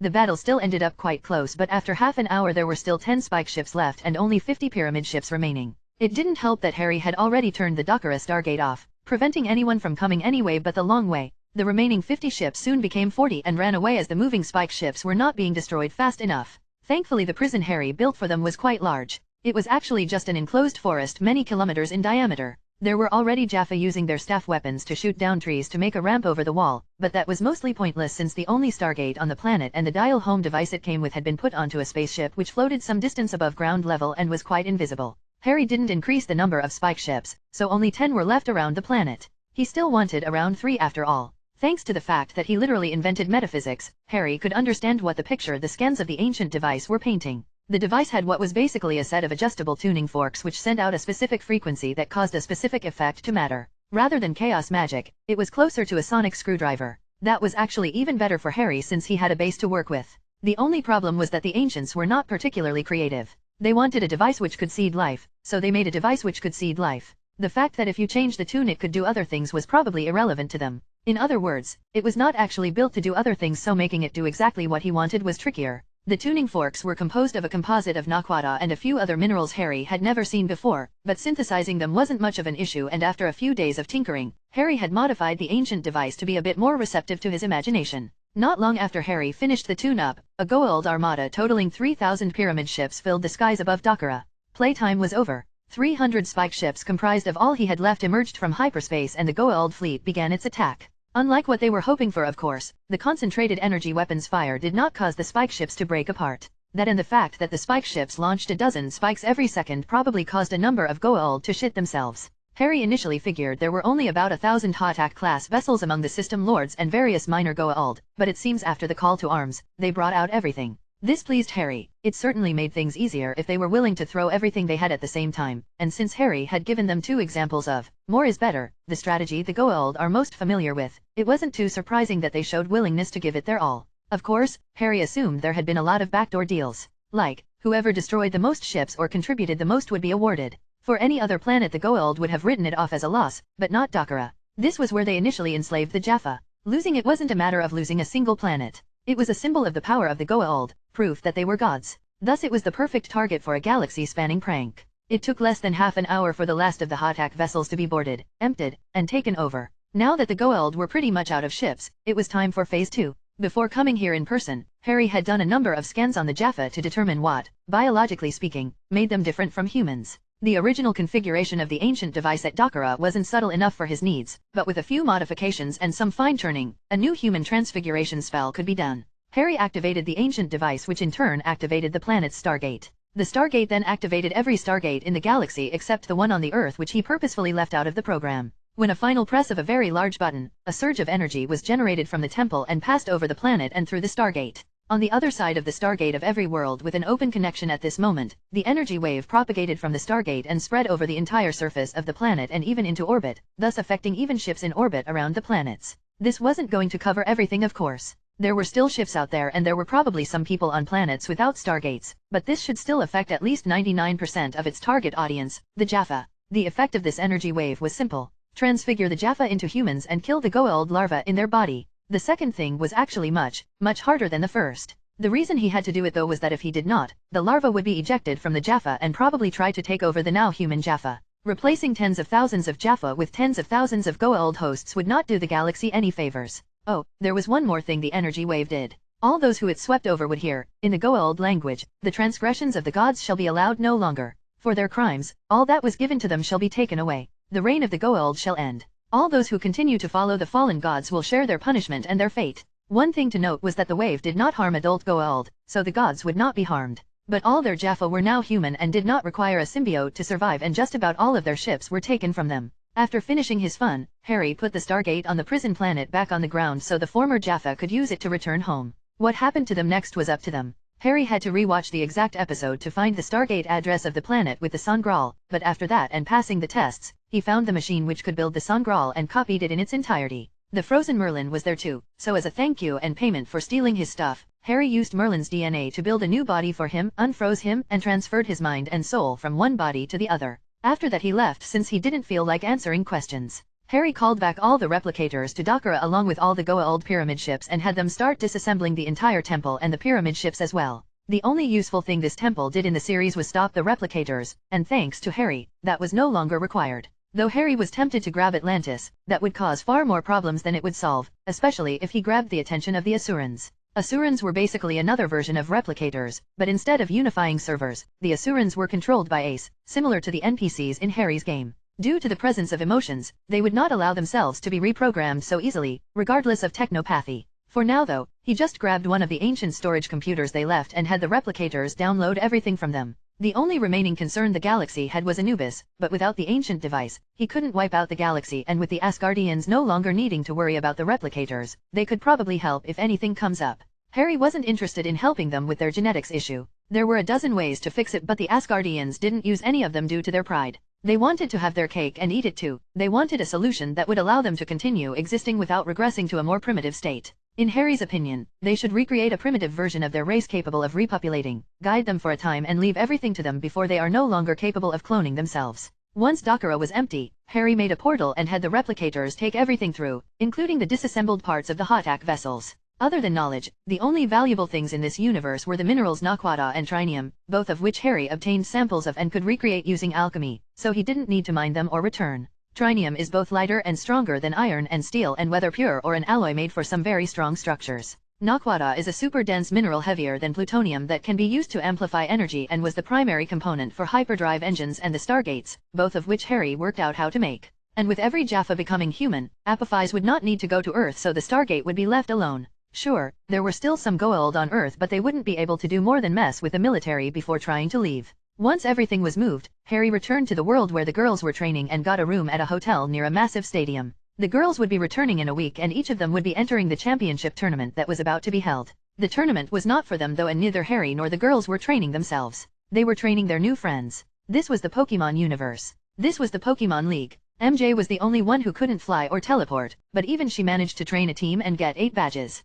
Jade let her borrow the flying Nimbus to let her move around quickly. Although everyone knew a thing or two about Pokemon, Harry insisted on some limits when making a team. The first limit was that they could not choose any legendary or mythical Pokemon. The next was that they could only use a team of 4, not 6. No items were allowed since they probably didn't work like that in the real world anyways. And the last limitation and harshest of all was that each team needed to adhere to 2 different themes they had to think of. Harry's Pokemon team themes were blue and fighting types. He had a Heracross, Toxicroak, Poliwrath, and Shiny Medicham. He didn't know what teams the girls had since it would be a surprise and they would only find out during their first battle. Harry being the alchemist and artifact creator he was could mass produce ultra balls, drugs, and rare candies, so they only needed to find the Pokemon they wanted, beat them up, catch them, feed them to bursting, train them in the moveset and strategies they had in mind, and get the badges before showing up before the Pokemon League. They didn't limit themselves to only Pokemon in the region either. Technically this was made fair by the fact that they would only use 4 Pokemon with clear weaknesses others could plan against, but that only made it even. The fact that they only used 4 would not even matter for a while, as the first 6 rounds only allowed trainers to use 3 Pokemon a battle, with only the semi-finals and finals allowing 6 Pokemon to be used.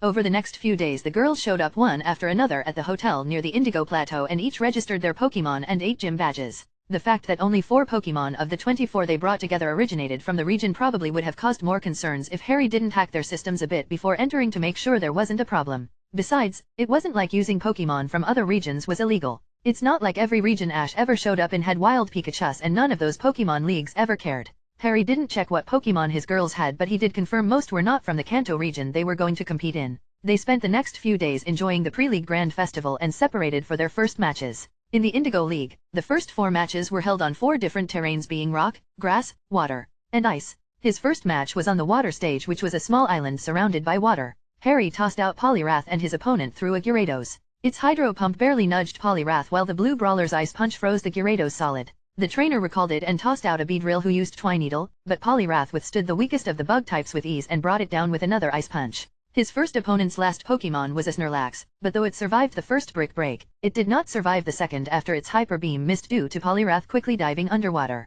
The water stage was really quite good for Poliwrath. Harry did not check what the girls had, to be fair, and the next day he was on the ice stage. Harry gave the stage to Heracross, who stood easily on the ice thanks to his insect feet. His opponent threw out a Ninetales, but Harry's Heracross was a fast BOI and used Earthquake before Ninetales could use Fire Spin. The ice and ground beneath it cracked and shot up, bashing Ninetales into the air, where it landed with a harsh thud. Heracross shouted with vigor as Moxie rose his strength another notch. His opponent's Pidgeot was then taken out by Stone Edge, and his Jolteon was knocked out by another Earthquake. For the third round, Harry found that Jean and Wanda had been matched up. It was unlucky, but sometimes these things happened. Harry's Heracross destroyed his third-round opponent in the rocky terrain, and he used time travel to head back and watch Jean vs Wanda. Unfortunately, Jean was doomed. The themes she had chosen were psychic types that had no evolutions, and to the battle she brought out a shiny Sigilyph, an Indeedee, and a shiny Solrock. It was a strong team and would trounce anything else in its path, but the themes Wanda had chosen were dark types and ill omens. She brought out a Houndoom called Grim, a Honchkrow called Murder, and a Umbreon called Unlucky. Jean led with Indeedee, which conjured a psychic terrain the moment it touched the ground, but that meant little to the Houndoom it encountered. Indeedee survived Houndoom's Dark Pulse and used the Fairy-type Dazzling Gleam, but it wasn't enough to take it out. Indeedee would be finished in the next turn, so it used Protect, but Houndoom surprised them by using Rest instead. Jean switched out the weakened Indeedee for her Solrock, but the sleeping Houndoom used Sleep Talk. Thankfully for Solrock, it used Fire Blast, which missed rather than Dark Pulse. Jean had Solrock use Stone Edge, but against expectations, Houndoom woke up a turn early due to its early bird ability and used Dark Pulse, taking Solrock out with a single hit. Knowing the rest would just be her Pokemon getting hooped, Jean conceded the match. Harry, Jade, and MJ could only sigh. It was just bad luck. If Jean's team went against Harry's, it might have gone similarly. Jade shook her head and said, if it wasn't Dark type, she could have set up Trick Room and swept with Expanding Force in DD, but a full Dark team really puts a damper on that strategy. MJ shrugged and Harry smirked. None of them took any measure to predict or control the matchups to ensure it was fair. That made it fun, but it also meant stuff like this could happen. The next day, Harry's last match in the grass terrain was against a trainer with a Venusaur, a Jinx, and a Radon. Harry had sent out Poliwrath again, and his Ice Punch took out Venusaur, but due to a critical hit Razorleaf, he was too injured to fight against Jinx, so Harry sent Heracross, who finished up Jinx with Megahorn, earning a Moxie power-up, and destroyed Radon with close combat. With that, the prelims were over and there were only 4 matches to go. Harry drew Jade, and while MJ and Rogue got their own opponents. Jade's themes were Pokemon with names starting with the letter D, and Dragon types. She brought a Dragonite, Dragapult, and Drampa. She also had a Duraludon, but the Drampa knew Extrasensory and Glare, making it a better choice against a team of fighting types. Jade led with the Ghost Dragon Dragapult, while Harry threw out Toxicroak.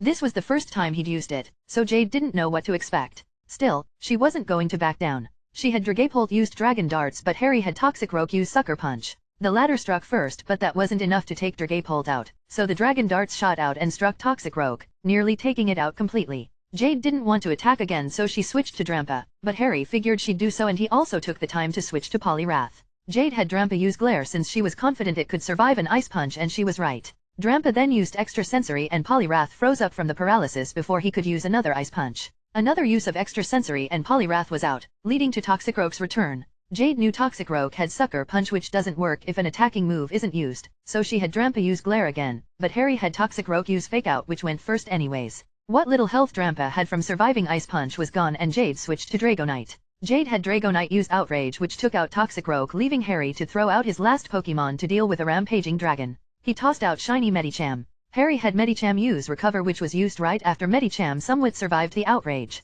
He used Recover again and again until the Outrage ended and Dragonite became confused. Then Medicham used Calm Mind. Not liking where this was going, Jade switched Dragonite for Dragapult as Medicham used another Calm Mind. Dragapult used Phantom Force to vanish into the shadow as Medicham used Recover to return to full health and then tanked the Phantom Force. Medicham used Calm Mind again since Jade used Phantom Force once more, making it impossible to attack. After tanking another hit, Medicham used Zen Headbutt to deal some real damage and then used Recover and another Zen Headbutt to finish it off. Dragonite returned, but with its high defense and Recover, Medicham pulled through and took down Dragonite as well. Jade was depressed, but everyone cheered her up that at least it was a good match. If they allowed more than 3 Pokemon, Dragon Tail would have helped, but Harry used Medicham as his last Pokemon, so there was no way to force it to switch out. The quarterfinals saw Harry against Gary Oak while MJ and Wanda faced off and Rogue went against that dude who beat Ash. One of the reasons they chose the Kanto's Indigo League was that they wanted to see if they'd face Ash Ketchum, but it wasn't in the cards. Still, Harry against Gary was a good consolation prize.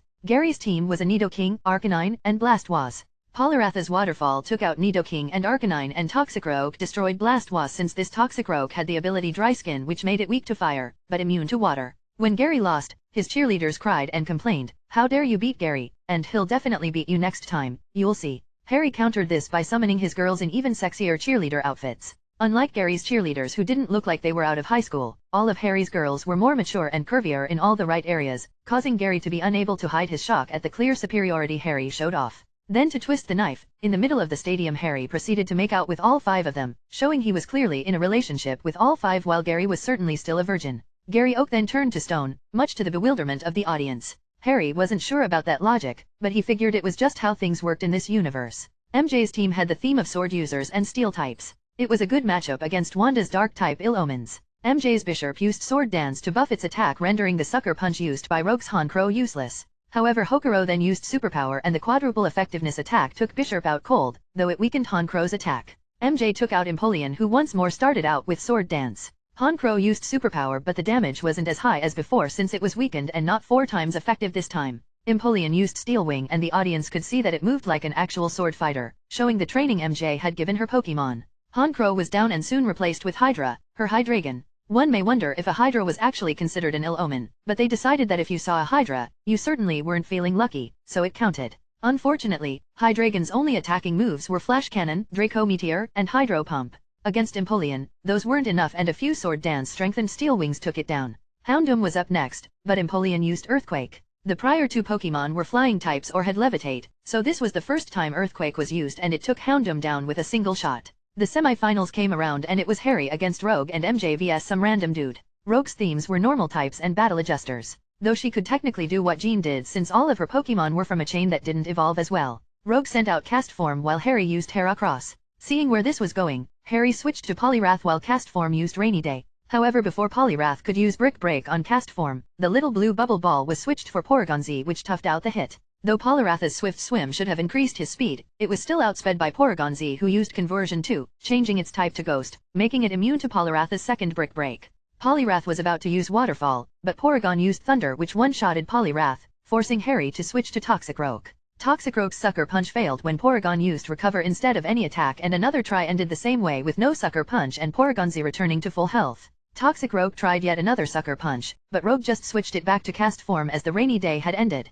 Toxicroak used Gunk Shot but Cast Form survived and used Sunny Day this time, causing Toxicroak to get damaged in the harsh sunlight. Harry changed to Shiny Medicham who endured the Fire-type Weather Ball and began to use Calm Mind and Recover. Cast Form used Rainy Day and switched to Porygon Z who used Thunder again and again until Medicham was paralyzed. After Medicham had used Calm Mind 4 times, Rogue switched to her Shiny Ditto, which not only transformed into Medicham, but copied its stats boosts. Rogue's Ditto was faster than Harry's paralyzed Medicham and it used Zen Headbutt. Even with a lot of defense, Medicham had the ability Pure Power which increased its attack and that was copied by Ditto as well. One Zen Headbutt was followed by another and Harry's Medicham was down, leaving Ditto alive. Harry's only hope was a critical hit to get past the boosted defense, but Ditto was probably faster than the rest of his Pokemon anyways, so Harry forfeited the match so Rogue could hide some cards for the finals. MJ's opponent just used 6 fire types against MJ's 4 steel sword fighters and burned her Pokemon to a crisp. In the finals, Rogue started off the match with a moody Smeargle who used Spore. She then built him up into a god and used Baton Pass over to Porygon Z who whittled away at the remaining Pokemon with Tri-Attack and Recover, occasionally using Conversion 2 to half the damage of whatever type the Pokemon was strongest using.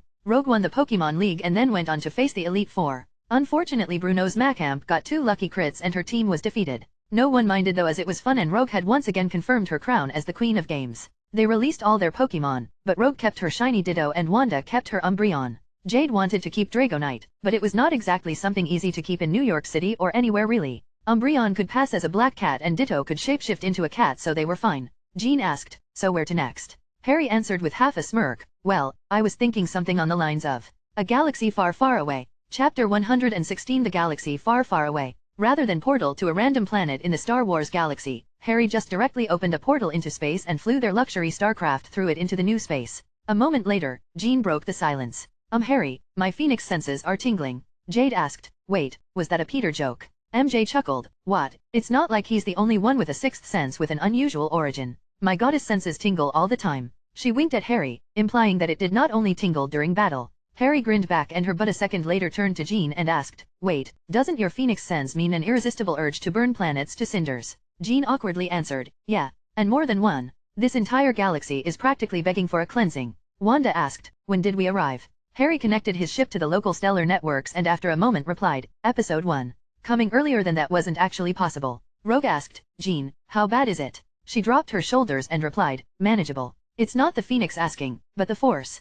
The Force has no real power over the Phoenix, but they are similar enough so that it can directly request things and be very insistent on them. Jade asked, you can connect to the Force? Oh, can we do it too? I want to be a Jedi. Everyone turned to her with a stare that hung the unsaid message in the air, you'd make a terrible Jedi. Jade didn't back down though and asked, can we at least use the Force here? Jean closed her eyes for a few moments and so did Harry. Though he wasn't an avatar of the Phoenix, he was still a mighty Chinook and with a bit of tweaking, could use the Force like the Chinook energies of their own universe. After a few more moments of silence, both Harry and Jean frowned and opened their eyes. Harry answered, sorry. It would not be hard to give everyone midi-chlorians, but other than MJ, it isn't safe for you guys to use the Force. Even I can't even use it safely. Jade complained, what, why not? Jean answered, the Force is basically the collective consciousness of the dead in the form of energy. It contains multiple layers, many of which I can't even understand. But the gist of it is that the energy passes from the dead to the living when new life is born and returns when the life ends. Wanda, who was a nerd, pointed out, the cosmic force and the living force. Jean nodded and continued, in our world, there is something similar, the Phoenix Force, but the Phoenix itself purifies the residual mental energies and Lady Death takes the souls herself. Jade asked, so what's the problem with it here? Harry answered, residue. The residual mental echoes of all sentience in the galaxy exists in the Force with no higher being actively purifying it. Connecting to it will cause you to be tainted, like jumping into a pool of paint. How you are tainted depends on where you jump in and how you jump in, which can be likened to the color of the paint you jump into. MJ asked, so why can I use it safely? Is it because I use a sword like the Jedi? Harry sighed, it's actually a philosophy thing. The light side is basically connecting to the Force using comprehension and understanding to amplify knowledge and wisdom. The dark side is basically connecting to the Force using emotion to amplify power, though that's an extreme simplification. From what Harry could see, the light side gave knowledge and the dark side gave power. But that was not the problem with using it. Harry continued, the problem is that when connecting to the light side, you require a mindset of preserving, while a mindset of altering will connect you to the dark side. Jean picked up there and went on to say, magic is the epitome of the dark side. The desire and power to alter the universe to suit the needs of the caster rather than preserve the universe as it is to be fair to everyone. That's why things like alchemy and sorcery are called dark side alchemy and Sith sorcery here. A highly practiced magic user would find it incredibly difficult to connect to the Force without being tainted by the darker aspects of the mental residue. Jade looked like someone kicked her puppy. Anyone who trained in magic found the concept of altering the universe to suit the needs of the caster to be perfectly fine. The problem was that if such a person tried using the Force, they would naturally be drawn into and then tainted by the dark side, regardless of their good intentions. Harry comforted Jade by patting her shoulder and said, not all power systems are compatible. MJ thoughtfully asked, so can I use the Force? Jean answered, if Harry gave you some midi-chlorians, sure, no problem. But you really don't need it other than to feel cool. There isn't anything useful besides telekinesis. Safe access to the Force can grant you that your goddess blessing doesn't already provide. It is pretty much the same, isn't it? Never mind then. In battle, the light side of the Force gave knowledge which amounted to reflexes and danger intuition to stay safe and defeat foes. But Red Sonja had all of that anyways. Rogue asked, you think MJ could beat a Jedi? Jean answered, a Jedi Knight, yes. A Jedi Master, maybe. Yoda? No. But they wouldn't start a fight with her anyways. Harry asked, so why does the galaxy need pruning? The Force was only making the request of Jean, not him, so he didn't have the details. She answered, the surface level problems are nothing compared to the festering rot under the surface. I feel dirty just being here. I could burn Coruscant and every politician and Jedi within to ashes and not lose a wink of sleep. Jade asked, it can't be that bad, can it? Jean had a faraway look in her eye for a moment before she shivered in revulsion. She then calmly stated, imagine a massive whale swimming in the ocean. Then imagine that a lot of people discovered this whale and built a city on top of it. And then imagine that the whale slowly died, but a group of necromancers was called by the city to keep the whale from dying and sinking into the bottom of the sea. And last, imagine 10,000 years have gone by and the whale has decayed and corroded, but every part that breaks off is replaced by shiny metal while the necromancers keep it alive, trapped in a state between the living and the dead. The shiny metal plates have completely hidden the rotting carcass of the whale and the necromancers have kept it alive for so long, no one even considers what they are doing to be wrong. Wanda replied, and now I'm going to be sick. Jean nodded, that's Coruscant and the Republic as a whole. A festering, rotting corpse that should have been allowed to die a long, long time ago. Jade asked, wait, doesn't that make the Jedi the necromancers? I thought they were the good guys. Harry shrugged, they think they are supposed to maintain the status quo, which means stopping the Republic from ending. Jean sneered, the Force does prefer that sentient races die of old age over dying of anything else. That is so more mental energy can be added to the cosmic force upon their death and used to birth more life. But that doesn't mean causing the entire galaxy to stagnate because they don't want to deal with the hassle of a new government just because they've gotten comfortable with the current one. The girls shook their heads wryly and Harry chuckled. Jean was quite passionate when it came to complaining about stagnation. Harry asked, so what do you want to do? Wanda added, what can we do? Will something happen if we don't allow the plot? Harry answered, that is the case in some versions of this universe, but we came to this one specifically because it didn't care about plot. Burning down everything is an option if we want to. Jade asked, can we? I don't know, do something to help besides burning the galaxy to cinders. Harry waved her off, fine, no need to be such a drama queen. Jade rolled her eyes and Wanda said, we can't be here that long though, right? Harry replied, only a few months, but we can just skip forward in time to the good stuff and enjoy the best parts. So, how are we going to do this? The girls all shared mischievous grins that looked slightly sinister under the right light. On the desert planet of Tatooine was a massive stadium filled to the brim with aliens willing to bear the intense sun for a chance to watch the only form of entertainment granted to these people, the Podraces. In the announcer's booth was a two-headed alien, one head spoke the local language of Huddus while the other spoke Galactic Basic, also known as English. There's a big turnout here from all corners of the Outer Rim territories. I see the contestants are making their way out onto the starting grid. The two heads each took turns describing the various racers dragging their contraptions out to the starting line. When the Huddus-speaking head introduced the reigning champ, Sebulba, the crowd went nuts, cheering heavily over the most favored to win, most bet-on racer. After announcing the favorites and the veterans, he calmly announced, and a late entry, young Anakin Skywalker, a local boy. People cheered and waved, but it lacked the enthusiasm of the other introductions. Following that, they continued, and our last entry is a first-time racer, the human Harry Potter in his own unusual customized pod. As someone who enjoyed going very, very fast, Harry had every intention of joining this pod race. Sure, if he won it, the Jedi would not get the prize money for the hyperdrive and lose their ship, but Harry didn't care about that and just wanted to have a bit of fun. Harry's pod racer looked shockingly different from the others in size and safety. Even Anakin's racer looked safer. Harry's pod was only a little larger than a motorcycle and was mounted the same way, granting no protection to his sides or even a seat belt. At the speed a pod racer could go, he was likely to be blown off his seat by the wind alone. The two engines connected to his biker seat were large, empty metal rings that gave no hint as to how they propelled themselves forward. No one had ever seen anything like it and even Anakin gave it a few appreciative glances. Harry didn't wear any goggles or a helmet and met the young boy's gaze with a smile and a wave. Anakin had been under the impression that he was the only human who could pod race and he smiled back, his fighting spirit ignited.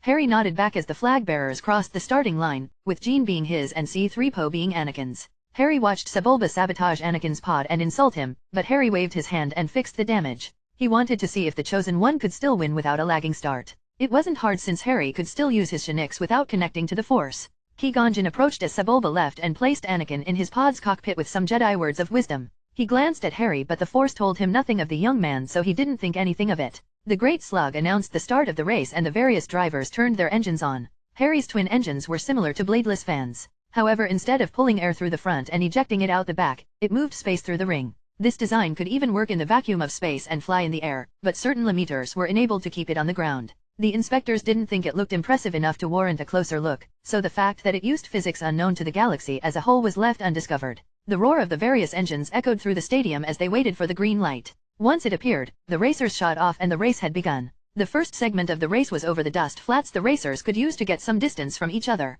A good pod racer could achieve speeds over 700 km an hour on a straight, level run, over half the speed of sound. Harry's racer could shatter the speed of light without even entering hyperspace, but ending the race in a fraction of a second while destroying the planet from the shockwaves was not as fun as enjoying the acceleration while playing with the other racers. The dust flats were just to allow the racers to speed up. Once they reached the rocky outcropping, the real race began. Racers kept to an average speed of 500–600 km per hour for most of the race simply because their reflexes were not fast enough to handle the max speed of their racers while flying through the obstacles. This was one of the reasons engines weren't regulated. It didn't matter how fast you could go if you couldn't react in time. A racer's max average speed had more to do with their skill than their racer's engine. This was also the reason Anakin could catch up in the movie. From the back he went the max speed of 700 while everyone else was cruising through the obstacles at about 500-600 kilometers per hour. His ability to drive at his pod's max speed when he knew for a fact others could not do so was the source of his confidence when it came to winning the race. Harry stayed in the middle of the pack while Anakin and Sebulba went for first place. Sebulba drifted to the side to give Anakin a chance to slip by him. This was a trick of course, as once Anakin took that side, they were passing a cliff Sebulba tried ramming Anakin into. Anakin's pod took a bit of damage, causing him to slow down and take to the back of the race, making Harry wonder if he had no way to win if he stayed up front. Two racers tried to ram Harry, but his ring-like engines took the hits without suffering in the slightest. Similar to how Anakin's engine survived Sebulba a moment earlier, lighter engines took less damage when rammed due to less carried momentum and greater flexibility. It also made them easier to nudge to the side, but that didn't apply to Harry's design. After the rocky outcropping was the canyon. The racers had to line up and passing those in front became harder than ever. The canyon led into a dark, twisting cave filled with various stalactite that the racers had to be on the constant watch out for. An explosion from the back echoed through the cave and everyone who heard it guessed one of the racers would not be seeing the light of day again. Upon exiting the cave on the second section of canyon, the racers were met by snipers, Tusken Raider snipers to be exact. One of them shot Harry's ring engine, but other than sparks, nothing happened. Harry pulled out a pistol and shot, killing the raider on the hill and causing him to fall dead down to the base of the racetrack. The other raiders scattered. After the canyon was another plain of rocks, but this one looked more like a maze. It was impossible to see further than a few hundred yards due to all the rocks in the way, forcing the drivers to constantly swerve and turn to prevent themselves from ramming themselves into meat paste. And finally came the stadium where the lap ended. At a normal speed a lap took between 5 and 6 minutes, though if you went all out you could do a lap in a little under 5 minutes. Sebulba was in front at the end of the first lap and Harry decided the warm-up was over. Harry accelerated through the dusty flats and overtook Sebulba. The ugly Dug enabled a completely illegal flamethrower and tried to line up his engine port with Harry's seat to burn him alive, but Harry just got out his gun, and without turning around pointed it at Sebulba's head. The Dug seemed to decide at that moment that perhaps he should not use illegal weapons and just race fairly. Sebulba disabled his flamethrower and Harry put away his pistol. However, there were still fair ways to kill people. Since Harry's seat didn't have any protections, Sebulba could just line him up between the energy binders between his own engines and electrocute him to death. Harry accelerated forward but Sebulba matched his pace. In an effort to get Sebulba to back off or die, Harry performed a Rinsky feint. He accelerated towards the center of a rock too wide to turn away from. If Sebulba accelerated after him, he'd had to exceed Harry's speed, which would make it impossible to turn away from the rock at the last moment like Harry planned to do. Sebulba immediately turned away from the crazy human and Harry kept at the Dug's side. As they approached the canyon, Sebulba lined up with the center to let Harry know he would not let Harry stay at his side through the canyon entrance. It was only big enough for one of them. Since only one could pass through first and the other must pass second, Harry made his intention known by accelerating. Sebulba maxed out his acceleration, not believing Harry's fragile-looking craft could match it. His larger engines would bump Harry's into the face of the canyon cliff, turning him into a pancake. Harry betrayed his expectations of course by accelerating further and entered the canyon ahead of Sebulba. The acceleration only continued until Harry was far enough in front to keep things interesting. Before Sebulba could think of any countermeasures, he was taken off guard by another podracer. Anakin was back. Though slowed at the start, the 9-year-old native fixed whatever damage he received earlier and had once again overtaken the other racers, making it to third place, and was now threatening to take out Sebulba. Sebulba seemed to overclock his engine to speed up and took the canyon turns tight enough to scrap the side of his pod against the canyon walls in an attempt to break past Harry's lead. Harry made it into the cave at the end of the canyon first and turned to a more dangerous route that he'd noticed through his first lap. Sebulba's engines were too large to slip through that route, forcing him to take another path, but Anakin followed closely behind Harry, turning and shifting and even at times sliding with the tiniest of margins to navigate through the treacherous terrain of tunnels and weirdly winding ways. Though Harry was going much faster than any pod ever should at this segment of the race, Anakin kept close enough to practically draft off Harry, following his every move. When they exited the cave system, Anakin was still right behind Harry and Sebulba had come out a moment later, now in third place. Harry laughed. He could feel the Force helping Anakin Skywalker. Of course, if it were Jean in this racer, it wouldn't help him at all since the Force wanted Jean's help. Against Harry, however, the child of the Force was helped as much as he could be, to the point of violating the laws of physics if need be. The pace was set and Anakin stayed on Harry's tail all the way through the rocks and back to the stadium for the start of the third and final lap. It was then that he moved to take the lead. Harry could keep accelerating, but that was a boring way to end it. Anakin's pod was overheating and was barely being kept from exploding by the Force. Sebulba's racer was one of the best and could keep up at this speed if needed, though his reflexes would be strained to react fast enough to not die. They were through the flats and back into the canyon in no time. Sebulba used what appeared to be a single-use booster to plow through at the last moment and entered the cave at the end of the canyon first. He kept to the side, blocking the passage Harry and Anakin took before, preventing them from exiting ahead of him once again. He then tried to ram into Harry and Anakin, but Harry turned off to another passageway and Anakin accelerated at a curved wall, flying up the wall and turning upside down in a flip, landing on the opposite side of Sebulba. This was something only someone with a compact engine could do. Anakin and Sebulba exited the cave first, followed by Harry. Sebulba knew the track better than anyone and stayed along the straightest path with Anakin keeping along the same trail, but Harry caught up moments later. Sebulba bumped Anakin onto the service ramp and then stayed ahead of Harry to prevent him from passing and thinking the race was won. He certainly didn't expect Anakin to drop from the sky ahead of them both, now having taken first place. Harry was done with Sebulba so he accelerated past him to Anakin's side. Sebulba wasn't going to have that since he couldn't go any faster and turned on his flamethrower. Unfortunately, the flame bent back into the engine causing it to catch on fire. It exploded a moment later and though pieces of the wreckage passed through the ring engine of Harry's pod, it wasn't affected allowing Harry to take Anakin's side. The two racers were neck and neck but Harry felt Anakin's pod was about to explode if he pushed any harder. Harry decided to end it and accelerated massively. His speed reached 800, 900, and 1,000 kilometers per hour and still accelerated faster and faster. His pod set the sand aflame and his passing was a streak of blinding fire. However, before reaching the finish line, Harry's pod vanished. The trail of fire leading to the finish line ended only a few meters from the end and the sensors showing the passage of a pod did not react. Seconds later Anakin's pod passed through the finish line signaling the end of the race and his winning of the prize. No one had any idea what the hell had just happened. Harry of course didn't vaporize or anything. He just teleported himself and his pod elsewhere on the planet before hitting the finish line. His plans for the galaxy wouldn't go very well if Anakin didn't win the pod race after all. About a week later, Anakin was once again in a cockpit flying a Naboo starfighter. The Force was working overtime to prevent him from getting shot down as other actual pilots were getting blown up left and right, dying horribly in the vacuum of space if they weren't lucky enough to pass instantly when their ships exploded. Anakin on the other hand was flying directly at dozens of vulture droid ships which swerved to avoid him rather than the other way around. Even when he disabled autopilot and took control over the ship, he still had half a dozen vulture droid ships on his tail forcing him to fly within a hair's breadth of the Trade Federation control ship to dodge and swerve around the various obstacles, hoping the ships on his tail would either lose distance avoiding them or directly crash into them.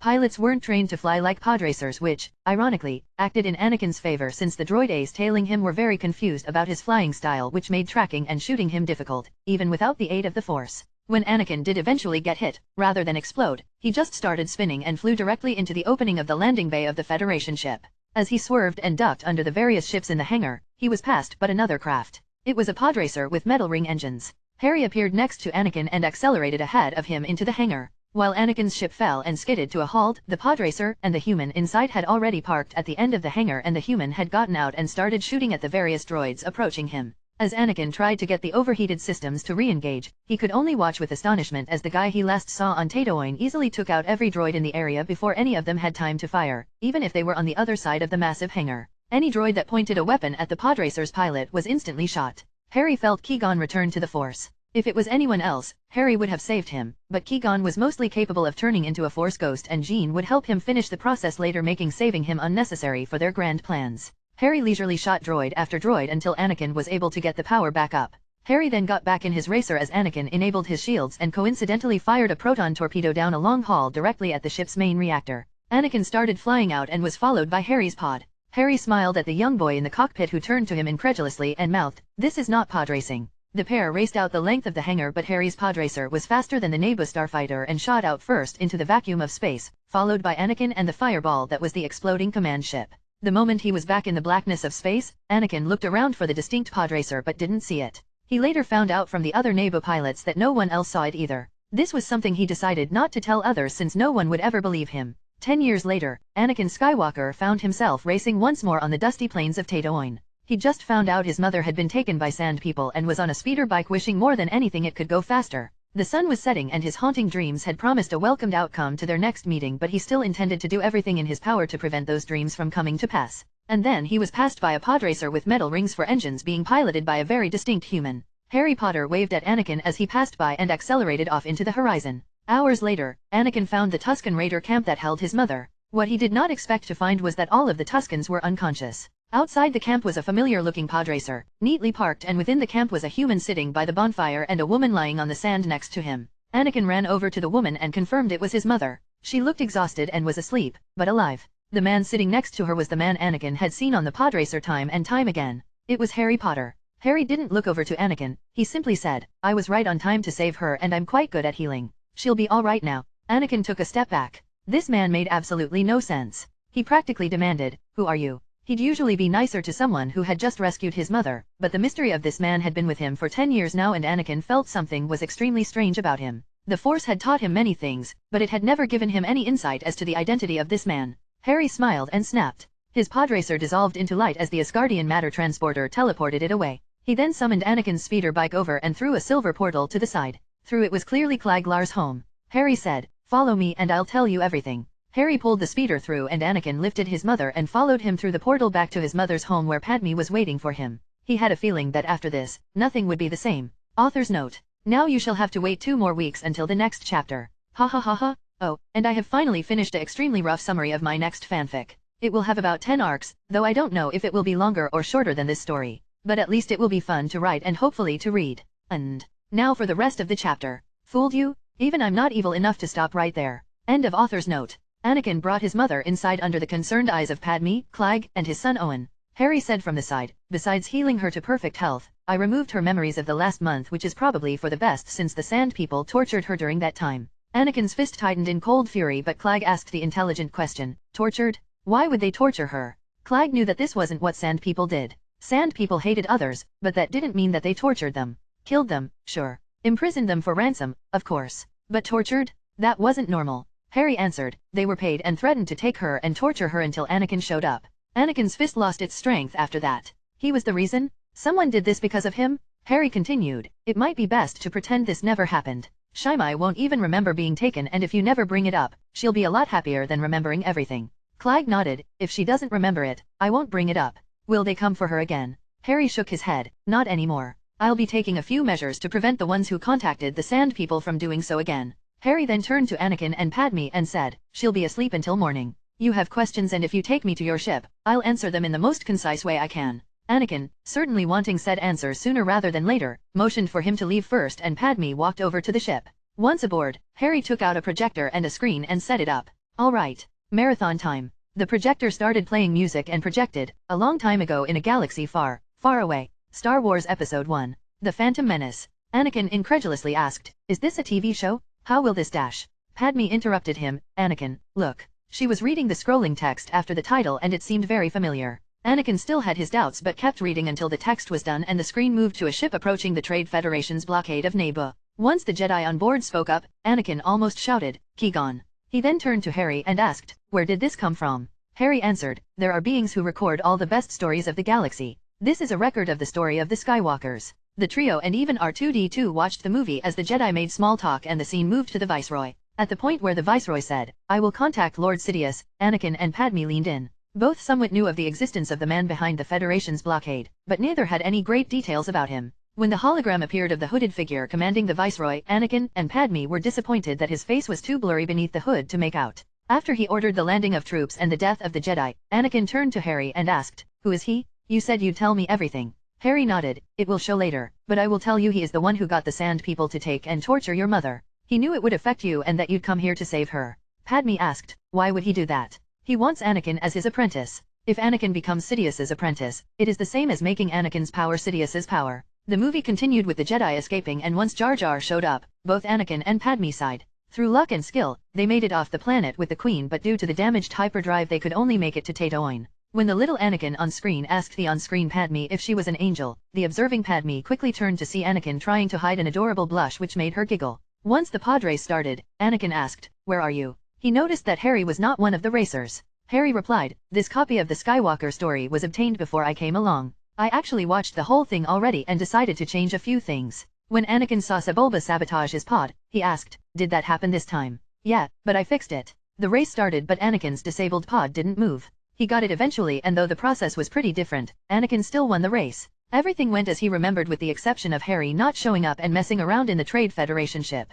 Padme asked, "If you watched all of this before the pod race, doesn't that mean you knew all of this would happen? Could you have saved Master Qui-Gon?" Harry answered, "Yes, but there's a reason I didn't. It will come up later." Once the first movie ended, Harry started the second movie. The more recent scenes were all familiar until it reached the point where Anakin reached the Sand People camp. Shimei Skywalker died in his arms, and in his rage, he killed the Sand People. The fact that even Yoda felt Anakin's pain showed how great the impact was on him. Harry added in commentary, that was the seed Sidious needed planted for Anakin to become his apprentice. His plans for Anakin would never have succeeded without that seed.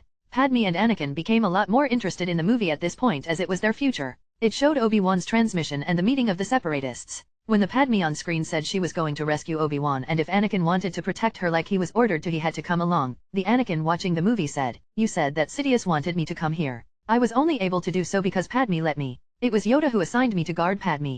How is Sidious involved?" Harry answered, "Sorry, the details for how it all happened are in the third movie, you'll have to wait." Padme only left Coruscant because Palpatine practically ordered her to go and he arranged matters to make sure Anakin was the only one who could be sent to escort Padme back to Naboo. Padme said, "But if this is the present, isn't Obi-Wan in trouble right now?" Harry scoffed and said, "I can make portals from anywhere in the galaxy to anywhere else. I could make a portal to Obi-Wan, call him through, then make a portal to Coruscant and shove him in at any time. Indulge me by finishing this marathon, get all your answers, and I'll help you save Obi-Wan and we can discuss the future of the galaxy after that." When it got to the point where Count Dooku was trying to convince Obi-Wan to join him against the Republic by telling him that the Republic was under the control of the Dark Lord of the Sith, neither Padme nor Anakin dismissed the possibility as quickly as Obi-Wan had. This movie seemed to only contain true things and the hints Harry had already dropped showed that this theory was not as far-fetched as Obi-Wan initially believed. Especially when Dooku personally named the Sith Lord as Darth Sidious, the man Harry already told them was responsible for the torture of Anakin's mother. The next scene of Jar Jar proposing to the Senate to give supreme powers to the Chancellor had Padme nearly ripping out her hair in frustration.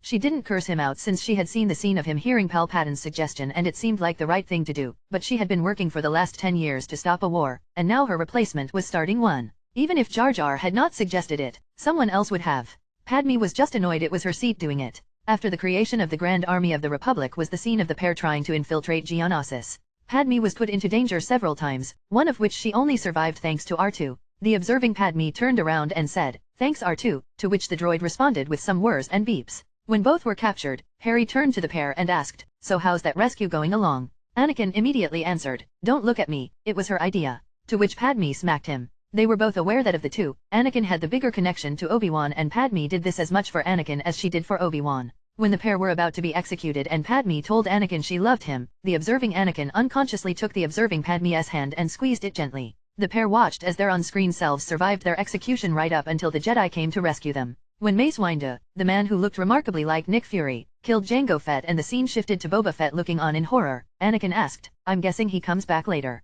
"Yeah, but that's like the 5th movie." Padme asked, "How many movies are there?" Phantom Menace, Clone Wars, Revenge of the Sith, A New Hope, The Empire Strikes Back, and Return of the Jedi. There were only 6 movies. Just 6. Not 7, and certainly not 9. 6. The Jedi were beaten down and surrounded but the arrival of the clones and Yoda saved their asses and got them out of there. The battle continued on with the clones forcing back the droids and it eventually reached the point where Anakin and Obi-Wan went against Dooku. Of course since Anakin was blinded by his emotions he got one-shotted by Sith lightning like a little bitch. When Dooku started taunting Obi-Wan, Harry gave some commentary for Padme. Dooku is lacing his voice with the Force to affect Obi-Wan's emotions. However it would be hard for Obi-Wan to win regardless. Obi-Wan's lightsaber form is best for defense and doesn't have any good attacking moves while Dooku's lightsaber form is best for one-on-one duels. That's specifically why Obi-Wan asked for Anakin to fight with him against Dooku. Obi-Wan was eventually defeated by the seasoned master but Anakin saved him before the killing blow. He fought against Dooku on even ground for some time until Dooku grasped Anakin's patterns and moved within his guard to lop his arm off.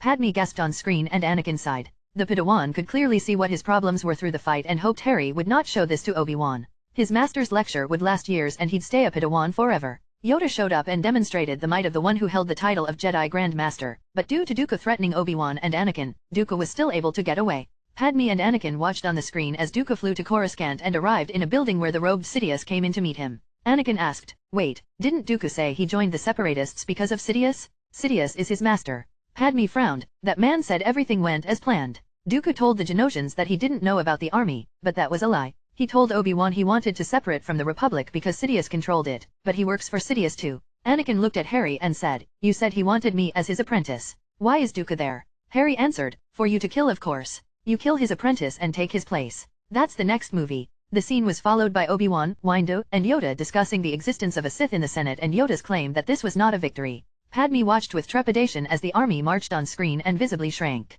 She asked in almost a whisper, "It really happens doesn't it? Does Anakin really become his apprentice?" Harry slowly nodded. Padme asked, "Why would he do that?" Harry pointed back at the screen and Padme gasped. The next scene was on Naboo and was clearly a wedding between Padme and Anakin. The implication was easily understood. Why could Anakin do something like that? The death of his mother had planted the seed of the dark side inside him. What if something happened to her? As the movie ended, Harry noticed her dread and said, "Don't worry. Due to me being here, this isn't your story anymore. Your story has yet to be written." Chapter 117, The Rise and Fall of Darth Vader. As the second movie ended and Harry was starting the third, Padme asked, "If this is the future, shouldn't Obi-Wan have contacted us by now?" Harry answered, "Not really. I've accelerated time within the ship. It's only been a few minutes outside. We'll finish the whole marathon before Obi-Wan decides to contact us." Anakin quickly looked out the ship's window to the dunes beyond the horizon and for the first time noticed that it was still night. There was no trace of the coming of Tatooine's unforgiving sun, though it should have long chased away the light of the stars above them.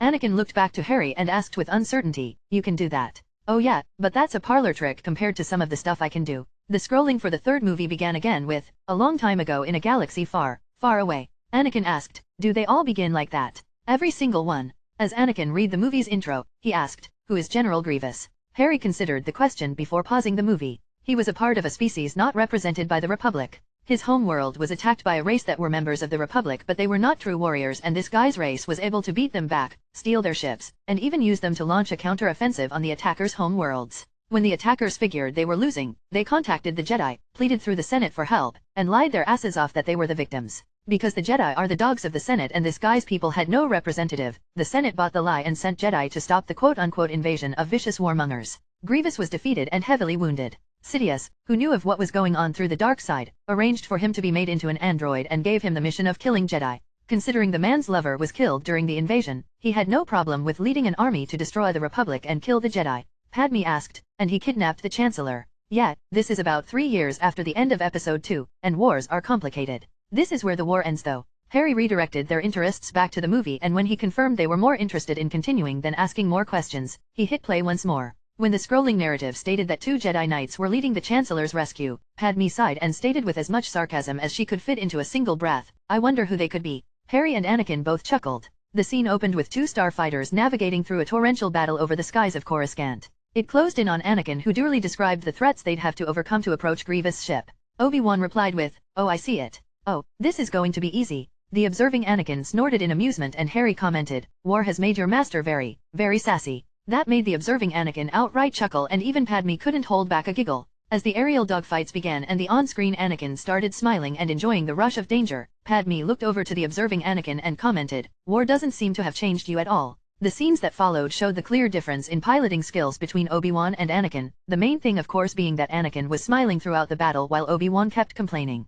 Though to be fair, some droids had landed on his ship and were dismantling it. While watching, Padme actually asked, "Can't you use the Force to push them off?" The observing Anakin shook his head. "At least I can't. Multitasking with the Force isn't so simple, and both of us are using the Force to make sure we don't fly into danger. If we concentrated enough to toss off those buzz droids, we would lose our danger awareness, which would cost us more in such an active battlefield." The on-screen Anakin used his own ship to scrape off the little droids, dismantling Obi-Wan's ship, and the pair destroyed the ship's hangar shield and flew inside. The pair made their way through the ship while R2-D2 was his usual little badass self. When they arrived at the bound-up Palpatine and Dooku appeared, Palpatine told them to get help as they were no match for a Sith Lord. Obi-Wan replied with reassuring sass, "Chancellor Palpatine, Sith Lords are our specialty." The duel was very fancy, but Obi-Wan was soon tied down, leaving Anakin to fight Dooku on his own. Dooku taunted Anakin into using his emotions, but Anakin calmly faced him down and moments later, severed both the former Jedi's hands and took Dooku's lightsaber from him. Palpatine smiled and praised him before ordering Anakin to kill him. Anakin replied that he shouldn't, but Palpatine was insistent, causing Anakin to behead Dooku then and there. The observing Anakin frowned, but Padme gasped. Harry could tell she had figured it out. The following conversation, where Palpatine told him it was natural to seek revenge, further cemented the idea in her mind. Padme slowly looked over to Harry, who met her eyes and gave a small nod. When Palpatine told Anakin to leave Obi-Wan, there wasn't any doubt in her mind. She slowly said aloud, "It's him. Palpatine is Sidious." Anakin reflexively countered, "That's impossible." Harry turned to Padme and explained, while Anakin was at the Jedi Temple, Palpatine would often meet with the Jedi he tricked into trusting him and ensure they made Anakin's training as strict and heartless as possible. During his training he also arranged to meet with Anakin again and again, becoming a trusted confidant and friend. Because of the stark contrast, Anakin was conditioned for years and years to trust Palpatine more than he did the Jedi, which is why he obeyed when Palpatine ordered Dooku's death even though Anakin knew it to be wrong. The observing Anakin asked, "Wait, it's really him? He's Sidious? But that doesn't make any sense." Padme shook her head. "No, it does. Palpatine became a senator using the merits he gained from negotiating with the Trade Federation to mine plasma from Naboo. The entire blockade came from the problems that later arose from that deal. I thought it was just a mistake, but what if he arranged it on purpose? Who benefited the most from the blockade? The Trade Federation? No, Palpatine was just a senator, but when everything was over, he was the Supreme Chancellor. Remember what Harry said? He wanted you to kill his apprentice and replace him. She was breathing erratically as the pieces came together. All the things she knew and had never pieced together. The things she never wanted to be true. Harry picked up where she left off. Palpatine was born with an innate gift that allowed him to hide his presence in the Force. From Jedi at least. His own master found him on Naboo and trained him. Sidious is an absolute prodigy in the dark side, stronger in the Force than even Yoda. To become a true Sith, you must kill someone you hold a deep connection to. Palpatine killed his own father with a smile. When Palpatine accepted Dooku as his apprentice, he made him kill Sifo-Dyas. On the day Palpatine was elected Chancellor, he killed his own master. He is also very, very skilled at making people like him and trust him, so don't feel bad. He had years and years to manipulate and deceive you, making you ready. Anakin still wasn't certain, but his attention was once again drawn toward the screen where the group was again caught by droids and brought before General Grievous. Unsurprisingly, the pair managed to turn the situation back into their favor, free themselves, and then find themselves in an even more dire situation. When the ship they were trying to land split down the middle, Obi-Wan helpfully added, "Don't worry, we're still flying half a ship."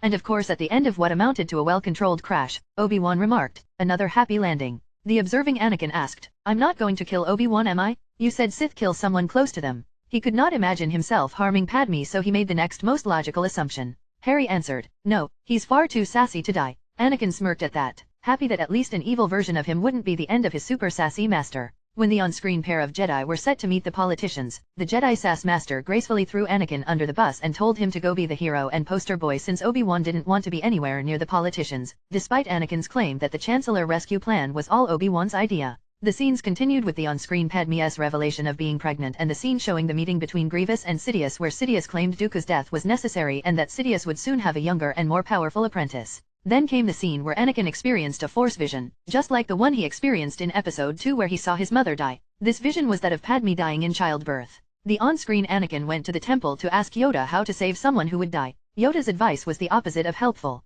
Later, Palpatine appointed Anakin to be the Republic's representative on the Jedi Council. The on-screen Anakin was happy of course. But when the meeting came where this was disclosed to the Jedi, they stated that although he was accepted into the Jedi Master High Council, he would not be appointed the rank of Jedi Master. This visibly upset the on-screen Anakin. Harry commented on this to the observing Padme. If Anakin was appointed a Jedi Master, he'd have unrestricted access to the Jedi archives and would use them to look for a way to save you. By denying him something he thought should be rightfully his, he sees that the Jedi Master High Council is indirectly causing your death. Things on screen didn't get better as Obi-Wan took Anakin to the side and stated that Anakin was being asked by the Council to spy on the Chancellor. The observing Padme frowned and said, "Oh Anakin, he must have known this would happen." Anakin looked more than a little frustrated at how easily he was being manipulated on screen. From an observer's point of view it was clear he was being turned against the Jedi. He said, "I'm not sure I really want to watch this." Harry replied, "This isn't your future if you don't want it to be, but it still has answers you'll need in order to decide what future you do want." The movie continued with each scene more foreboding than the last.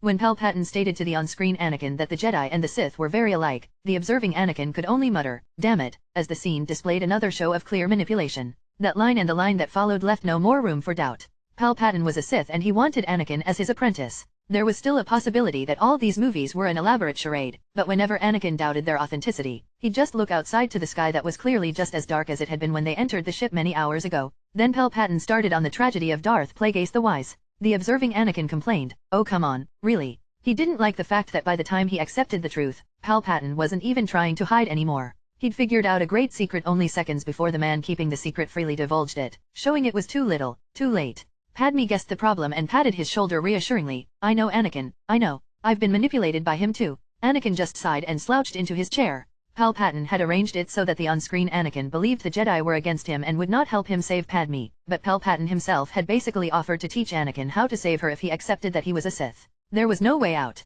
Once the on-screen Anakin figured it out, he'd have to choose between the Jedi who would not help him and the Sith who would. The following scenes of Obi-Wan tracking and fighting Grievous were a welcome distraction, so Anakin just dropped the problem for now and enjoyed his watching his master kick ass and be sassy. He even chuckled with the sass master dropped in and gave up any element of surprise by politely greeting his assassination target with a sassy, "Hello there." Apparently even Grievous enjoyed the sass because he turned and replied back with a chuckle, "General Kenobi. You are a bold one." From their exchange you'd almost think they were friends who were happy to see each other. Grievous and Obi-Wan fought until the clone reinforcements arrived. Grievous stated that Obi-Wan was doomed, but the latter counter with, "I don't think so," then blew him away with pure sass. Or the Force. Whichever. Before Obi-Wan could conclude the fight, the scene shifted back to Coruscant where more scenes followed of Anakin being led down a dark path. The on-screen Palpatine even directly stated that in order for Anakin to save his wife from certain death, Anakin must learn the dark side through him. The observing Anakin carefully asked, is Palpatine the one who causes Padme to die in childbirth? Since Anakin's last Force vision of death was caused by Sidious's machinations, it was an obvious conclusion.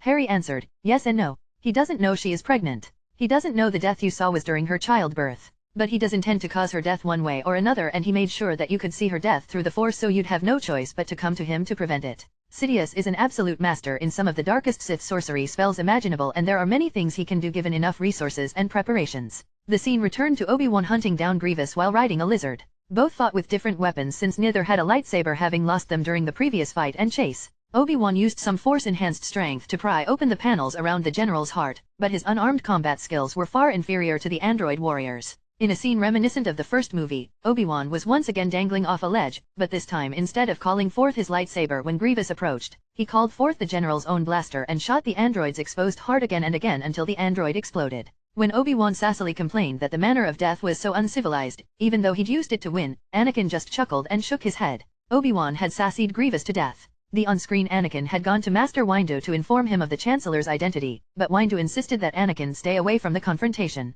This left Anakin to his thoughts, and the main thought was the echoing of Palpatine's voice. If Sidious died, the knowledge of how to save Padme died with him. While thinking of Padme, Anakin had made a choice. He rushed to save Palpatine. In the next scene, Palpatine of course showed how much saving he needed by dispatching the Jedi that Master Windu brought with him like they were untrained younglings. Moments after the fight started, it was only Palpatine and Windu. Padme gasped at Palpatine's ferocity, and even Anakin leaned in to observe the man's skill. Harry commented, Master Windu will win. He trained in a formidable lightsaber form that takes the dark side used by his opponent and turns it against him. Master Windu is the only master in the galaxy who has perfected this form. Windu was indeed winning. He had Palpatine on the ground, and Anakin arrived in time to see the man's loss. Palpatine tried to appeal to Anakin using what he told him earlier, but he also tried to use Sith lightning on Master Windu. The latter didn't work out though. As Harry had explained earlier, Windu's lightsaber art could turn the dark side used to attack him against the attacker. The Sith lightning was channeled into the lightsaber by Master Windu and then directed back at Palpatine. Soon Palpatine showed that he was vulnerable and weak in order to get sympathy from Anakin. Windu decided to kill him then and there, but Anakin needed Palpatine's knowledge, so he tried to get Master Windu to spare him. When he refused and moved to deliver the finishing blow, Anakin severed his arm and Sidious Sith lightninged him out the window to his death. In Anakin's greatest moment of weakness, of indecision, Sidious approached him and made the offer. Become my apprentice. The observing Anakin slouched further into the chair. Having watched everything that had occurred, he could not even blame his on-screen self. The manipulations ran too deeply. Padme took his hand and gently squeezed it, showing that she still loved and supported him. The on-screen Palpatine further manipulated and lied to Anakin that all Jedi would now seek to kill them, so they should kill the Jedi first. The scene changed to that of Obi-Wan and clone Commander Cody. Palpatine stated, "Execute Order 66." And the clone then ordered the nearby clones to fire on Obi-Wan. The scene changed again and again to clones on various planets killing the Jedi they had only moments prior been taking orders from. The observing Anakin frowned. Order 66. Harry paused again and answered, "Every clone has a computer chip in their brain and 151 orders are within it. Order 66 is to kill the Jedi. Order 151 is to kill Darth Vader. The program has been in every chip since the clones were first released. The reason it is effective is that the chip disengages the decision part of the clone's brain and basically turns them into a droid." Harry then turned to Padme. If someone intends to kill a Jedi, the Jedi can feel it, but that doesn't work on droids. So when the chip activates, the Jedi don't feel the danger. That's not even the scary part. When a large number of Jedi die, the Jedi across the galaxy can feel it. This will distract them, make them easier to kill. The Clone Wars have dulled the Jedi's connection to the Force, weakened them. The Chancellor could have ended the war whenever he wanted to. The true purpose of the war is to weaken the Jedi and get himself an apprentice. Once both have been achieved, this war is no longer necessary. Harry was about to unpause the movie, but remembered something. He turned back to Padme and said, "You may not want to watch this part. Anakin has to, but you don't. Sidious has convinced Anakin that in order to save you, he must give himself completely over to the dark side. And he has told him that he can only do so by killing everyone in the temple. So Anakin is basically exchanging the lives of all within the temple for the power to save you.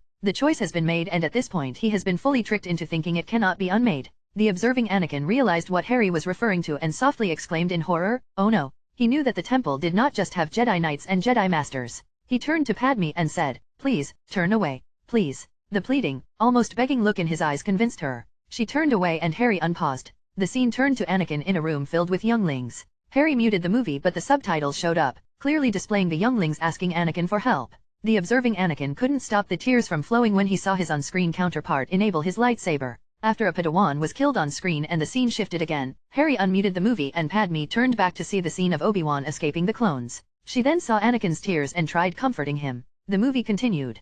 Palpatine convinced the Senate to dissolve the Republic into the Galactic Empire. Yoda and Obi-Wan made it to the Coruscant Temple and discovered Anakin's betrayal. Yoda went to confront Palpatine and Obi-Wan went to Padme to find Anakin. After hearing from Obi-Wan about Anakin's fall, Padme went to find him. When the scene showed that Obi-Wan was stowed away on her ship, the pair observing the movie were equally pissed at the sassy Jedi's audacity to actually scare Padme into going to Anakin and using her as a ride. Though that anger quickly faded when the on-screen Anakin told Padme he would overthrow the Chancellor and they could rule the galaxy together. His case for not being crazy was thrown out the window when Obi-Wan appeared and the on-screen Anakin assumed that Padme wanted to kill him with Obi-Wan and force choked her. The observing Anakin asked, "Do I have to watch this?" Harry replied, "It's almost over. Just think of this guy as someone else and root for Obi-Wan." Anakin raised his fist twice and gave an emotionless, "Woo-woo. Go Master go." The fight between Obi-Wan and Anakin as well as the fight between Yoda and Sidious began and the scene shifted back and forth as the intensity of the fights grew and grew. Yoda showed he was a little green badass while Anakin showed he was an emotional goth winner.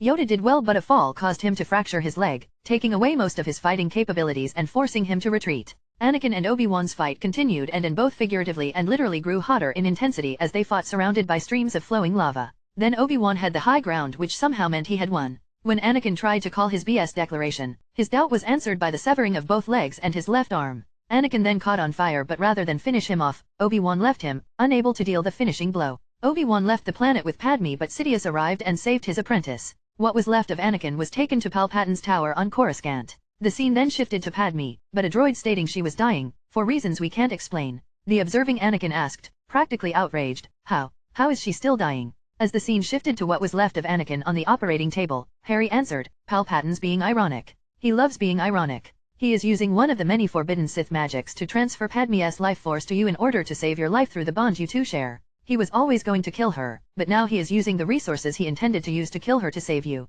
So he is having you indirectly kill her." The on-screen Padme died still believing there was good in Anakin as Darth Vader was placed into a life support system. When he was fully installed, the first thing he asked was Padme's condition, but was told by Sidious that Vader had killed her. His cry of despair marked the death of Anakin Skywalker, the death of his heart. The observing Padme and Anakin were grateful that Padme's friend volunteered to love and raise their daughter, but when Yoda stated that Luke should be raised on Tatooine, the observing Anakin scoffed. Harry remarked, "What? Dark side or not, if your mother was dead, do you imagine yourself ever returning to this planet?" Anakin grumbled but didn't reply. Yoda then told Obi-Wan he would teach him how to communicate with the long-dead Qui-Gon Jinn who had learned the secrets of immortality and returned from the netherworld of the Force. Harry spoke up, "Qui-Gon's journey hasn't ended with his death, it's why I didn't save him. He's doing fine." As the scene shifted to Padme's funeral and the construction of the Death Star, the observing Padme asked, "So Sidious won?" "He still won in the end." Harry shook his head, "Not exactly. In the end, Sidious didn't get what he wanted either. Sidious has a way to take over the body of the person who kills him if he is killed with hate.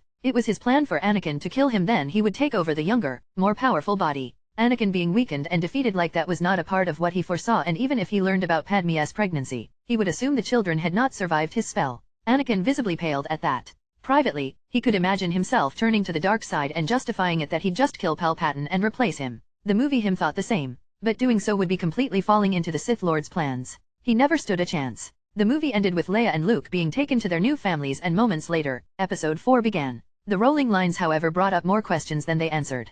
Padme was the first to ask, "How many years have passed since Episode 3? Harry quickly answered, 19. The scene then changed over to C-3PO and R2-D2, though the observing pair were not sure it was them until C-3PO started whining and declaring their own doom. The ship was boarded by clone trooper lookalikes and Darth Vader appeared in all his menacing glory. Someone then gave R2 something and he headed over to an escape pod and left the ship, apparently with the secret plans to the Death Star. The observing Anakin asked, "Why is it always R2? Harry answered, "The story of the Skywalkers was told by several people, including you, Obi-Wan, and Luke. Sometime after Luke Skywalker dies, some beings called the Wills find the spirits of Obi-Wan, yourself, and Luke in the Force and get the story from you and write it down. However, there were still missing pieces, so one of the Wills directly manifested before R2-D2 and asked him to fill in the blanks. Because of this, much of the story was actually written from the perspective of R2. Anakin looked back over to the astrodroid and asked with a bit of humor, "Is that why half the story is basically R2 saving everyone? Is it possible he embellished a few things?" The observing astrodroid whirred and beeped aggressively, causing Anakin to smile. All right, I'm sorry. You wouldn't lie." Once Princess Leia was confronted and captured by Vader, the observing Anakin asked, I mean Vader's not going to torture and kill her, is he?" Harry shook his head. Don't worry, this is the story of the Skywalkers and she'll show off how much she inherited from her parents later. The droids landed, wandered through the desert, were captured by Jawas, and were sold to Luke of course. Luke took the droids to Ben Kenobi, and R2 showed the mission to get to Alderaan. Luke hesitated, but the decision was made for him when his aunt and uncle were killed by stormtroopers. Finding a ride off the planet with the scruffy-looking nerf herder and his walking carpet was followed by the destruction of Alderaan and the Millennium Falcon's capture by the Death Star. Luke and Han Solo rescued Princess Leia, who showed she was even sassier than Obi-Wan, much to Padme's delight and Anakin's chagrin. When Obi-Wan was struck down and became more powerful than you could possibly imagine, the observing Anakin asked, "So he's a part of the Force now?" Harry answered, "Pretty much." The group escaped the Death Star, but Leia correctly inferred that they were allowed to leave and were being tracked. Padme asked, "If they're being tracked, why not go to another planet? Why go to the hidden rebel base if she knows they are going to follow her?"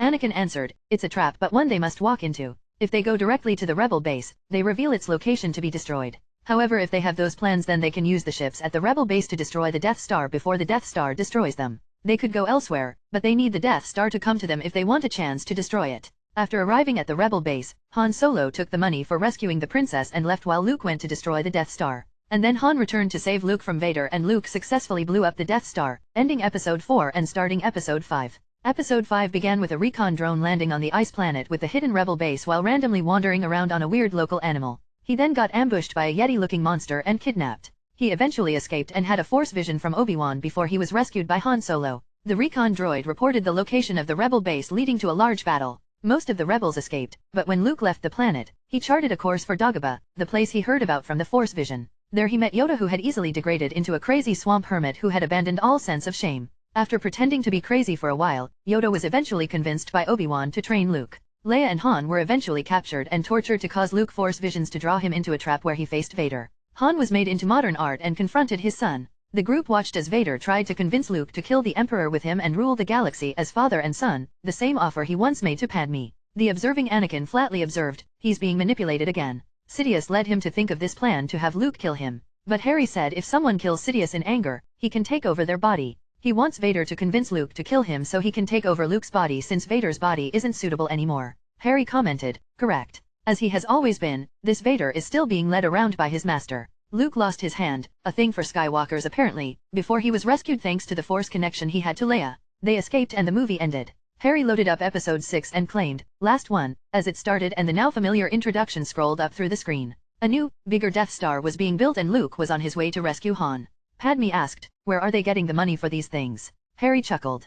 "Palpatine has been taking the best of everything and leaving only leftovers for the rest of the galaxy. He hires all the best and brightest into his Imperial forces, leaving the planetary systems with only the incompetent dregs. Any system foolish enough to stop paying the heavy taxes towards the Empire will quickly be eradicated and replaced. Same thing for anyone who complains. The poor fools who actually enlist are then squeezed dry of their potential and made to do the impossible over and over or else." The on-screen scene of Vader telling the commander of the battle station that the Emperor's unreasonable demands must be met went to prove Harry's point. Even if a brilliant genius joined the Empire's forces, his fate would not be pleasant. The scene shifted to the droids gifting themselves to Jabba the Hutt and Leia showing up to try and rescue Han before being forced into a slave girl outfit. Luke then showed up and threatened the massive slug before being forced to kill a rancor. When they tried to kill him again by tossing him into a Sarlassi pit, Luke told him once again to surrender or die. R2 then gave Luke his lightsaber, allowing him to kill everyone, and Leia used the moment to strangle Jabba to death. Luke returned to Dagobah to complete his training, but Yoda decided that he'd rather die than train another Skywalker.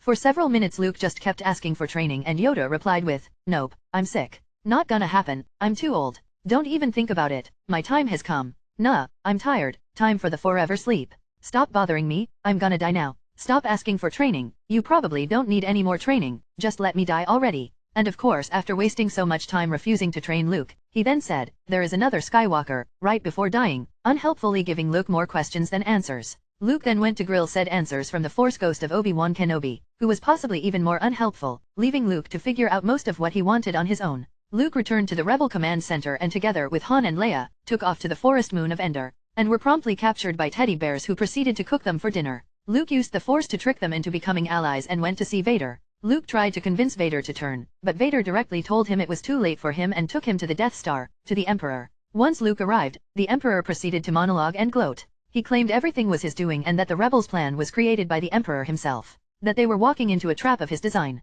That everyone Luke cared about was going to die. The observing Anakin remarked, "He's doing it again. He thinks Luke won't be able to overcome them both without giving into the dark side. He plans for Luke to despair, give into the dark side, kill Vader, and then either kill or submit to the Emperor. If what Harry said was right, then Luke would then be possessed by the Emperor. Harry replied, I am right. If Luke kills the Emperor, he loses, plain and simple. Sidious has been waiting for this for over 20 years and there are no miscalculations in the Sith sorcery he has arranged to activate once he is killed by someone using hate. Padme asked, then how can Luke win? Harry didn't answer, instead he motioned to the movie, implying that Luke would win and they could just wait and see. Han and Leia were captured, but the teddy bears attacked. The flesh-eating teddy bears who outright showed their willingness to capture and bake their enemies alive. Despite their cuddliness, they were monsters. Back on the Death Star, Sidious had arranged for the rebellion to be slowly slaughtered in front of Luke, allowing him to grow more and more desperate. Sidious continued to egg him on and Luke eventually tried to kill him, but was stopped by Vader, showing that he first needed to kill his father before he could kill the Emperor.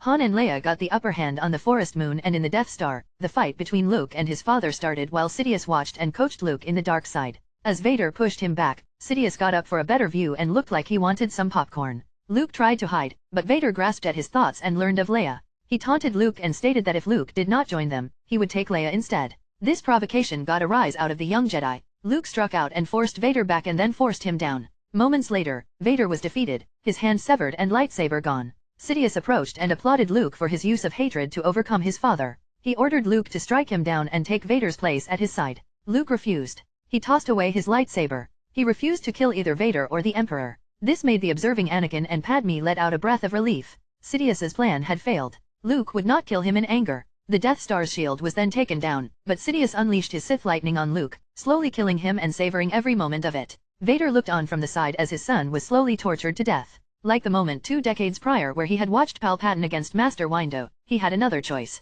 This time, he said, no. Vader picked up the Emperor and the Sith lightning started channeling through Vader's armor and life support system. Vader used the last of his strength and tossed the Emperor into the engine. After some quality screaming on his way down, Sidious died and a massive surge of dark side energies emerged from his body, but then retracted. Padme asked, was he possessed? Anakin smiled for the first time in a while. No, he didn't kill him with hate. He killed him with love to protect his son. And Vader's body was not compatible with being possessed in the first place, that was why he needed Luke. All his plans came for nothing. Harry added with a bit of sarcasm, yep. He's dead. As the prophecy foretold, the Chosen One has brought balance to the Force by ending the Sith. Luke dragged Vader's heavy body to the Imperial shuttle. Without working life support, he would die, so Vader asked to see Luke with his own eyes before his time came. Luke didn't want him to die, he wanted to save him. But Vader, no, Anakin Skywalker told him that he already had, that he was right about him. He died but Luke still dragged his body into the shuttle Luke piloted out as the Death Star exploded. Planets all over the galaxy celebrated the death of the Emperor and the destruction of the Death Star. Luke had Anakin's funeral in the way of the Jedi among the flesh-eating teddy bears who doubtlessly had a very filling meal for the next several weeks. Anakin's Force Ghost showed up as the movie ended and Harry turned off the projection. Harry offered the pair a drink which was easily accepted and asked, so, I should probably mention that I'm going to destroy the Republic. The pair responded with a magnificent dual spit take. Padme was the first to recover and ask, what, why? Because even without Sidious, the Republic has long reached its expiration date. My wife is able to directly communicate with the Force and the Force is already fed up with the Jedi. The current Jedi Order and the Republic as a whole must end. Anakin, having literally seen his life pass before his eyes, was a bit more calm about the declaration and asked, why show us all of this then? Why tell us if you're just going to destroy everything? Harry easily answered, well, the Force wanted us to help you out first. I was going to transport you, Padme, your mother, and her new family, to Naboo. Then I will shut down the galaxy. You won't need to worry about the Force, the Jedi, the galaxy, or any wars. You both can live your life in peace and no one will come to bother you ever again. But before starting, I wanted to ask if you had any ideas or even wanted to help. Don't worry about death, my resources are enough to take this galaxy apart without killing a single person. I'm here on behalf of the Force, remember, and the Force doesn't want anyone dead, it wants the Republic and the Jedi Order to end. Padme asked, and you won't make things worse? You won't make an empire for yourself. Harry laughed, I'm here on vacation and will be leaving in a few weeks. Though I can travel into the future so a few weeks for me may be a bit longer for you. For me, the pod race was only yesterday. I'm fully willing to explain my entire plan to the both of you. You can point out anything that you don't like and we can adjust it. I showed you this because right here and now, we're going to decide the fate of the galaxy. I showed you this so that you know what will happen if we do nothing, to convince you that something must be done so you would be willing to give some useful feedback when you hear my plans besides just telling me not to do it. R2 whirred and beeped. Harry had no idea what it meant but could understand him through technopathy. He turned back to the astrodroid and replied, yes, you can help if you want. R2 beeped excitedly at that. Padme asked, are you sure you're not crazy? Harry shrugged. I never said that, but I am logical. It is possible that my plan is crazy, so I need you too for some feedback and criticism. After I explain my plan, if you really think it won't work or will have problems in the long run due to things I have not thought of, you can bring it up. If my entire plan is too crazy, you can just point out the problems, and as long as they are logical and I can't fix them, I may even give up the entire plan. But the plan really is pretty good. Like I said, there are no deaths involved. Anakin asked, then why am I here? Padme knows more about politics, the galaxy, and the Senate than I do. I don't see a problem with her deciding everything, so you really don't need me. Harry shook his head. The Force wants you to choose the fate of the galaxy or at least be a part of it, so your attendance is mandatory. The young Skywalker sighed and said, all right, fine. So what's the plan? Harry smiled. Soon the fun would begin. A few hours after the group's meeting, Obi-Wan found himself on Coruscant. He had tried to send a communication to Anakin so he could relay it to the Jedi Temple, but the moment he tried, a portal of some kind had formed below him. Moments before he could locate Anakin's ship to send a transmission, Obi-Wan fell through the portal and found himself before the Jedi Council. The strangeness of his arrival did not take away from the importance of his message. No one had any idea how he had gotten there, but it was a fact that Count Dooku had arranged for a large group of systems to separate from the Republic, and the cloners on Kamino had created an army on the orders of Jedi Master Sifo-Dyas. Jar Jar was once again tricked into suggesting to the Senate that the Supreme Chancellor be granted emergency powers so he could authorize the creation of a clone army, but after the request had been made, something strange happened. All the lights in the Senate started flickering and darkness encompassed the massive gathering. Suddenly, an enormous hologram of a cloaked figure emerged in the air above the Supreme Chancellor. With the lights dimmed, everyone could do nothing but look over to the robe-wearing figure. His face was well hidden beneath his hood and his posture was ominous. The figure in the hologram spoke. I am Darth Sidious, Lord of the Sith, and I now declare war on the Republic and the Jedi. The Chancellor standing below the hologram was unable to hide his shock or outrage. His face distorted into a fearsome visage scary enough to make any who saw it shit themselves. Luckily for him, no one was paying attention to his face at that moment. The hologram of Darth Sidious had everyone's attention. He continued, 1,000 years ago, the Jedi's war on the Sith reached the point of absolute obliteration, leaving only a single Sith alive in the galaxy. He ventured into the unexplored regions of space to look for powers formidable enough to take revenge on the Jedi. His mission was succeeded by his apprentice and afterwards by his apprentice's apprentice, and so on until I inherited that mission. On this day I have wonderful news for the citizens of the Old Republic. I have succeeded. Though you could not see the face beneath the man's hood, you could practically hear his cruel smile. Below the hologram, Palpatine was practically foaming at the mouth. How dare someone use his name to declare war on the Republic? How dare someone use his name to declare war on the Jedi? That was his right. No one could take it from him, but it was happening here and now. Someone claimed his name, his destiny, and there was nothing he could do to stop this without giving himself away. The hologram continued, I have found an ally beyond your comprehension. He is far older than the Republic. He is far older than the Force. He is older than time and even older than death. Here, let me introduce you to my master. His name is Cthulhu. The hologram gestured to the white wall behind him, but no one stood there. For a few moments, no one had any idea what was going on. Then the scene of the hologram started zooming out. The robed Lord of the Sith sat alone in front of the massive white wall, but as the scene zoomed further and further out, a sudden realization dawned on the observers of the Senate. The white wall was not a wall. It was a claw. Specifically, a toe claw. The picture zoomed further and further out. The toe claw came into view with others around it as a towering green foot came into view. The picture continued to zoom out as a leg taller than any building came into focus along with the second leg and a chair it was crouched upon. The scene zoomed further and further out until a creature taller than any known mountain in the galaxy came into view. Once its figure was clearly visible, those who witnessed it wished they hadn't. Sitting upon a throne was a monster of vaguely anthropoid outline, but with an octopus-like head whose face was a mass of feelers. It had a scaly body that shimmered with an unearthly greenish glow. The thing, which seemed instinct with a fearsome and unnatural malignancy, was of a somewhat bloated corpulence, and squatted on a throne covered with eerie, indecipherable characters. Though the camera observing the figure was clearly many tens of kilometers away, the figure's maddeningly yellow eyes were clearly visible. Once the whole of the Senate understood the stature of this figure, the honored representatives for the planets of the Republic collectively shat themselves. Chapter 118 The End of the Old Republic. The Galactic Senate, which had stood for over 1,000 years as the heart of law, diplomacy, and reason, was now stricken of all such concepts at the mind-boggling stature of the incomprehensible figure displayed before them. What few would appreciate until later was that the hologram was not showing a side of the image, but the front from every angle. It was the type of projection that allowed all to see it as if it was looking directly at them no matter where they sat within the enormous Senate floor. The only exception was the seat of the Supreme Chancellor that sat below the projection and was therefore spared from viewing it head-on. Everyone could only regret their decision to wake up this morning as the soul-piercing yellow eyes of the hideous green abomination bore into their memories and dreams. Many forgot where they were and screamed or fainted. Their cries fell upon deaf ears as few if any of the assembled galactic representatives could form coherent thoughts. They were like mice looking into the eye of a snake getting ready to strike, completely unable to move. Other than some of the constipated Jedi, Palpatine was one of the only members of the Senate currently lacking in brown patches on their trousers. Besides his inability to see the full scope of the hologram from his position, he was easily able to rationalize the situation as the farce it was. The initial figure claiming his name was fake, so it didn't take a grand leap of judgment to determine the second figure was artificial as well. But how was he going to convince the Senate of this? Before Palpatine could formulate any plan, a sound echoed through the Senate like the bubbling of sewage and crunching of bones. The image of the yellow-eyed Cthulhu spoke in an unintelligible language that crawled like slugs through the senses but was somehow understood by every conscious being in the Senate. The age of the Republic under the Jedi has ended. The gift of light has been abused. You have been rejected by the stars and all will return to origin.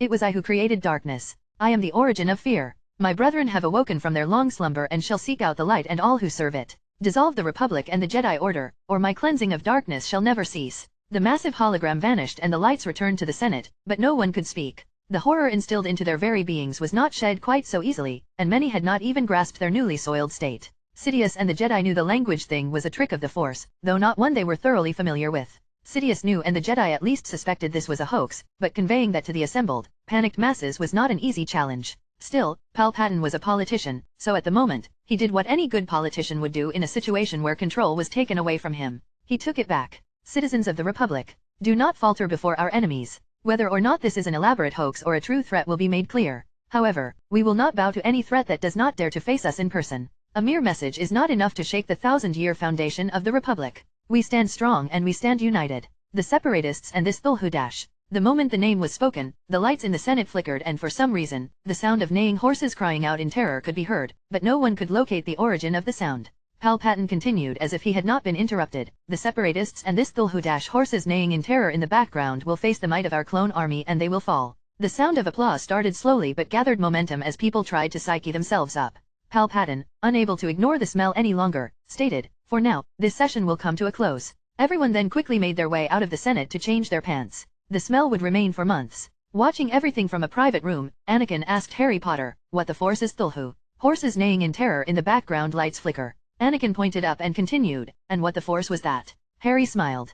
"Cthulhu is an imaginary god written about by a very fun author from my world. Thankfully he isn't real so I can use his name all I want and there's no real one to worry about." At least Harry was pretty sure he wasn't real. If Cthulhu was real, that meant Azathoth was real. According to H.P. Lovecraft, the universe was Azathoth's dream, so if he ever woke up, the universe would end. Harry was pretty sure his universe and this universe were not dreams of Azathoth, so Cthulhu wasn't real. As for the specific reason for choosing Cthulhu, it was because there would always be idiots trying to delve into the darker arts for power. Harry Potter intended to replace the Sith Order with Cthulhu cultists. The difference of course was that since Cthulhu wasn't real, no amount of worship from virgins in their parents' basements would generate any results. You could never remove evil and darkness, so might as well trick those who seek it out into barking up the wrong tree. Centuries from now, cultists wanting to overthrow whatever new government order existed at the time would be praying to Cthulhu rather than looking for Sith holocrons. Harry then continued, "And thanks to some excellent hacking and help from the Force, that will happen anytime someone says Cthulhu." Horses neighing in terror in the background, lights flicker. Padme asked, "How is that possible?" Harry explained, "Anywhere with a communicator of any kind has been fully hacked and if that word is heard, a program will cause the lights nearby to flicker. The Force is helping by making people who hear the word also hear the sound of horses, though this won't work on droids." Padme skeptically clarified, "Wait, the Force is helping you prank the galaxy?" "Oh yeah. Want to see what happens with the Jedi?" Anakin answered with maniacal glee, "Oh yes. Yes please." The TV changed to show the Jedi Council, all meditating. Padme asked, "What are they doing?" Anakin answered this time, seeking answers from the Force. "They're probably trying to determine if this is a hoax or a real threat." The Jedi on screen all opened their eyes at once. None looked pleased. In fact, they all looked uncomfortably constipated. Yoda spoke up first. "Incomprehensible, this is." Master Windu asked, "How can this be? How can that be the answer? I don't understand." Although Obi-Wan was not a Jedi Master, he had been invited to sit and meditate on the answer and asked, "I don't understand. What does it mean? That cannot be normal, can it? We asked for an answer, but how can that be an answer?" Yoda's frown deepened. He muttered aloud, 42. Master Windu asked, 42 what? What kind of answer is 42? Yoda asked, "Perhaps, understand the question, we do not." Obi-Wan stated, "I was asking if the threat is real. Does that mean there are 42 of these Thulhus?" Horses neighing in terror in the background, lights flicker. Everyone looked up at the lighting. Mace Windu stated loudly, "Thulhu." Horses neighing in terror in the background, lights flicker. Yoda raised a hand, "Perhaps, say this name we should not.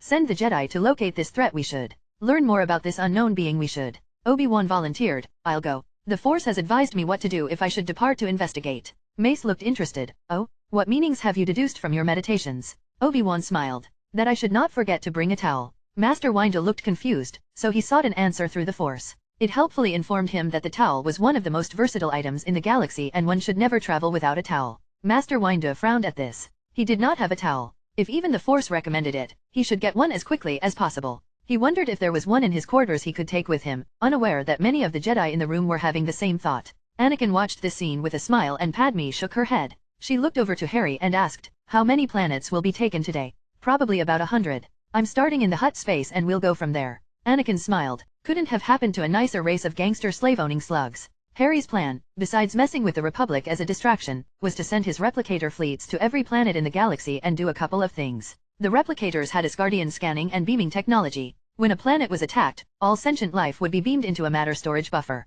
The replicators would then devour all metal and technology on the planet and create a city using replicator blocks. The homes in the city would include computers, internet access, video games, and security. The replicators would also create a few farms and alter and matter conversion technology would be used to create seeds and the minimum amount of required food. Exceptions would be made for planets where a species originated like the Gungan cities beneath the waters of Naboo and the Wookiee cities of the forests of Kashyyyk, but the metal in most other cities would be devoured and converted into replicator cities. Once a planet was edited, a population of 1 or 2 species would be sent to inhabit the planet, teleported directly into the pre-built homes where they could register themselves as the homeowners. The only weapons they would have would be whatever they were carrying when they were beamed into matter storage. Facilities to create more weapons and ammo would not exist and they would have to make anything like that themselves. Those that had family could use the computers to register the names of their family members and request to be reunited if separated into different planets. Every city on every planet would have a Stargate. For the first few years, Stargates would only allow transport between cities on the same planet. After a few years, Stargates would allow transport between planets with the same species. If a planet with 2 species ended up killing one of the 2 species, that planet's Stargate would likely be locked from interstellar transport. Most planets would include humans and one other race, allowing interspecies trading via different planets which both contained humans or both contained another popular race. If the planet could support a higher population, species would also be able to request to move to a specific planet prior to the opening of the planet's access to interstellar trade. Most Wookiees, for example, would likely prefer to only live on Kashyyyk. If Kashyyyk could sustain all Wookiees, that would be allowed. Especially since the houses of Kashyyyk were made of wood and would not be destroyed by the replicators. The people of the planet would be left up to their own devices to build what they wanted to, but replicator ships would eternally scour the stars and any ship they found would have their occupants beamed into storage and the ship devoured. For a very long time, there would be no starship travel in the galaxies. According to Jean's interpretation of the will of the Force, starship travel has been heavily abused and is the cause of all other problems in the galaxy. Because the planets with the highest populations were incapable of self-sufficiency, they became parasites that devoured the resources of the galaxy, preventing there from ever being excess or abundance. There were correct ways to solve most problems that planets had, but the existence of starships allowed people to incorrectly solve their problems for countless eons, resulting in the Republic as it was today. The plan stripped away everything but the people and encouraged self-sufficiency. After a planet had been edited and 1 or 2 species had been delivered, the replicators would not interfere in matters other than the destruction of spacefaring ships that leave the atmosphere and the regulation of the stargates and matter converters. Just about everything else would be left to the population. They could even use the computers to edit the form their replicator cities and homes took. Was the plan perfect? Far from it. Padme argued this point at length, but Harry countered that perfection was unattainable to begin with and the best they could hope to reach was a strong foundation for something better, something the people of the galaxy could decide amongst themselves to build. According to Jean, the Force grew with the number of intelligent species, so the plan promoted population growth along with self-sufficiency. The replicator cities would provide shelter, security, and the bare necessities of food along with communication, access to knowledge, and education. Everything else was up to the people who lived there. Padme did ask for an exception for Naboo that Harry partially agreed to. The Gungans were already self-sufficient and the planet's original inhabitants, so the replicators would not touch them. The human cities were mostly made of stone, so even if the replicators were unleashed, most of the foundations of the cities would be untouched. The exception, however, was the buildings crafted by the Trade Federation to mine plasma that was built beneath the royal palace. Harry explained that the Trade Federation did not build the mining system with sustainability in mind, so it would slowly cause the planet's deterioration and had to go. After some convincing, Padme reluctantly agreed. However, all the starships would still be devoured. She wasn't the queen anymore and couldn't tell her people to just not use them, so they'd have to go no matter what, but the remaining vehicles would be spared. The plan also included terraforming many planets, including Tatooine. Tens of thousands of years ago, Tatooine was destroyed and was still partially radioactive from the violence of the destruction. That's why it was still a desert thousands of years later. Many other planets had been made uninhabitable through a variety of means. Phoenix fire bombs would be used to cleanse these planets and an ocean or two from other worlds would be shifted over via Super Stargate. Planets like Kamino would benefit from having their oceans reduced, as that would reduce the strength of their endless storms and uncover the long flooded continents, allowing more locations for cities to be made. After a planet was terraformed using Phoenix Flame, it would be flourishing with life in 100 years or so, and a Stargate would be activated on it, allowing other species to expand to new planets and allow populations to grow. This was what the Force desired, the continuous growth of all sentient species. According to Jean, there were massive dangers outside the Star Wars galaxy, and the Force was maintaining something of a barrier around the galaxy. Once every planet was filled with life, the Force would be strong enough to protect itself from the dangers of the galaxy and could open the barrier, allowing the people of the galaxy to expand even further. Of course, that was just the Force's super long-term plan.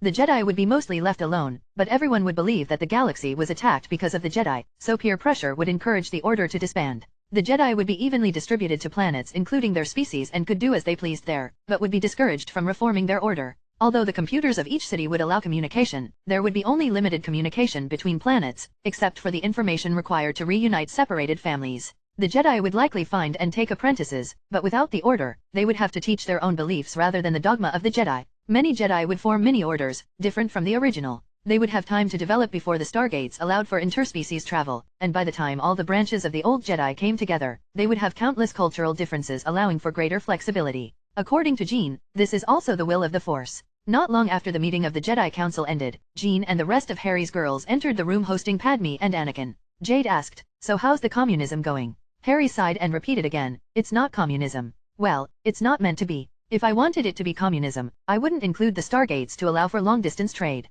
Even if it kinda looks like it is starting that way, it will turn into capitalism on its own." MJ smirked and sat down on the couch with some popcorn, "If you say so." The girls had been tweaking him repeatedly ever since MJ pointed out that he was essentially redistributing the wealth by having the replicators devour everything and then provide the same level of comfort for everyone, regardless of how much they had before. Harry didn't care too much, since even if it did look like it, communism never lasted, so it would fix itself eventually. Besides, he was taking people from one world to another using mysterious means. He preferred to think of his plan as the Grand Eye Sky. Anakin and Padme had met the girls a few hours ago during the discussion on the future of the galaxy and had gotten along quite well. Padme took a seat next to MJ and started shamelessly stealing her popcorn before asking, "So, what's on next?" Harry didn't answer but smiled and changed the picture on the monitor from a view of the Jedi High Council to a view of the Supreme Chancellor's room. Palpatine was currently in the midst of redecorating, using his lightsaber. There was also a dismembered body in the corner. Padme gasped, but Anakin just calmly asked, "Who was he?" Jean answered, "Palpatine's local problem solver, spy, and information gatherer." Pap's not happy that he missed this. Not happy was an understatement. Palpatine's desk had been sliced into countless pieces, his chair was in shambles, his walls, and just about everything but his door was scorched from the blood-red saber he wielded. Every couple of breaths he would stop slicing randomly and start shooting lightning at the pieces of the charred corpse, which were already starting to smoke. Padme continued to watch the galaxy's biggest drama queen vent his frustrations and throw a hissy fit while casually eating popcorn. Within the office, Palpatine was seething. Lashing out without allowing his presence to be felt in the Force was a trick he'd mastered long ago, and its effectiveness proved useful even today. Very little about today made sense. Obi-Wan was on Geonosis and should have been captured. The Jedi should have sent a rescue team and Dooku would have slaughtered them, starting the war and the extermination of all Jedi. Somehow Obi-Wan had found himself taken from Geonosis and placed back on Coruscant. Though Palpatine was able to obtain emergency powers using Obi-Wan's report, the Sith Lord was not pleased that their first opportunity for spilling Jedi blood had been denied. That wasn't the only thing amiss before this Senate meeting. The boy, the chosen one. He should have found his mother's corpse by now and taken his first step into the dark side, into the path to becoming his apprentice. It should have happened by now, but it had not. As Darth Sidious, he should have been able to peer through the Force to view its secrets. The whole of the galaxy was a stage and the players were moved according to his whims, so nothing should be hidden from his sight. But when he peered into the Force for answers, he only found two pieces of information. The number 42, and the fact that a towel was a very useful item to carry around. This greatly infuriated him. The Force was his. The galaxy was his. Both should bow to his will, yet it was clear he was being mocked. The Senate floor where he rose to his seat of power and completed his grandest of schemes was now stained with the smell of incompetence, and he knew deep down the scent would eternally linger. His rule was now mired by the stench of failure. The sound of beeping brought him out of his internal rantings, and he noticed the communicator on the remains of his desk was still functional. Someone was calling him, and he recognized the number. Palpatine used the Force to lift the device into the air and turned it on. "Report, Dooku. How was Obi-Wan able to escape?" From the other end of the communicator, his new apprentice answered, "We were unable to determine this, and things have changed. I am now on a ship fleeing Geonosis with the remainder of the Separatist leaders and the executives of the Trade Federation. Although we left only half an hour ago, we are no longer able to contact anyone on the planet." Palpatine cleared his mind at this. Such a situation required his undivided attention, and his outbursts could wait. What has happened to Geonosis? Why did you flee? Count Dooku answered. A massive cloud of what can only be described as darkness was observed heading for the planet. It was not there some hours ago. Probes and crafts were sent to gather information, but no signal has been received from inside this cloud and none who have entered it have returned. The cloud was larger than the planet and I deemed it prudent to evacuate the essential commanders before the cloud reached the surface. After the cloud collided with the planet, it began to spread. We did not receive any signals from those left on the planet and the darkness cannot be penetrated by any of the sensors we possess. Last observed, a third of the planet had already been engulfed by the cloud, and ships that were unable to leave before the cloud covered the spaceports have gone silent. Sections of the cloud seem to seek out our ships in orbit and those engulfed have also gone silent, so my ship and all others have fled the planet.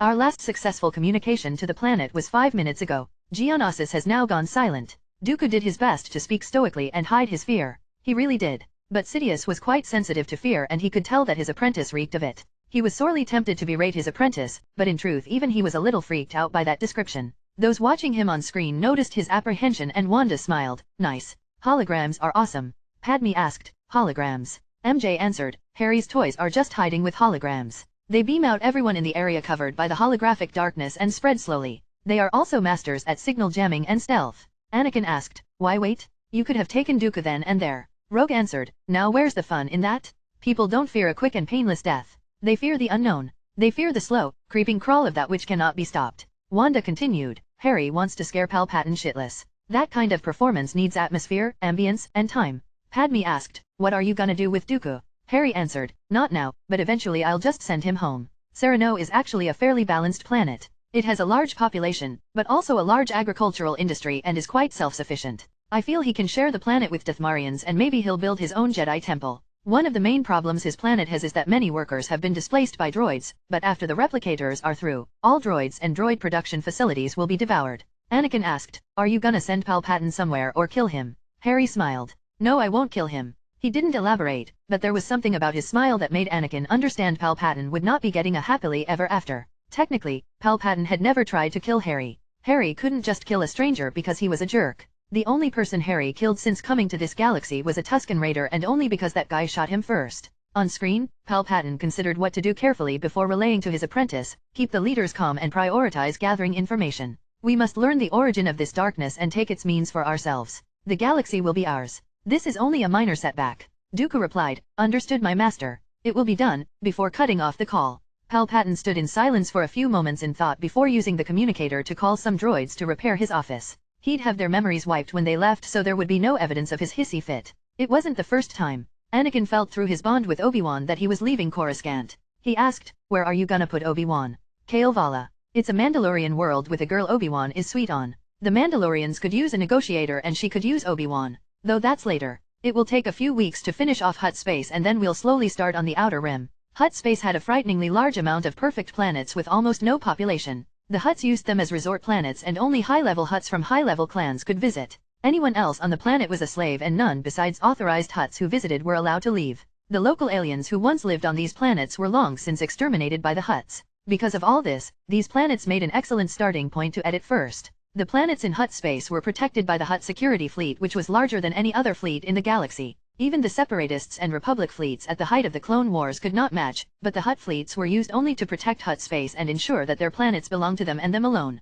For the replicators, it was a feast. And in the same way that the Phoenix Force could tell Jean what planets needed burning, so too could the Force tell her what planets were safe to live in but uninhabited by intelligent life. Such planets were not located on any known hyperspace lanes, so current means of star travel would not discover them easily. Like the edited Hutt space planets, these planets would receive a few replicator cities and stargates and soon be home to 1 or 2 new sentient species. Anakin asked, how's R2? Harry pulled out a tablet and after a moment answered, having fun it seems. Harry converted R2-D2 into a replicator dreadnought and the no longer little droid was in charge of the fleet currently devouring all the ships in Hutt space while surrounding himself in a holographic cloud of impenetrable darkness. The Hutts themselves would be stored until the Hutt home world of Nal Hutta could be edited. It was a polluted swamp world that literally rained grease and in Anakin and Harry's shared opinion, the slugs deserved to live there forever. The plan was to slowly allow the news of worlds being devoured to spread. Some key planets like Geonosis would be devoured early. Kamino would be attacked in a few days so no more clones would be bred. Collected clones would be spread out through the planets and could perhaps work with local Jedi as impromptu law enforcement. The purpose of the attack was to shake the mentality of the Republic. They would never accept simply being relocated, but if they thought they were going to be devoured by darkness and then discovered they were only being relocated, they'd have an easier time accepting it. Anakin compared it to telling someone, "Your wife is dead." Just kidding, she's pregnant. He honestly considered Harry a horrible person but accepted that the galaxy needed something horrible to happen to it, and this was the best of the worst that could happen. A week later, Anakin had been summoned back to Coruscant. Padme stayed on Naboo and spoke with the Queen about the changes that would be coming so they could be ready for the future. Things like calling their relatives back to the planet and using their available ships to plow some fields for self-sufficient crops before they lost their use. Obi-Wan had also returned with news from the Outer Rim. Almost 100 planets were taken a day, and though most were in Hutt space, not all were. The slow taking of planets allowed for many evacuees to tell the story, and no one who returned to a planet that was taken was heard from. Anakin was invited to the High Council chambers to hear Obi-Wan's report with the rest of the Jedi Masters. Things are worse than we knew. Multiple planets every day are experiencing the phenomenon of going dark. Any planet that has gone dark cannot be reached through any form of communication. Piloting a ship near any planet that has gone dark results in losing contact with the pilot. There is something of a safe distance, but even that is not a guarantee. The only vessels that have escaped after a long-distance scouting voyage claimed that the moment they entered the system, the darkness approached at unbelievable speeds. I imagine that the ones who were not heard from again did not escape the pursuit of the darkness that came for them. Master Windu's perpetual frown deepened. This is very dangerous. What if a planet goes dark without our awareness and vessels continue to travel there? It would be a one-way trip and they would never know. Anakin did not speak up or show his amusement at the fear displayed in the temple. Instead, he asked, "Do you believe the darkness would abate if the Jedi Order were dissolved?" Every aged and weathered face turned to give him a hard look, but as one who had seen the endgame, he was not cowed in the slightest to these players on the board. He returned their glares with an expression that said, "Yes, I am serious." Jedi Master Ki-Adi-Mundi stated plainly, "The Jedi will not dissolve at the word of one who claims to be a Sith." Anakin asked, "So you know how to stop the darkness then? Please enlighten the rest of us." Master CZ shot back, "As someone who is not even a Jedi Master, you do not have a place to speak here." Anakin didn't react with aggression as some felt he might have. Instead, he simply smiled. "If it is the opinion of the High Council that the Chosen One destined to end the Sith has no place discussing a threat that claims to be Sith in origin, then I will take my leave from these chambers. Before doing so, however, I have something to deliver. Master Obi-Wan, Master Yoda, these are for you." Anakin took out and handed both a card. Obi-Wan opened it first and asked aloud, "A wedding invitation?" Anakin smiled brightly, "Yes, mine and Padme's. You're both invited." Obi-Wan and Yoda glanced at each other and shared a look of equal bewilderment. Yoda recovered first, "Inappropriate, this is." Anakin shrugged noncommittedly, "I suppose. But I've been meditating on the Force over our feelings and I've received a distinct impression that the Force has given us its blessings." Mace Windu and the other masters were equally appalled. He stated, "That's not how the Force works." Obi-Wan stated with panic in his voice, "Anakin, you have not even been knighted yet. You cannot expect the Order to accept this." Anakin shrugged again with a smirk. He looked Obi-Wan in the eye and said, "I've tried to fall out of love with her for 10 years and have failed miserably. At this point, I think my love for her will probably outlast the Jedi Order. You can keep me or kick me out, but neither will change our wedding date." After calmly receiving the glares of the remainder of the Jedi High Council, Anakin left the room. Yoda asked the Force if this would lead to tragedy. He was told that if he was going to the wedding, he should not forget to bring a towel. Chapter 119 The Madness of Sidious. Ahsoka Tano found herself in a metal room and was more than a little confused. She was almost certain that moments ago, she had just been eaten by the darkness. It was only days earlier that she and several other Jedi younglings had completed their initiate trials and after the gathering, had just acquired their Kyber crystals and assembled their first lightsaber. Before they could even leave the surface of Ilum, a cloud of darkness had descended on the planet and a white light had momentarily surrounded her. That was her last memory before standing here. The metal room had a bizarre texture as if every surface was made from uniform segments. There were no doors or obvious methods of entry or exit, but there was a monitor screen. The moment she approached it, the screen came to life with a video. The star of the video had text written in Orbesh, Galactic Basic, which read, "Welcome to the end of the Republic. You are here because a lightsaber was detected on your person." Ahsoka quickly looked down and confirmed her lightsaber was still at her side. For some reason, she thought it would have been taken away. The video continued, "Your lightsaber is yours of course, but if you are a Jedi, you are to be informed that the Jedi Order is no longer recognized as a legitimate organization, and any attempts to restart it in any form will not be allowed." Ahsoka knew this was a video, but still stated aloud, "That's crap, why ban the Jedi?" Unexpectedly, the question, "Why ban the Jedi?" appeared on the screen, and some text appeared below it. The current Jedi Order have failed in their mission to serve the Force and this is their punishment. The Jedi Order of the last 1,000 years equates peace to stagnation. Force users cannot serve the Force while also serving another master, like the Senate. Ahsoka was rendered speechless for a moment. The video continued, "If you locate an untrained Force sensitive and feel the need to teach them how to use the Force, that is fine. You simply cannot teach the Jedi doctrine that has failed the Force. Teach something else. The only requirement is that what you teach cannot promote stagnation." Anything else we leave to you? Ahsoka felt some of the blood drain from her face. What did it mean? No, she knew exactly what it meant, but it didn't seem possible. Whatever was behind the darkness was really stripping the galaxy of the Jedi Order. The text on the screen changed to a number of pictures. Former Jedi are encouraged to act as law enforcement for their new homes after relocation. Of course, you can also hide your lightsaber and deny your past as a Jedi. Your species has been detected to be Togruta-. As a Jedi, you may select the world you will be relocated to with other Togrutas. Ahsoka shouted, What? What do you mean relocation? The screen showed her questions again, and below it was an answer. Spaceship travel has been determined to cause more damage to planets and populations than anything else in the galaxy. Therefore spaceship travel will be made illegal. Powerful scanners capable of detecting spaceships will be deployed throughout hyperspace lanes, and any ship found will have its crew detained and the ship scrapped. Before the removal of all spaceship travel, the various species of the galaxy will be allocated sets of planets for their own use to develop and grow independently of one another. With the answer once again rendering the young Padawan momentarily mute, the video's text continued. Please choose a planet and city to be relocated to.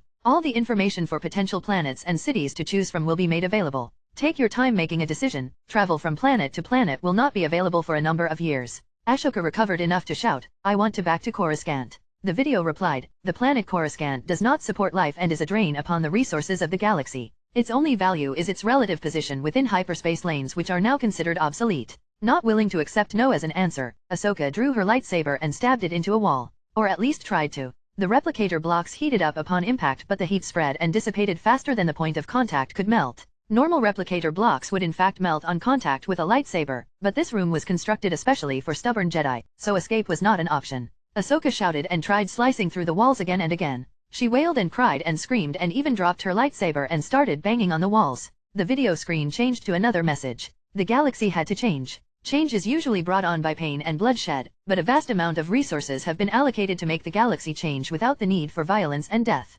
However, such a substantial change occurring without violence or death will naturally be met with great resistance. It simply does not feel natural for so much change to occur without violence and bloodshed leading up to said change, which will inevitably cause a terrible feeling of incongruity. Please accept that this change is necessary. This change is hundreds of years overdue. After a few minutes of silence, Ahsoka asked aloud, Can I just go to a planet with another Jedi? Some text appeared on the screen. Yes. Is that what you wish? She answered resolutely, yes, and white light surrounded her once more, and she was teleported back into the matter storage buffer. A few moments later, another Jedi was teleported into the room and the screen started playing again. Jean and Rogue watched Ashoka's choice from another room and both were struggling not to run out and comfort her. The system was mostly automated, and one of the problems was that although the system could tell the difference between species in the matter storage buffer and confirm the presence of a lightsaber, it would not determine age, so the message was the same for an adult with a lightsaber and a child. Jean sighed and turned to screen off while Rogue asked, she really wanted to be with another Jedi, huh? Jean nodded and answered, Padawans with a master-apprentice bond train far faster than Padawans without one. That's why Padawans who don't have a master never become Jedi Knights. She has probably been looking forward to getting a master her whole life, just like all the other Padawans and younglings. Rogue wondered if anything would be done about all the younglings in the Jedi Temple. She figured she'd ask Harry if they could be stored separately and to make sure they were all sent to a planet with a few Jedi on it. Jean was privately having similar thoughts. Uprooting an entire galaxy without bloodshed didn't mean there wouldn't be any tears, and they all had to accept that. No one would like to have their entire lives turned upside down and have their future ripped from their hands. Their main source of solace was that the homes provided would give them just about everything they needed. The matter converters would provide clean water and food and seeds to plant. The internet would not be limited to just their own planet but would allow communication across the galaxy. The video games that could be played through the internet had multiplayer functions that allowed co-op from players on other planets. The literature and knowledge available on every computer would allow anyone to learn just about anything. The only thing they could not give was a family to those without one, but that was the point of putting the same species in the same space.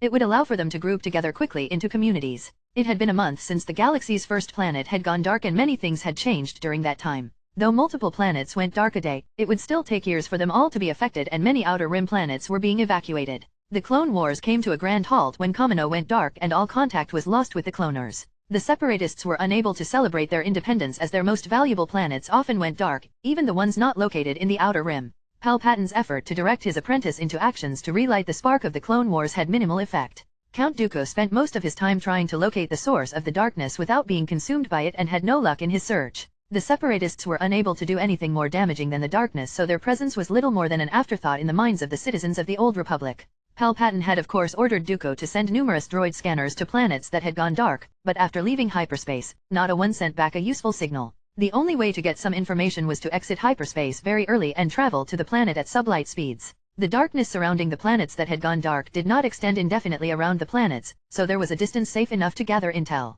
The only problem was that all reconnaissance missions where information was successfully gathered pointed to the same conclusion. The darkness that took over a planet didn't leave after any period of time, meaning all taken planets were, at least for now, still inhospitable. Or at least that was the guess of those who checked the data. Just about every computer system in the galaxy was hacked in one way or another, so the unmanned probes only gave information Harry wanted them to. A number of them even got lucky and were able to get readings on the planet which showed no signs of sentient races on the surface. Wanda had the most fun editing the videos captured by the unmanned drones. According to her edited videos, many of the planets were not only covered by a thick layer of darkness, but there were massive, titan-sized creatures moving about beneath the darkness. An especially vivid image of a continent-sized tentacle emerging momentarily from the darkness was something she considered her best work. Everyone got together and watched the live security footage of the group that saw the edited footage for the first time. 2 members of the group screamed like little girls and 3 more directly fainted. Besides messing with the Republic, Harry and the girls did go to Anakin's wedding, and Obi-Wan and even Yoda showed up as well. Both brought a towel, which proved useful as the wedding venue was outside and they sat on the grass using their towel as a seat. Anakin was not removed from the Jedi but instead sent on a few missions with Obi-Wan to check out the Separatists and find out what, if any, connection they had to the darkness. As they went off on their adventures, Harry and the girls each had their own fun. Wanda took dozens of glamour shots of Goose the Flurkin, printed them into posters, and posted them using reality magic all over the galaxy. The posters had a subcaption on them that read, "Join the cult of Cthulhu, guaranteed protection from the darkness." With that single move, a vast majority of the galaxy now thought Cthulhu was an orange tabby cat. Jean, Wanda, and Jade worked together to make a cult of Cthulhu which worshipped Goose. They often took the Flurkin to cult meetings where hundreds or thousands of aliens would bow in worship to Goose. Goose wasn't entirely aware of what they were doing but thought it was completely natural to sit upon a pedestal and lounge while being prayed to by the inhabitants of multiple worlds. They even convinced multiple cult members to voyage into the darkness willingly. If they brought everything they owned with them, it wasn't a big deal to store their belongings in the matter storage buffer to place into their new homes later. While the girls elevated Goose to her rightful place as omnipotent lord of the universe, Harry was busy messing with Palpatine. He didn't want to kill him, but for someone who was perhaps the evilest being he'd ever encountered, Harry couldn't lower himself to whoopee cushions and holograms. Darth Sidious's grand plan, besides absolute power and immortality, was literally to blow up every planet that wasn't loyal to him until only those who were loyal to him were left, thus making the known universe well and truly his. He would literally rather destroy the entire galaxy than allow it to exist under a rule, not of his own. It took some time, but Harry eventually formulated a plan worthy of a Dark Lord of the Sith. 3 months after the first planet had gone dark, Supreme Chancellor Palpatine was seen discussing safety measures with his various political supporters when Representative Binks approached. His eyes were a maddeningly vicious yellow. A lightsaber then appeared in the Gungan's hand and a blood-red blade extended out. He jumped at Palpatine and shouted, "Mesa gonna kill you, Oakday." Palpatine jumped back in terror and ran away, barely avoiding imminent bisection. Binks shouted with all the hatred in the world, "You'sa gonna pay for dis." Palpatine should not have been able to outrun the Gungan without resorting to the Force, but the truth was, this was not Palpatine, and that was not Jar Jar Binks. Harry turned himself into Palpatine, then used a polyjuice potion on Palpatine to turn him into Jar Jar Binks. If that wasn't bad enough, he cast a spell on the Sith Lord which forced him to talk like Jar Jar as well. It came as no surprise that the first thing Palpatine did was grab his lightsaber and look for his doppelganger. Harry felt incredibly pleased with himself for creating a true Darth Jar Jar. After about an hour of running around which caused a couple of Jedi to be called in, Harry vanished and Palpatine returned to normal as the polyjuice wore off. He had no idea what had caused his transformation and no idea when it would wear off. Once he was back to his original form, he had no choice but to pretend he had just been chased by a lightsaber-wielding Jar Jar Binks for the last hour. The interview with security and the Jedi was as infuriating as it was awkward, especially when it was determined that Jar Jar Binks was not even on the planet, and was currently on Naboo at Padme's request. When Palpatine returned to his office, he found that his doppelganger was there, sitting in his seat, admiring the feel of the armrests. The Supreme Chancellor had cooled down enough from earlier to not jump the gun and try splitting this imposter in two. First, he observed him. The clearest thing that could be noticed was that, unlike earlier, the man before him was clearly ancient. When he chased him through the Senate, he looked identical to his current appearance, but now he looked as if time had beaten him viciously to death, but it never took. The imposter never looked up at the Chancellor, he simply stated, "Oh, how I missed this chair." Though little more than an illusion, it felt so real back then. Palpatine looked like he was going to reply, but instead, he immediately drew his lightsaber once more and sliced at his imposter's neck. The ancient imposter casually grabbed the vibrant blade with a pinch of his fingers. Darth Sidious was unable to believe this and tried to draw his weapon back, but it seemed as if it had somehow been welded into place. The imposter lightly slid his pinched fingers towards the lightsaber's hilt, forcing the blade to retract back into the handle with the barest of effort. Sidious snarled and released his weapon, falling back to his mastery of Sith lightning. The impostor held up his pinky finger, which somehow drew all the lightning to it like a lightning rod and yet remained undamaged despite the flood of power Sidious unleashed upon this hated foe. The ancient impostor showed little more than amusement at Palpatine's outburst. Eventually, Palpatine realized this was not how he was going to kill this man and ended his useless attack. The impostor stated, "I have forgotten many things in my time, but the look of shock, pain, terror, and hatred on my father's face as I killed my mother and brother in front of him is something I shall never forget."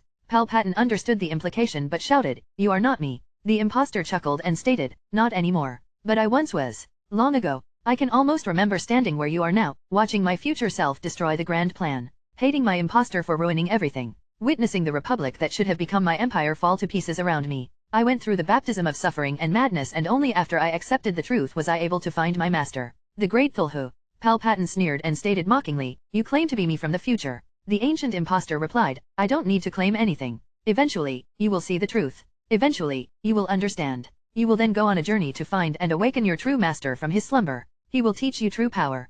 Palpatine snarled, "I am power." The impostor shook his head. "You are merely a slave to the dark side of the Force. Without it, you are nothing. My master is older than the Force, older than time, older than death. Through his teachings, I have discarded the Force. Do you know how old I am? I don't remember how old I am, but I can tell you that I have lived through more years than your old republic. Time and death are meaningless concepts to me. The Force cannot harm me because I am beyond the Force. My master has awarded my devotion and sent me back in time so that I may take every star and planet in the galaxy in his glorious name." Palpatine was gritting his teeth so hard he felt they may shatter at any moment. This creature in front of him not only claimed to be him but claimed to be the loyal servant of some hideous abomination? This repulsive impostor dared to claim the galaxy in the name of another? The impostor smiled at Palpatine as if knowing what the Supreme Chancellor was thinking. That thought deeply disturbed him. The impostor then waved his hand and the window behind him started to smoke. A part of the window changed into a black smoking mass which expanded into a shadowy, flesh-like texture. Once it expanded far enough, the center of the flesh that had replaced the window turned into tentacles that spread out, opening a massive hole in the window that Palpatine knew was strong enough to handle a missile attack. The impostor said, "Don't worry, I remember this part. You'll survive. Enjoy it." At first, Palpatine didn't understand the impostor's meaning, but the fleshy tentacles surrounding the window's opening stretched out like lightning and grabbed his arm. He had not sensed the danger through the Force, even as the tentacle pulled Palpatine towards the window and unceremoniously yeeted him outside to drop thousands of feet to his likely death. The transfigured window turned back to normal as Harry returned to his normal form. He actually didn't know if Palpatine would survive being thrown out the window, but if he did, Palpatine was more likely to believe his "I am your future self" act. And if he didn't survive, oh well. Unlike the Jedi Temple which Mace Windu was yeeted out from, the Senate had a lot of traffic in the airspace around it, meaning Palpatine should have a number of options to choose from when it came to finding something to catch before encountering the ground. Harry spotted Palpatine's lightsaber and couldn't help himself. He disassembled it and added a few charms to the Kyber crystal before reassembling it and placing it back into the secret compartment in Palpatine's chair. Another month passed by and the Confederacy of Independent Systems had well and truly collapsed. Most of their resources were spent to make spaceships and space stations that could survive far away from any planet to avoid the impending darkness. Harry would leave them alone for now. They thought they were hidden, but since Harry had access to every one of their systems, he would know their locations no matter where they chose to hide. The citizens of the Republic eventually caught wind of the fact that the terms of surrender to save themselves from the darkness were to disband the Republic and dissolve the Jedi Order. Multiple planets severed themselves from the Republic, claiming they were permanently leaving and spreading this information far and wide. When the Jedi were ordered by the Senate to negotiate with the systems that wanted to leave, they were met with heavy resistance and in some cases violence. Systems that left the Republic claimed the darkness would come for them if a Jedi came to their system, which prevented any negotiations from even starting. Palpatine, who had in fact survived his fall by using the Force to adjust his course and land on a security drone, was being told by nearly everyone to force the Jedi to dissolve, and to allow the Republic to disband until the threat of the darkness had been resolved. When Palpatine tried to contact Dooku, the call was blocked, leading Palpatine to believe Dooku had betrayed him and run away or that he had been taken. He was not in a position to do anything about either case. "Would you help an old man toast his bread?" The question came from behind in an all too familiar voice. Palpatine started charging his Sith lightning before even turning around and practically roared as he turned and unleashed a maelstrom of hatred given form. The ancient impostor was actually holding up a slice of bread and all of his lightning was directed to the piece, which very slowly changed from white to a golden brown. The impostor then nodded contently and took a bite of the toast. "Ah, thank you, young man." The moment he took a bite, Palpatine felt the Force was cut from him, severing his ability to draw power from it, causing the storm of lightning to abate. He was unable to draw strength or knowledge or power from the Force at this moment while the decrepit thing in front of him finished up his slice of toast. What was more jarring was that once the toast was finished, Palpatine felt the return of his Force abilities, as if they had never vanished. An impulse to once again use his lightning to sear the man's corpse into nothingness was suppressed by the sheer bizarreness of what had just occurred. His connection to the Force was turned off and on like a light switch. His power was taken and returned like it was nothing. This was not acceptable. The ancient impostor smiled and said, "You begin to understand. You think the power is yours because the dark side takes power from the Force, but anything taken can be lost. My power comes from my devotion to my master. As long as my devotion never wavers, my power can never be taken or lost." Palpatine sneered once more. "You think power gifted to you by that abomination is real power? You are a fool, and one way or another I shall kill you." The impostor's smile never wavered. He continued, "You are still young and naive. You also underestimate my master. You do not believe my master is what I have told you. My master is older than this universe. When this universe was just a spark, my master was already ancient. When this universe returns to darkness and another takes its place, my master will still exist. And as my master's loyal servant, I too shall exist. When this universe dies, the Force shall die with it. You wish to become immortal, yet you still believe you can rely on the weakness of the Force? I have attained everything you have ever dreamed of." Palpatine nearly recoiled in horror. This crippled fraud actually claimed he would outlive the universe using the power of Cthulhu? That was impossible. He'd never even considered such a thing could occur. But what if it were true? Palpatine cautiously asked, "And where is your master now?" The ancient fraud chuckled. "My master's form cannot be contained in this small space." Palpatine sneered at the implication. Cthulhu was truly as large as that hologram once showed and stated mockingly, "He dares not show himself in the city." The impostor shook his head. "You misunderstand. The small space I spoke of was not this city. It was this universe. My master's true form is greater than the universe, and his presence within is merely a projection. If you truly wish to see it, I can call upon another projection of my master to appear. Would you like to?" Palpatine's eyes narrowed. After a few moments of silence, he stated, "Do it." A portal appeared in the space next to them and Goose walked out. Though disguised, Goose could still recognize Harry through their familiar bond. The disguised Harry then bent to his knees with his arms stretched over his head and devoutly bent down in worship. "Oh my great Lord Cthulhu, I had nothing but joy in my heart that you have honored me with your presence." Goose replied through their link, "Give me a bed." Harry internally smiled at her reaction and transfigured the floor. From Palpatine's perspective, his impostor had just loyally bowed to a cat, and now the floor looked as if it was melting. The floor then turned into a mass of detailed tentacles which rose the tile beneath the cat into the air. The tile turned into a luxurious bed and the tentacles solidified into a disturbingly ornate pillar of stone tentacles on which the cat was regally perched. Palpatine couldn't take it anymore, so he gathered his infinite fury and moved to vaporize the cat with lightning. Harry figured it would happen though and already activated the formation he set around the room which separated the area from the rest of the universe and the Force. Palpatine's action of angrily pointing at the cat made him look ridiculous. Harry, still reverently bowing to Goose, stated, "My lord, please grant my former self the baptism of madness as you once so graciously granted me." Goose had long since figured out what kind of play his humans were planning, and since she was in fact enjoying herself, she had no real qualms playing along. Palpatine had no idea what his crazy impostor was referring to, but then the lounging tabby cat opened its mouth and he felt a sense of dread that reached to the depths of his soul. A horrible mass of serrated tentacles far greater in volume than the cat itself, had ejected themselves from the creature's mouth.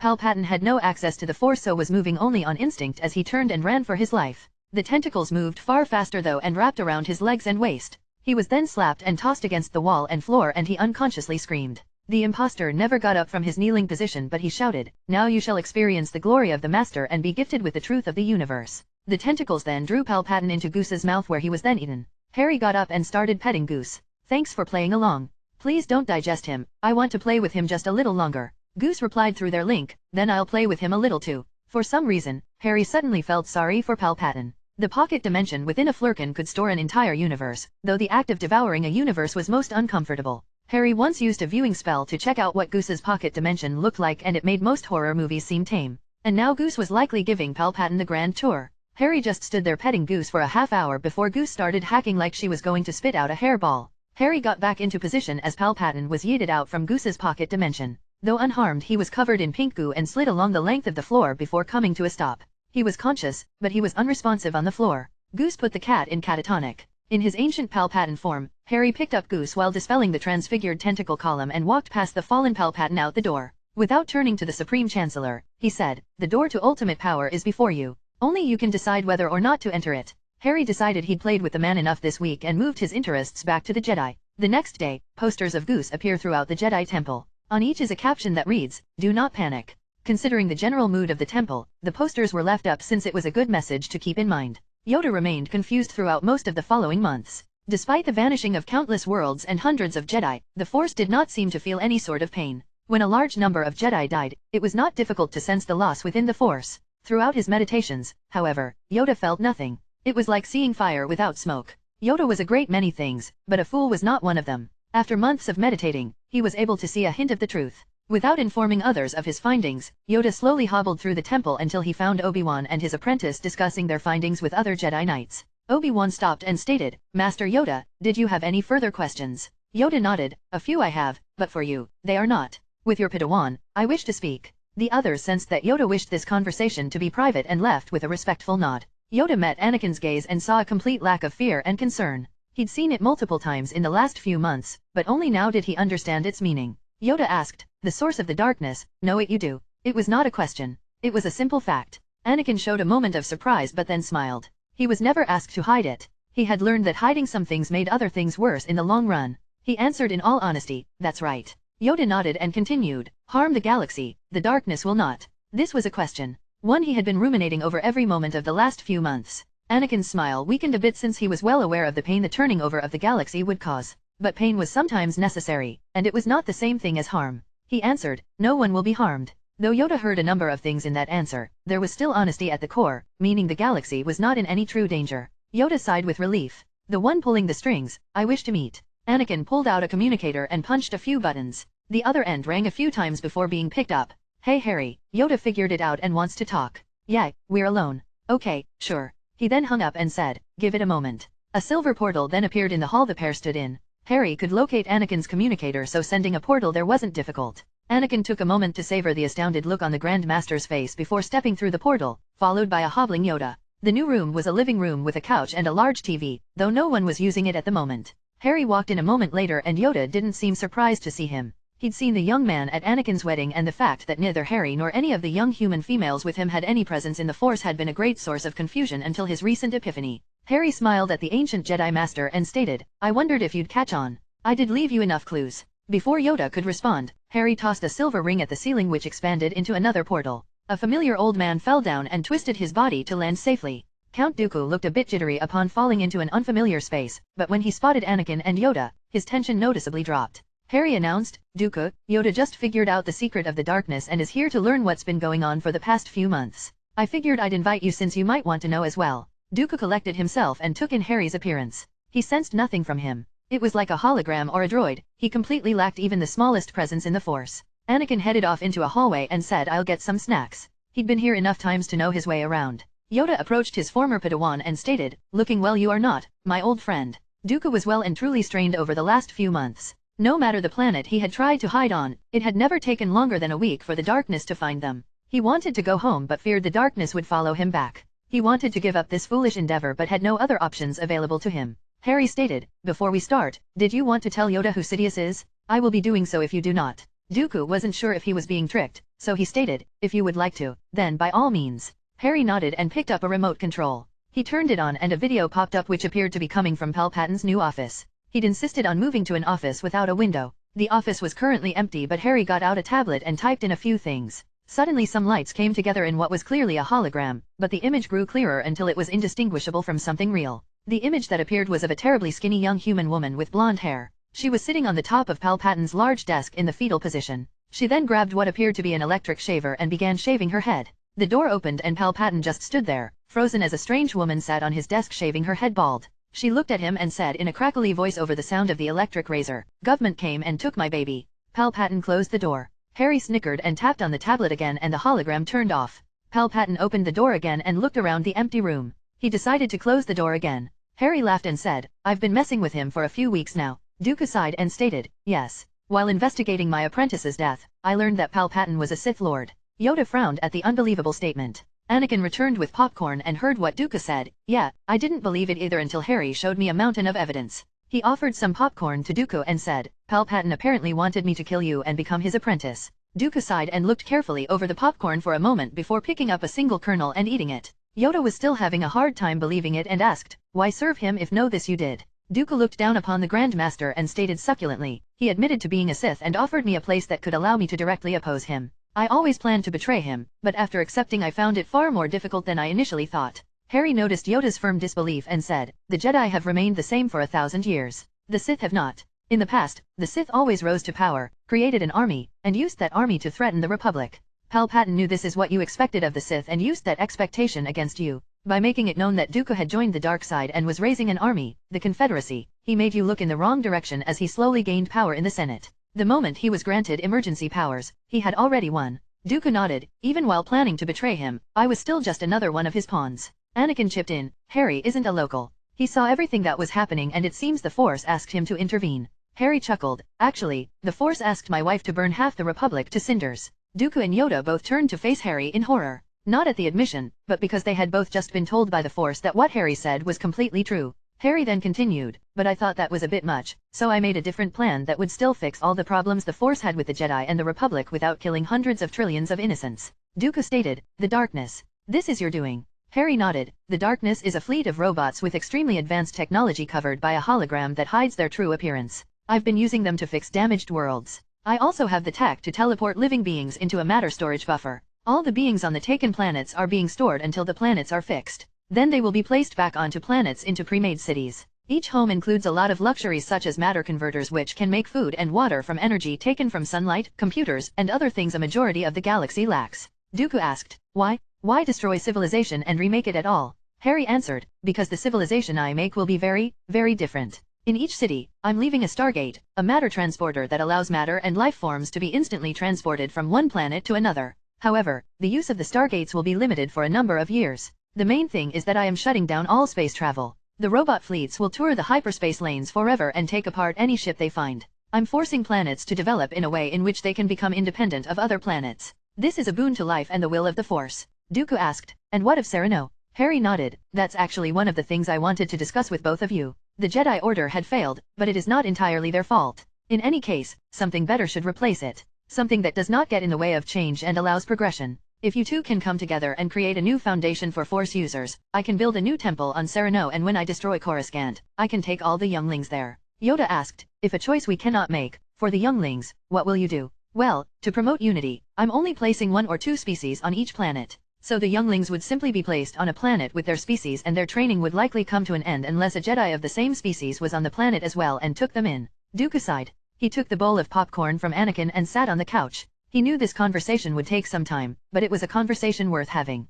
Several days passed by in discussion and Dooku and Yoda met Harry's wives. Both were especially wary of Jean and Wanda. Jean was no longer hiding her presence as she did during Anakin's wedding, and the Jedi felt that she was similar to an avatar of the Force. Anakin reveled in their expressions when he told them it was Jean who the Force asked to burn the galaxy to cinders. Wanda was met with even more caution. Chaos magic was almost pure dark side. Both Yoda and Dooku had met the matriarch of the Witches of Dathomir and felt Wanda's dark presence exceeded that woman's manyfold. The pair took part in the discussion of a new Force Academy as Jean could speak for the will of the Force and Wanda knew more about learning arts that corrupted the user than any Jedi. Yoda stated at one point that he wanted to return to the temple, but Harry just informed him that his mastery over time travel would allow him to send Yoda, Anakin, and Dooku back to the moment they arrived. Dooku declined being sent back, however. Since he knew the fate of the galaxy, he no longer saw any point in wasting his time dealing with the leaders of the Separatists. In fact, he asked if he would be allowed to make some suggestions on the editing of Sereno, to which Harry fully agreed. Some days after many long discussions had finished, Yoda was returned via portal to the Jedi Temple where Anakin was waiting for him.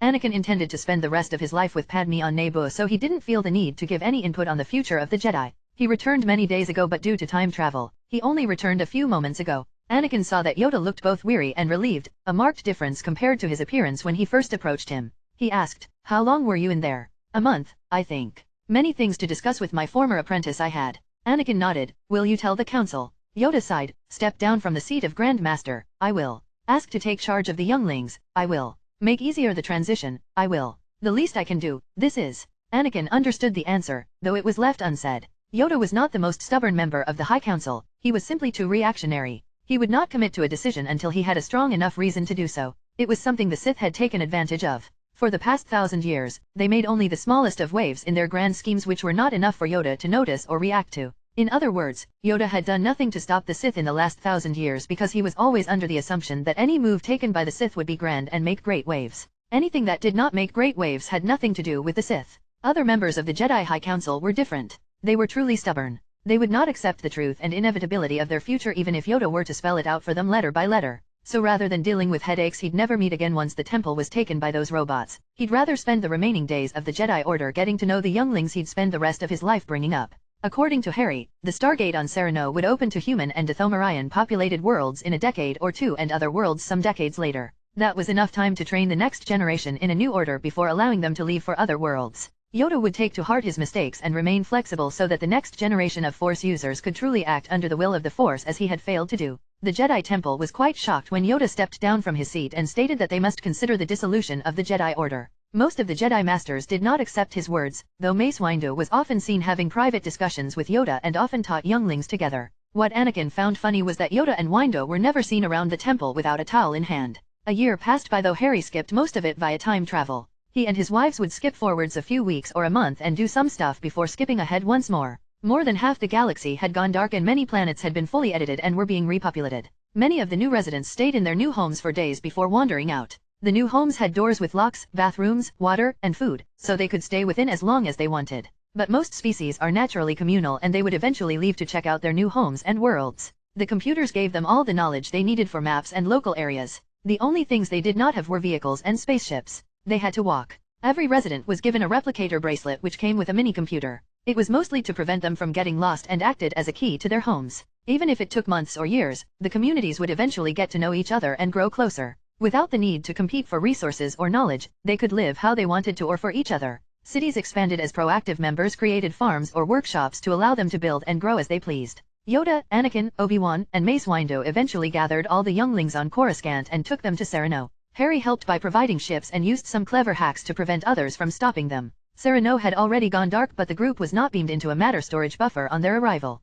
Master Windu and Obi-Wan had been eventually briefed on Harry Potter and knew they could not stop him, so they relented to assisting with the future. Dooku agreed to allow Master Windu to join him at the new Temple of the Force. Windu was one of the few Jedi capable of using the dark side while fighting, though he only used his opponent's dark side against them. It still counted and he'd make a fine addition to the staff of a new temple to teach the next generation. Obi-Wan then traveled to Kalevala which had gone dark, but was not finished being edited. He asked for Satin Kryze to be taken out of the matter storage buffer so he could talk with her. Harry agreed to the request and even agreed to allow Satin to choose how her planet would be edited. Once everyone Anakin cared about was where they wanted to be, Anakin returned to Naboo. The planet was considered to have gone dark only a few days ago, but it hadn't changed much besides the taking apart of the plasma mining facilities and the removal of all spaceships in the spaceport. There were also vast fields of crops and a number of new houses made by replicators. Anakin could use a replicator computer to keep in contact with Obi-Wan, Yoda, or Dooku whenever he wanted to and had no more reasons to return to the temple. Since the number of replicators had increased with every taken world, Harry sped up the editing and a month later, 80% of planets had gone dark.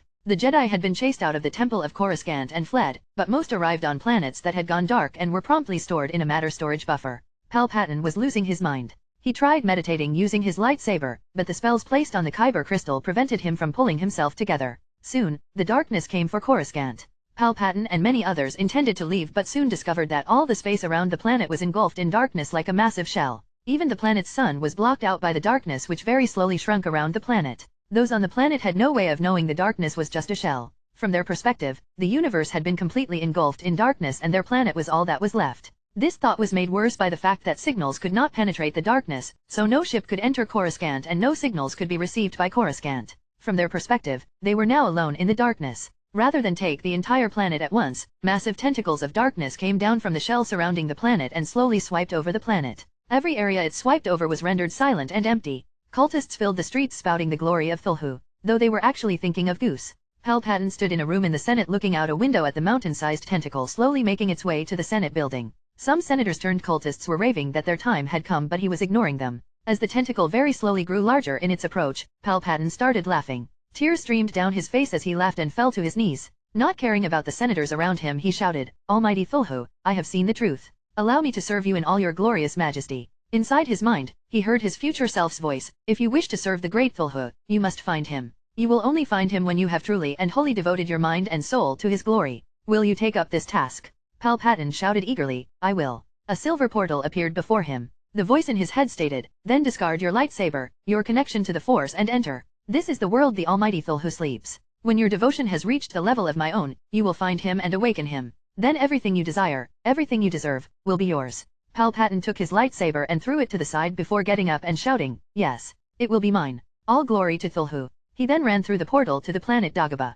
From the TV screen, the girls all watched this while eating popcorn. Jade said, "Holy shit, I can't believe that actually worked." Harry smiled, my knowledge of the mind has gone a long way thanks to my study of the Mind Stone. Wanda asked, so he's just gonna search Dagobah for Cthulhu for the rest of his life? Jean nodded, yeah. And since he thinks he can conquer death by doing so, he won't care how long it takes. Since he thinks his future self already succeeded, he won't even be able to acknowledge that he was tricked. MJ asked, isn't Dagobah a really strong planet in the Force? Jean answered, that's the beauty of the plan. Palpatine thinks he needs to discard the Force. It's like being thirsty while surrounded by fresh water but being unable to drink. It will be a hell of his own making. Rogue took some popcorn and added, so a happily ever after then. Harry answered, pretty much. I checked back home. We need to head over for a bit. We just got an invitation to a wedding. Jean asked excitedly, oh, who's getting married? Tony finally asked Pepper. The girls cheered for Pepper and quickly started discussing what to wear for the wedding. Harry hoped nothing bad would happen, but since all the Avengers were going to be invited, he doubted it.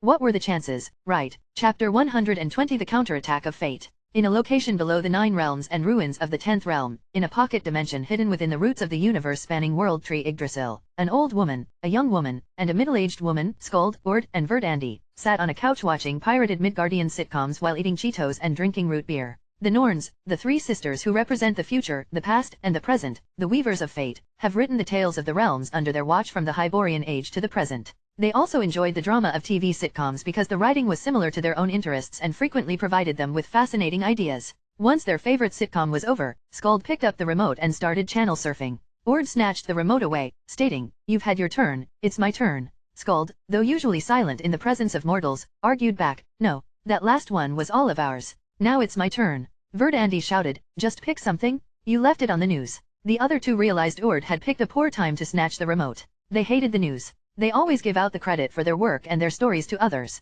Ord said, fine, just one moment. She was about to change the channel when Goa'uld shouted, "Wait." There was a story on, one none of them were familiar with. The wedding of Tony Stark and Virginia Potts. That was not the problem. Those two would marry eventually, and though this was earlier than it should have been, it wasn't a big deal. No, the problem was that the picture on the news station had a few of the Avengers couples in the back. Tony with Pepper, Bruce with a woman none of them recognized, and Thor with Jane Foster. That wasn't possible. The trio of storytellers left the couch, which vanished into mist as their abode changed itself into something more esoteric. A massive sphere of swirling mist formed, and the fates surrounded it and peered within. Goa'uld claimed, "No, they cannot be together. That's not what I wrote." They checked the story they had written. Jane should have gotten cancer from exposure to the ether. Her imminent mortality should have made her distance herself from Thor. The creation of Ultron and the destruction of Sokovia should have caused the Avengers' public image to crack, giving her further reason to break up with Thor. There was no reason for them to be together. The mist within the orb spun and twisted as they peered into the past and present, but were unable to see anything wrong. Goa'uld sneered and walked over to a corner. The hanging mist turned into an end table with a home phone. Goa'uld picked up the phone and began dialing. In a call center located outside of 4-dimensional space, a customer service representative picked up the phone. "Thank you for calling the Time Variance Authority. May I please have your name?" Goa'uld rolled her eyes and said loudly into the phone, "Goa'uld. Do I have to spell it out for you?" "No ma'am, how can I best assist you today?" "Well, you can tell me what the hell happened to the service package we paid for." "Nothing is as we ordered it." "I'm sorry to hear that ma'am, I understand it can be frustrating when that sort of thing happens. Can you give me a brief description of your problem today?" "My problem? Is that we paid for a service and you are not providing it? Our timeline is completely out of order. What are you gonna do to fix it?" "I am so sorry to hear about that. Let me look into that for you and see what's going on."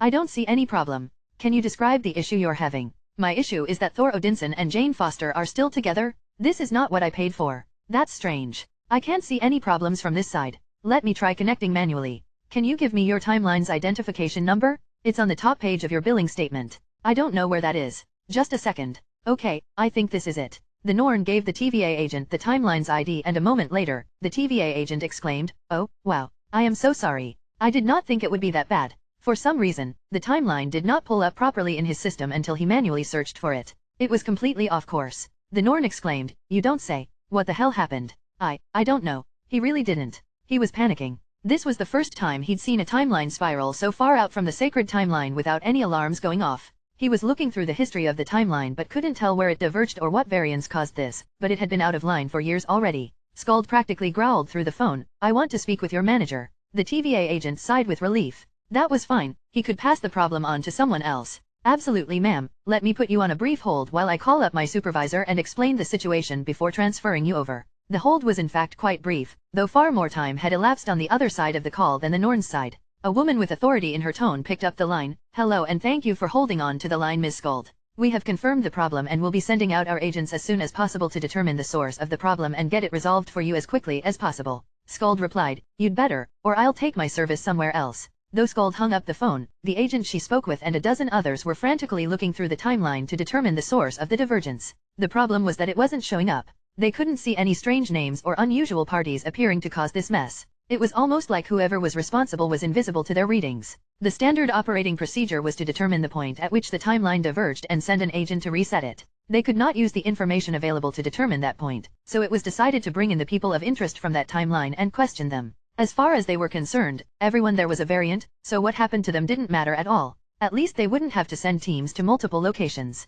All their targets will be together soon. On a warm October morning in a private area on the coast of Malibu was the wedding of the decade. Not just because of the identity of the bride and groom, but because the guest list itself included the biggest names on the planet. Harry Potter, Jarvis, and Link assisted with wedding preparations, scheduling, and ensuring the timely arrival of the wedding guests. Link and Jarvis were physically present, having taken remote control of a pair of life model decoys so they could physically interact with the guests. Jarvis acted as Tony's best man, and Link took care of the planning and arrivals. Bruce brought a date, a woman who joined the Hero Association and almost seemed like a female version of the Juggernaut. Harry laughed when he saw them argue and found that the Hulk did not wear the pants in that relationship. Steve, Natasha, Clint, Coulson, and even Fury were all guests, along with the likes of Thor, the Fantastic Four, and the Reds. Everyone was mingling as they waited for the wedding to start. Harry spotted Clint, Coulson, and Link having a bro conversation. Clint asked Link, as the smartest existence on the planet, "I have a question for you. What is the best way for an idiot with access to the internet to be romantic after a fight with his girlfriend?"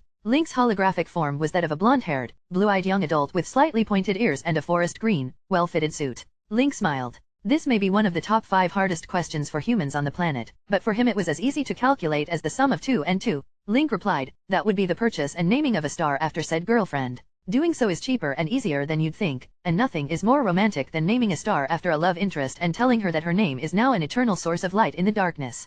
Clint, Coulson, and a few other men within earshot already had a pencil and a pad of paper out. None would question Link's wisdom again in the future. Time got closer to the taking of vows, and though Rhodey wasn't Tony's best man, he did stay at his side to make sure he didn't get drunk to calm his nerves. The guests started taking their seats. There was no real seating arrangement, but the guests did avoid sitting in one particular area. On one of the chairs was a gnome with a black eye who was covered in bruises and securely tied with duct tape and rope to a chair. Harry and Link didn't explain his presence to anyone, but did elaborate that his absence had caused the wedding to be delayed by several months. Link eventually hired Deadpool to break some kind of wall and acquire the gnome and bring him forcibly to the wedding. Ignoring the badly beaten-up gnome, the wedding settled down and everyone was in their chairs as Tony made his way up to the altar to wait for his beautiful bride. Wedding music played by the most expensive orchestra in the planet's western hemisphere sang its joyous melody as Pepper's father walked her down the aisle to her future husband. Before the priest could start his ceremonial recitation, a dozen doors made of light appeared on either side of the seats containing the wedding guests. Humans wearing what almost looked like riot gear stepped out to the consternation of the wedding guests, bride, and groom.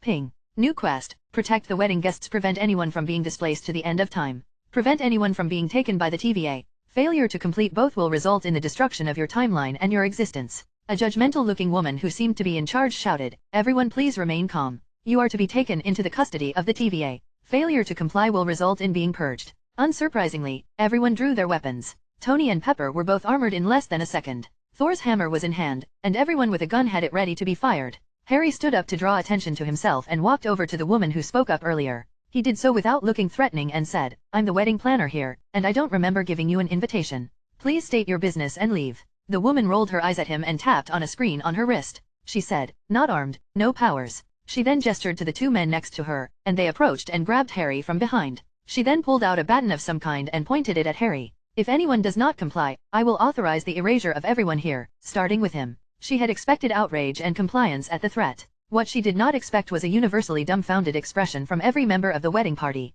Thor was the first to break. He started laughing. Then Jane started giggling, followed by all of Harry's girls, the former S.H.I.E.L.D. agents, and then everyone else. All of them were laughing, some hysterically. A few wedding guests fell to the ground due to difficulty breathing from how hard they had been laughing. None of them could believe these people just took Harry Potter hostage. Harry had spent a few seconds of their complete bewilderment studying the glow stick. Similar to how something charged with static electricity will zap someone who touches it, the stick carried a charge that matched a specific time. Touching it would zap the affected person and cause their temporal imprint to match the period of that time. The quest said these guys could displace people to the end of time and figured that was where the glow stick would send them to. Not a good place to visit, so Harry intended to put a stop to that. The guards were oddly strong, not lacking in strength compared to an Asgardian. But that didn't stop Harry from using telekinesis to snatch the glow stick and poke the guards that held him with it. The laughter of the crowd stopped as they witnessed the guards appear to dissolve. Harry jumped back as the woman tried to strike him with her own glow stick. Harry should be able to resist that kind of temporal displacement or even return if he was sent through time, but he didn't feel like risking it.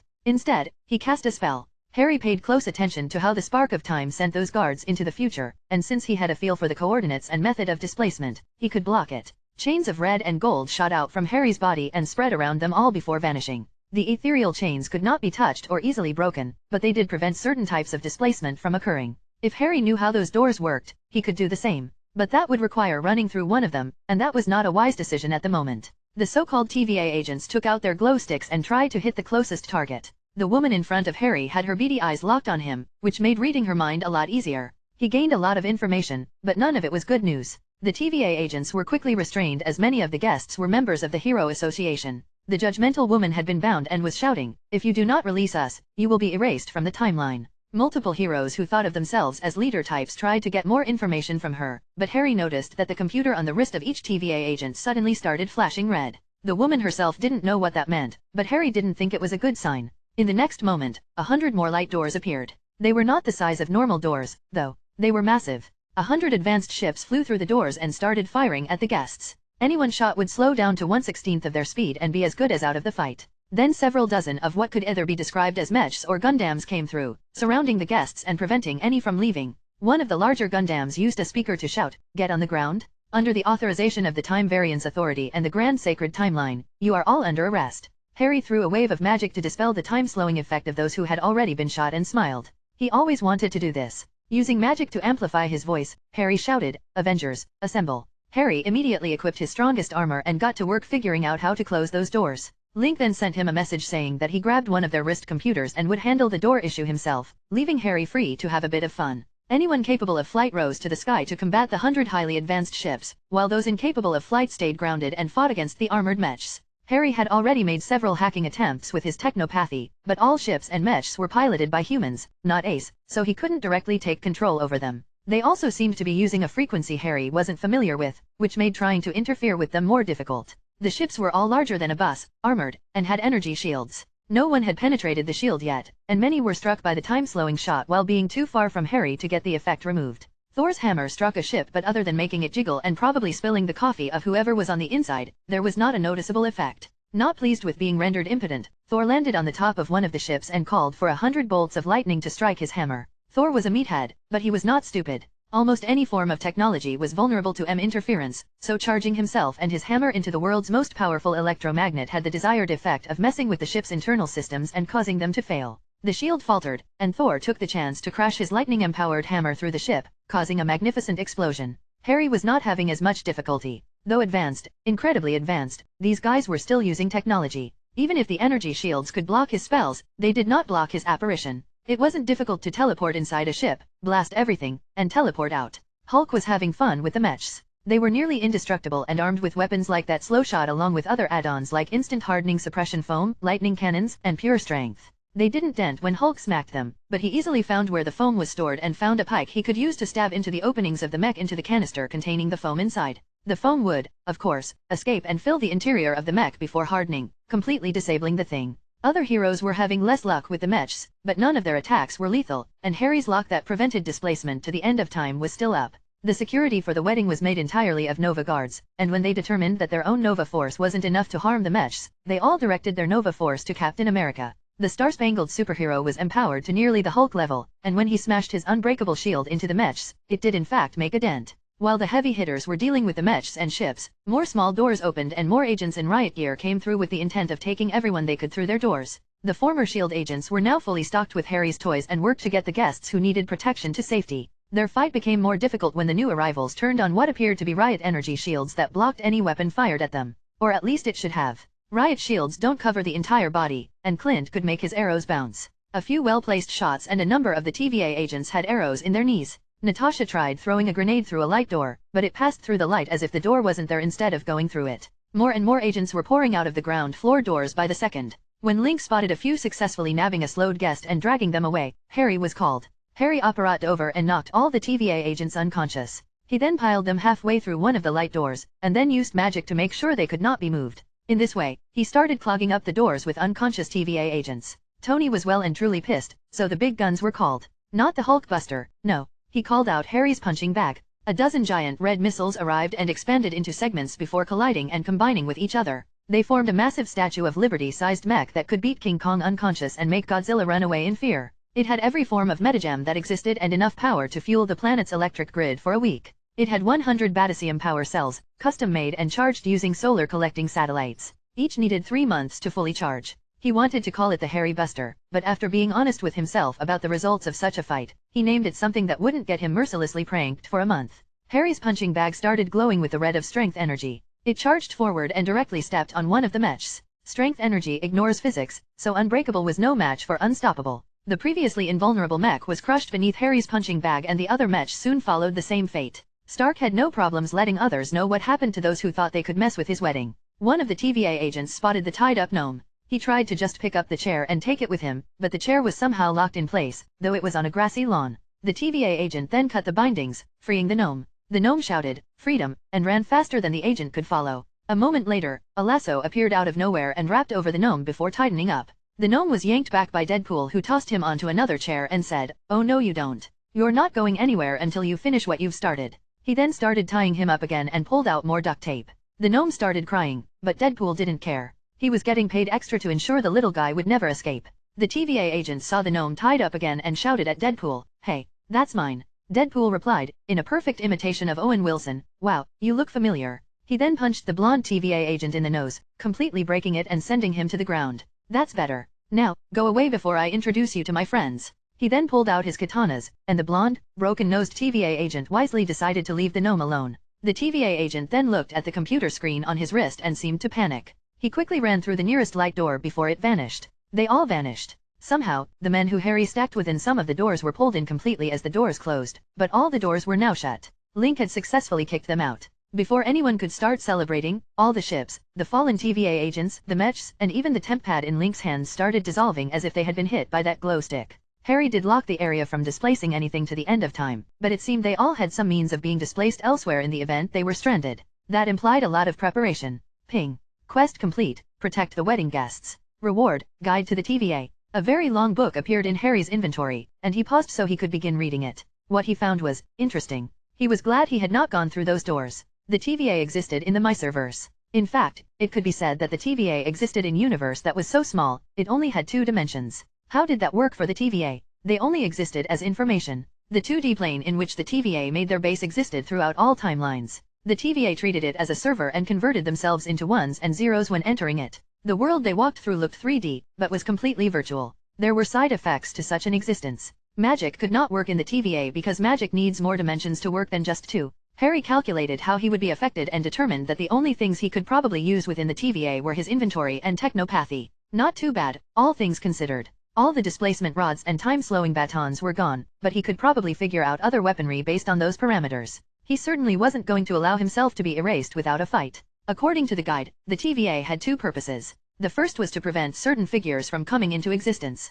The second was to generate certain events. There were individuals with resources the TVA needed to function, and they sold their services as timeline editors to these individuals in exchange for these resources. Harry didn't know which one his timeline counted as. If he wanted to know, he'd have to break into the TVA itself. Back within the TVA, a number of judges were going over the recorded footage of the fight from the cameras mounted on the ships and mechs that had been recovered. It was still their job to determine what caused the timeline's divergence, and every aspect of the fight was noted, filed, and discussed. One of the agents looked at the screen and flatly said, "Isn't that Harry Potter?" A judge paused the picture of the recording. Their tech couldn't view him when they were in a different dimension, but the mechs and ships were just recording their surroundings, so Harry wasn't invisible to their sensors like he usually was. The image closed in on the black-haired, green-eyed young man who clearly seemed to be doing magic. The judges pulled up Harry Potter's profile for this timeline. They determined that the Norns had specifically required that Harry Potter die. But then, why was he alive? And why couldn't they find any trace of him in the timeline after his death? They decided it must have either been a mistake or a different Harry Potter from another timeline.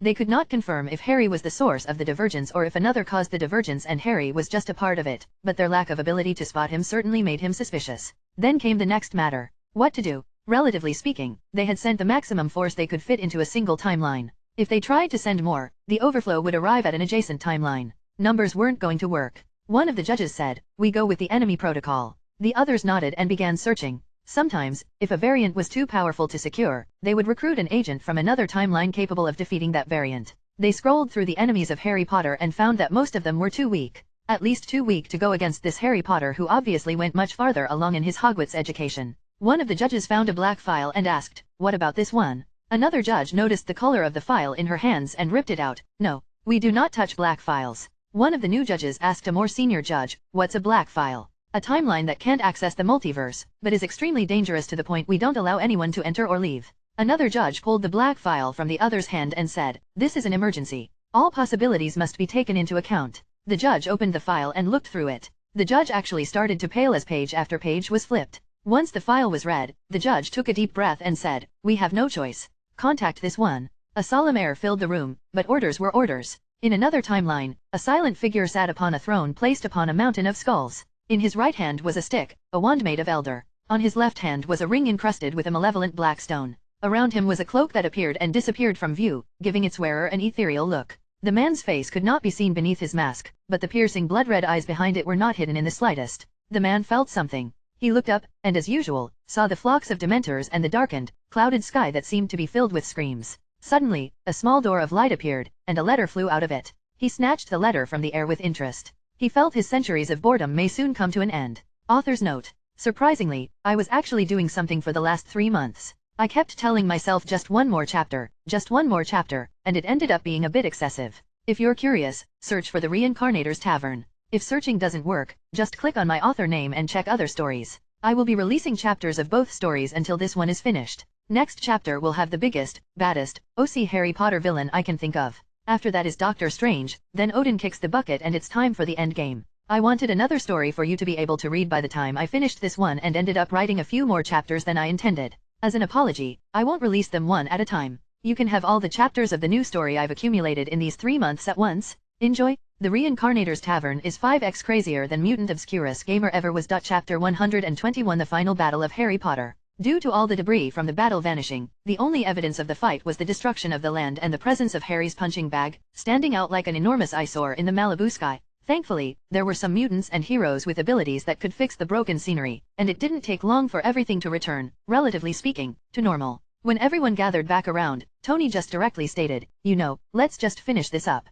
Something will definitely happen if we reschedule this for another day, so let's just finish up now. What are the odds that something else happens today?" As if answering his question, a door of light opened again and a single, cloaked figure walked through before the door closed. Everyone looked at the cloaked figure, then back at Tony. Tony lowered his head and said, "I'll shut up now." But he did look over at the Titanus form of Harry's punching bag and sent a command to it. Before the newly arrived figure could reveal his identity or give any sort of monologue, a building-sized foot shining with the unstoppable red energy of Sidorak's red dimension crashed down with a force that could liquefy adamantium and pulverize the hardest diamond to dust. Tony continued, "So what do you say we get that priest back up here and we can finish this wedding?" Harry, on the other hand, sighed and stated, "Sorry Tony, you missed." Tony frowned and looked back over at the giant foot. Something was happening to it. Its hot rod red paint scheme was breaking off and the metal beneath seemed to be oxidizing at a visible rate. The fact that an alloy made of gold and titanium, neither of which could actually rust, was quickly corroding set off multiple alarms in Tony's head. The guests watched as the oxidation quickly climbed up the giant mech's leg to its torso, spread down the other leg, went through the arms, and rusted over the head.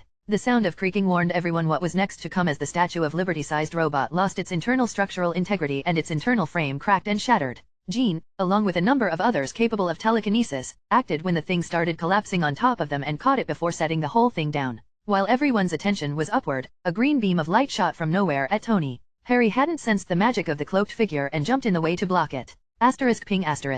Instant death successfully resisted due to instant death immunity. Recognizing the wizard magic, Harry pulled out a grenade filled with concentrated anti-magic and let it explode in the air. With the exception of pre-existing magic effects, new magic would be incredibly hard to cast. The cloaked figure was somewhat revealed as the shimmering outline was clearly visible under the anti-magic effect of the area. Noticing that he was visible, the figure revealed himself to be a tall fellow wearing a cloak and mask. Harry asked, "Who are you?" The figure didn't answer. Instead, he seemed to take a moment to actually admire the anti-magic field that was quickly placed around them. The guests surrounded the figure, weapons in hand, to prevent any form of escape. Not seeming to care about his predicament, the figure eventually answered, "I've had a few names in the past. One you might recognize would be Lord Voldemort." Harry replied, "You don't feel like Voldemort." And he didn't. There were similarities, but far more differences. The masked figure's red eyes shone and stated, "I'm not the Lord Voldemort you are familiar with. I'm something more." Harry snorted and took out some anti-magic monocles from his inventory and used telekinesis to throw and attach them to the masked figure.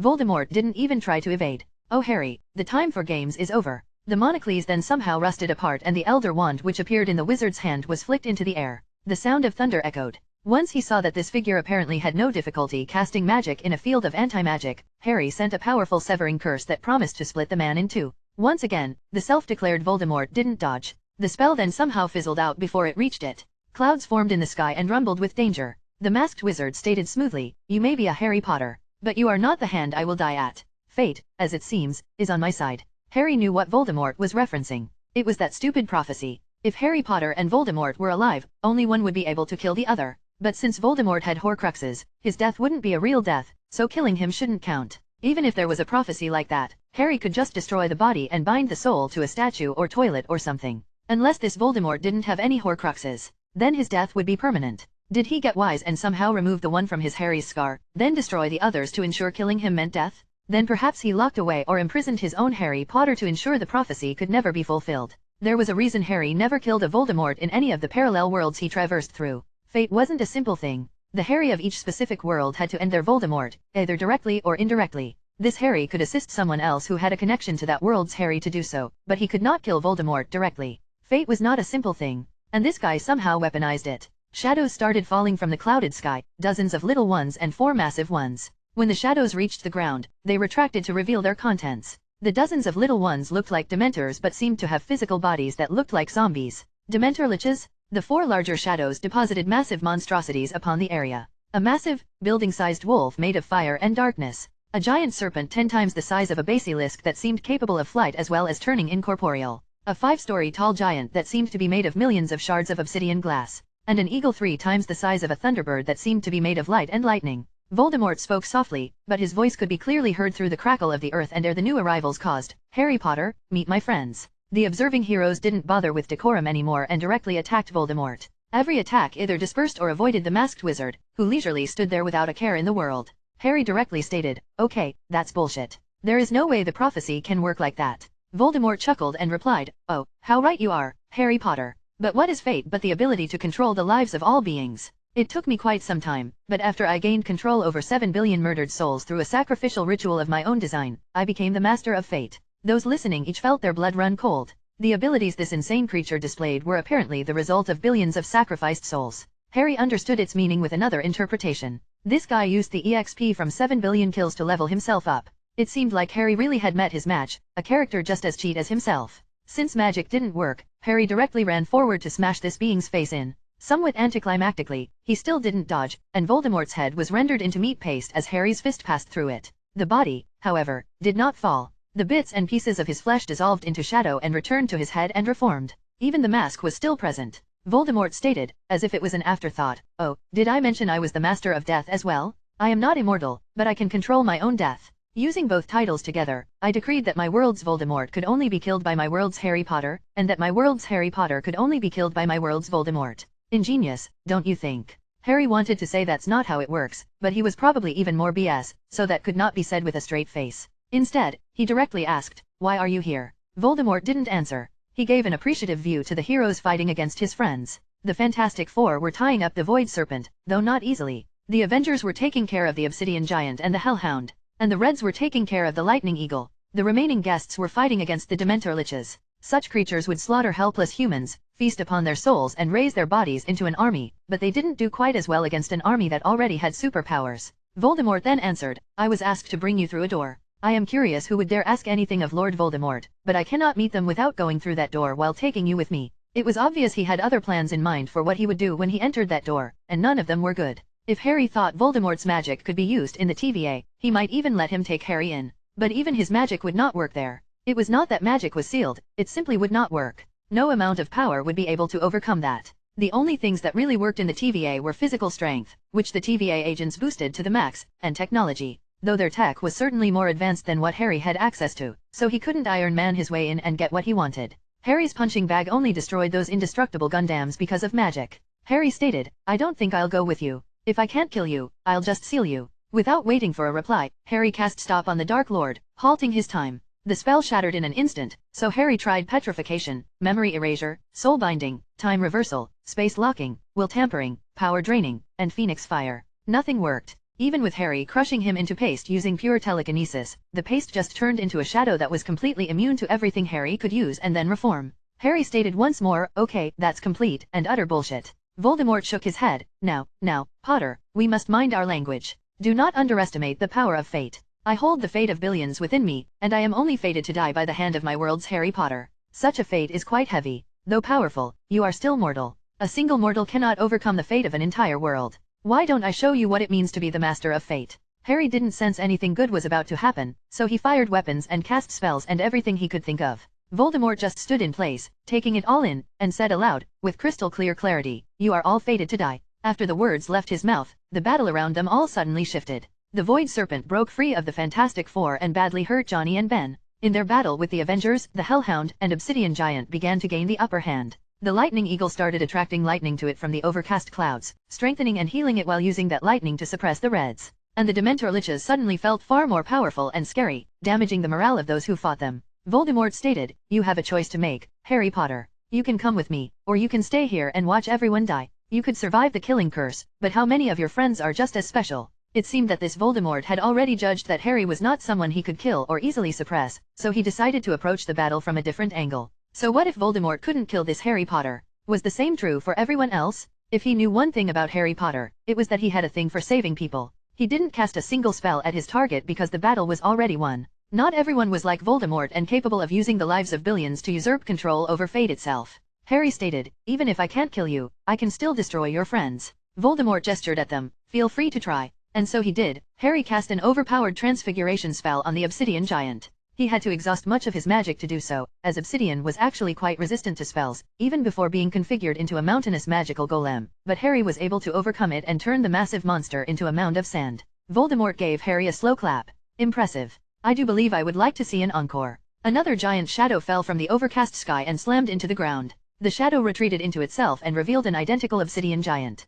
Many of those watching fell to the ground in disbelief. These things were basically summons. How many could they destroy? How many could Voldemort summon? How strong was the magic of someone who sacrificed 7 billion souls for power? Some could even hear the echoing of the words Voldemort left hanging in the air. "You are all fated to die." Harry stared at the cloud cover for a few moments before giving a resigned shrug and walking over to Voldemort's side. He loudly sighed and said, "Just open the fucking door." Of course, of course. A door of light appeared in front of them, and Voldemort said, "After you?" Harry walked forward and Voldemort followed, ready for whatever trick he suspected Harry would pull to get out of this. Harry indeed pulled a trick, but not one Voldemort was suspecting. Harry created a silver portal directly in front of them and grabbed Voldemort before throwing them both through. The portal closed and the summoned creatures faded into shadow. No one knew what happened to Harry Potter. On the other side of the portal, Voldemort saw a familiar sky. This was his world. He asked, "Impressive, but what do you hope to accomplish by taking me here?" "I came to get the hand of the one who can kill you." "Oh, how clever." Voldemort then removed his mask. The face looking back matched Harry's own.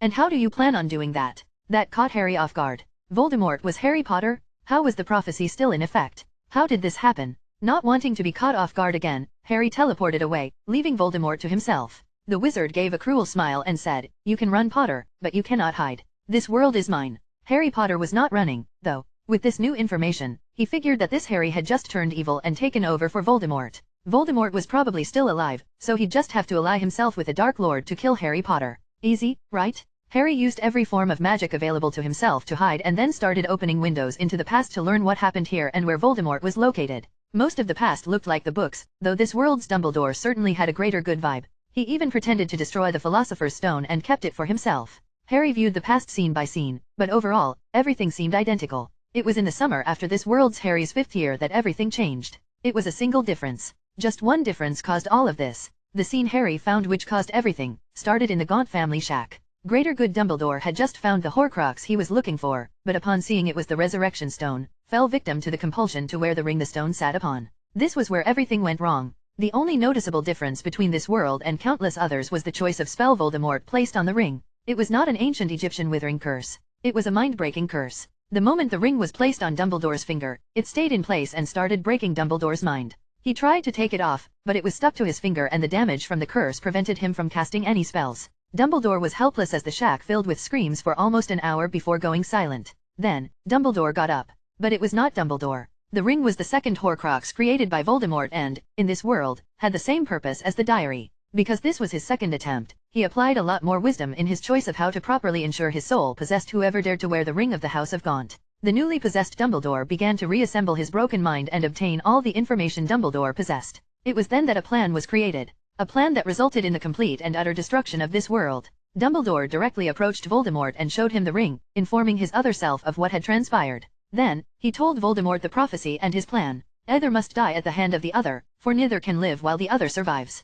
To Voldemort, who was obsessed with immortality, the loophole behind such a prophecy was perfectly clear. As long as Harry Potter lived, no other could kill him. Dumbledore had done a great deal of research into Horcruxes due to Voldemort's use of them and knew things about them that even Voldemort did not. Their limitations and flaws, for example. Together, they worked together to overcome these flaws. A week before the 1st of September, Dumbledore approached Harry Potter and told him to come with him. Trusting the headmaster, Harry did so without question. Harry was stunned on arrival and was placed on an altar. The diadem of Ravenclaw was placed on his head. The cup of Hufflepuff was placed on his stomach. Slytherin's locket had been located by Dumbledore in Grimmauld Place and was taken once he recognized it. Here it was placed on Harry Potter's heart. Voldemort gathered his Death Eaters, and they watched as Voldemort, Dumbledore, and even Nagini formed a triangle around the boy who lived. The ritual commenced, and multiple souls and soul pieces were fused into one. The soul shard that had latched onto Harry when he was a baby neatly accepted the remainder of Voldemort's soul, and the soul piece within the ring that merged with the rest took the subdued soul of Dumbledore with it.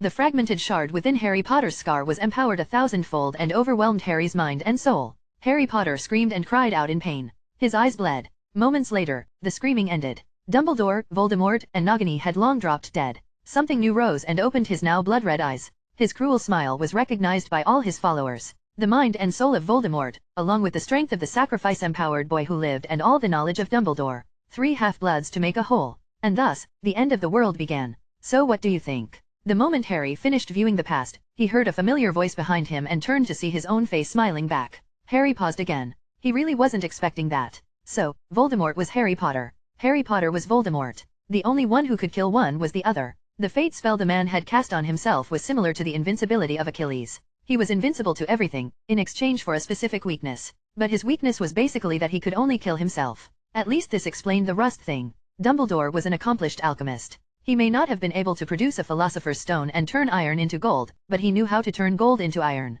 The gold titanium alloy Harry's punching bag was forged from was alchemically converted into a lesser metal, which was then further alchemically corroded. Since this man had clearly destroyed the Muggles, he likely created spells designed to cripple them, and turning all their metal to rust was a quick and effective means to do so. Still, Harry Potter had faced worse odds. Harry unpursued and asked, "Why kill everyone? Is there any point to being the most powerful person in an empty world? Is that all you have to ask? The world is far from empty. I may have been a bit hasty in my pursuit of immortality, but after obtaining it, I have all the time in the world. The only negative is that my current plans require a greater period of time before they can come to fruition." Harry figured that meant he had another plan that needed sacrifices and he was just waiting for the survivors to repopulate, or that he had another ritual that took a long time to work. Either way, it wasn't any good for anyone. Harry stated, "Well, time is certainly a good thing. I think I'll get some myself." And with that, Harry vanished. Voldemort rolled his eyes. There was no place on the planet where Harry Potter could hide. If he returned to his own world, Voldemort would just wait for one of those light doors to appear, since they were tracking him.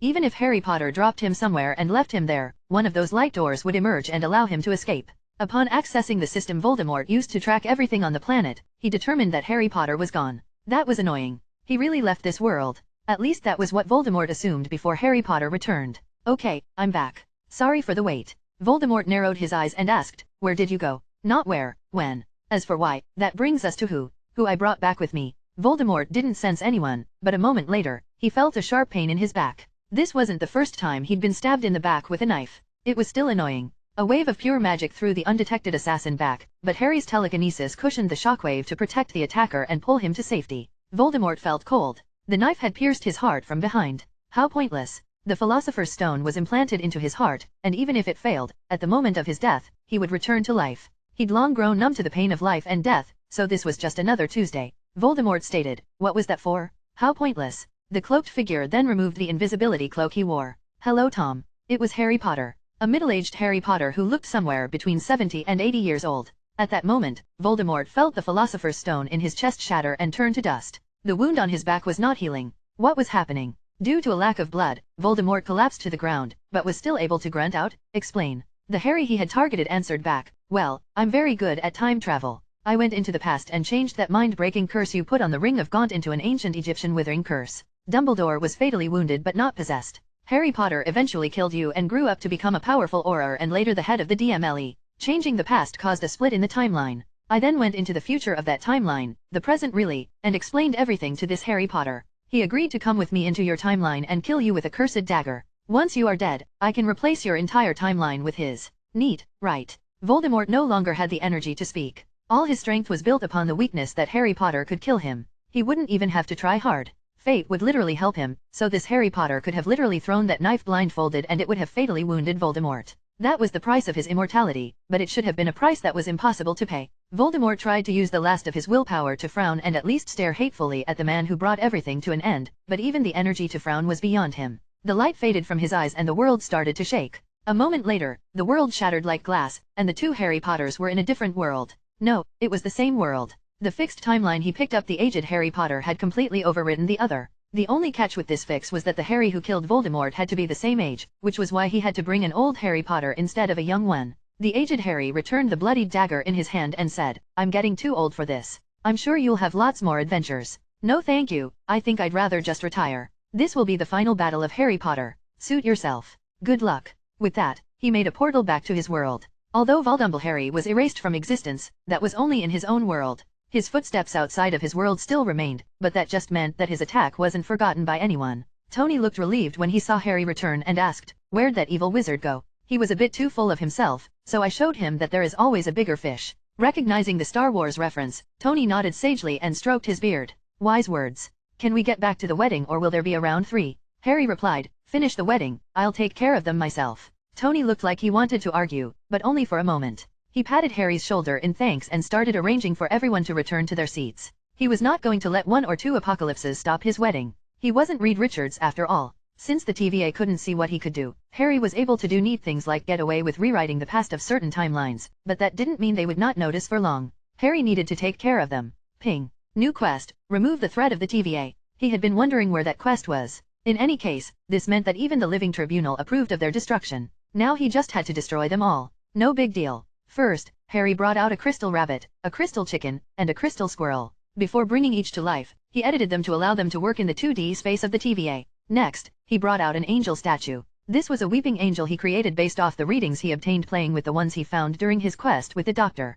Other than following his directions, it had all the properties of a weeping angel, including the property that caused anything with the image of an angel to become an angel. They could even convert other statues or humans into more angels. They could absorb any form of energy and even feed on the time-displacing energy of the TVA glow sticks. And last, he brought out a replicator. He programmed it so that it would never leave 2D space, so no matter how they spread, they could only harm the TVA which thought they could hide in the microverse. Once the chicken, rabbit, and squirrel were edited and activated, Harry opened a portal to 2D space and tossed everything through it. Ping. Quest complete. Remove the threat of the TVA. Reward, ownership of the second dimension. Harry smiled. Time would work differently in such a place, so it didn't matter how long it took, as long as it worked, the results were instantly given. As for the reward, he had a few ideas of what to do. Chapter 122 The beginning of the end. The Dark Dimension was one of the few major dimensions that Harry had never visited, mostly because he didn't need it. There was nothing that could be done with the dark energy of the Dark Dimension that he needed that could not be done with other forms of energy.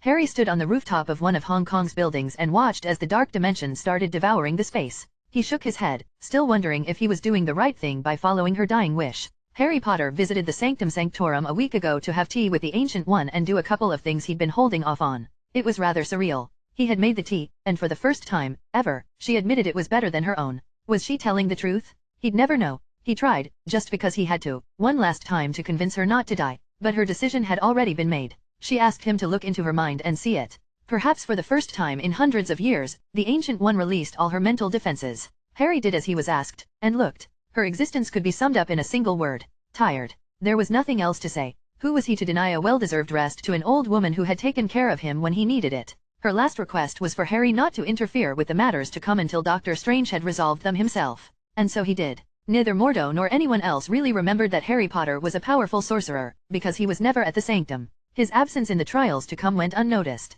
The London Sanctum was attacked and destroyed. Master Sol Rama, the first sorcerer Harry ever met, had died. The New York Sanctum was attacked, twice. The first time, the Ancient One held off the attack, but with her death, it was undefended, and it fell on the second attack. The Hong Kong Sanctum was last. As with the previous two, Harry gave himself a front row seat. His attention was continuously on Doctor Strange. He didn't know if the man would actually succeed, but if he failed or looked like he was going to die, Harry would step in. The Hong Kong Sanctum was destroyed, and the mystic protections guarding the dark dimension against devouring the earth fell. Strange arrived at that point, apparently too late to do anything. He wore the Eye of Agamotto and did what was probably the only thing he could think of. Ping. Temporal reversal successfully resisted. Harry sighed as time started reversing. Due to the high concentration of time energy in his body, external temporal effects were usually resisted without him having to do anything. The streets and lives that had been destroyed were returning to normal in reverse. Harry felt a presence in the air. It was familiar. One he had not felt in a very long time, not since the tutorial. She was here. Death. Harry understood why. The time stone was being used to bring the dead back to life. If Lady Death wished it so, she could deny the return of the souls of the departed. But she did not. Harry watched as beings such as Master Wong were revived through the reversed flow of time. Harry wondered why she was allowing this, but only for a moment. Those lives would return to her one day in the future. That was a fact. But if the dark dimension swallowed the earth, the dark energy would saturate all living beings, preventing them from dying. She had something invested in the outcome, so a few concessions were a small matter to her. Harry was tempted to say something or ask a question, but he awkwardly noticed that he couldn't think of anything to say. He wondered if she had anything to say to him. Ping. New quest, stop the Asgardian goddess of death. Discover her plot. Defeat her champion. Defeat Hela. Retrieve the soul stone. Well, that answered that question. Harry considered a few things and understood what was to come. Since he couldn't stop this mess from bringing a disaster, he might as well use it for himself. Harry saw Doctor Strange fly into the dark dimension using his newly acquired cloak of levitation, and Harry tossed a few gems containing concentrated power cosmic into the edges of the dark dimension without being seen by anyone. Harry used magic to extend his senses, and since his magic was still invisible, the Lord of the Dark Dimension, Dormammu, did not even notice the peeper. There, Harry watched Doctor Strange do something that was both incredibly brave and incredibly foolish. At the same time, it was somewhat expected as it was probably the only thing Doctor Strange could do. Harry sighed. This would take a while. As expected, Doctor Strange started looping time. Harry was not affected by the resets for each time loop. Some took seconds, some hours. A few took longer, much longer. The Earth was frozen in time, and everyone capable of movement was only doing so by moving in the instant between seconds. The effect would leave if Harry exited the Earth, but he was doing something productive, so he had no reason to leave. Besides Harry, the only ones moving on the time-stopped Earth were Caecilius, his new friends, Master Wong, and Master Mordo. They were affected by the resets. Every time a reset occurred, their placement would return to where it was. There were times during the longer loops when Caecilius killed them both, but it was always reversed at the beginning of each new loop. Harry did what he could and tried to be productive. He paid attention to Doctor Strange. If the Ancient One's successor gave up, Harry would step in. Harry was not more powerful than Dormammu, but he had more options for bargaining than Strange did. Doctor Strange could only trap Dormammu. Harry had no problem erasing the dark dimension if that was what it took. Dormammu's species was something of a corrupted god of magic. It was literally easier to wreck the dark dimension and cause him worlds of problems than it was to kill him. On some loops, he'd chat with Caecilius, Wong, and Mordo. Caecilius had gone completely crazy. The logic behind why everything he did was a stupid idea was completely locked off to him, so there was no saving him or talking him out of it. Mordo had lost all faith in the Ancient One. In his mind, her use of the dark dimension to prolong her life was what caused Caecilius to seek it as well. Wong was Wong. He was nothing if not consistent. Harry felt he should chat with him more often. He had a good sense of humor, once you found it. During most loops, Harry refrained from interacting with them. He just found a corner to meditate in next to the edge of the dark dimension, next to the gems filled with power cosmic. Absorbing energy from the dark dimension would form a link between the person and the dark dimension. As its lord, Dormammu could use that link to corrupt and control the user.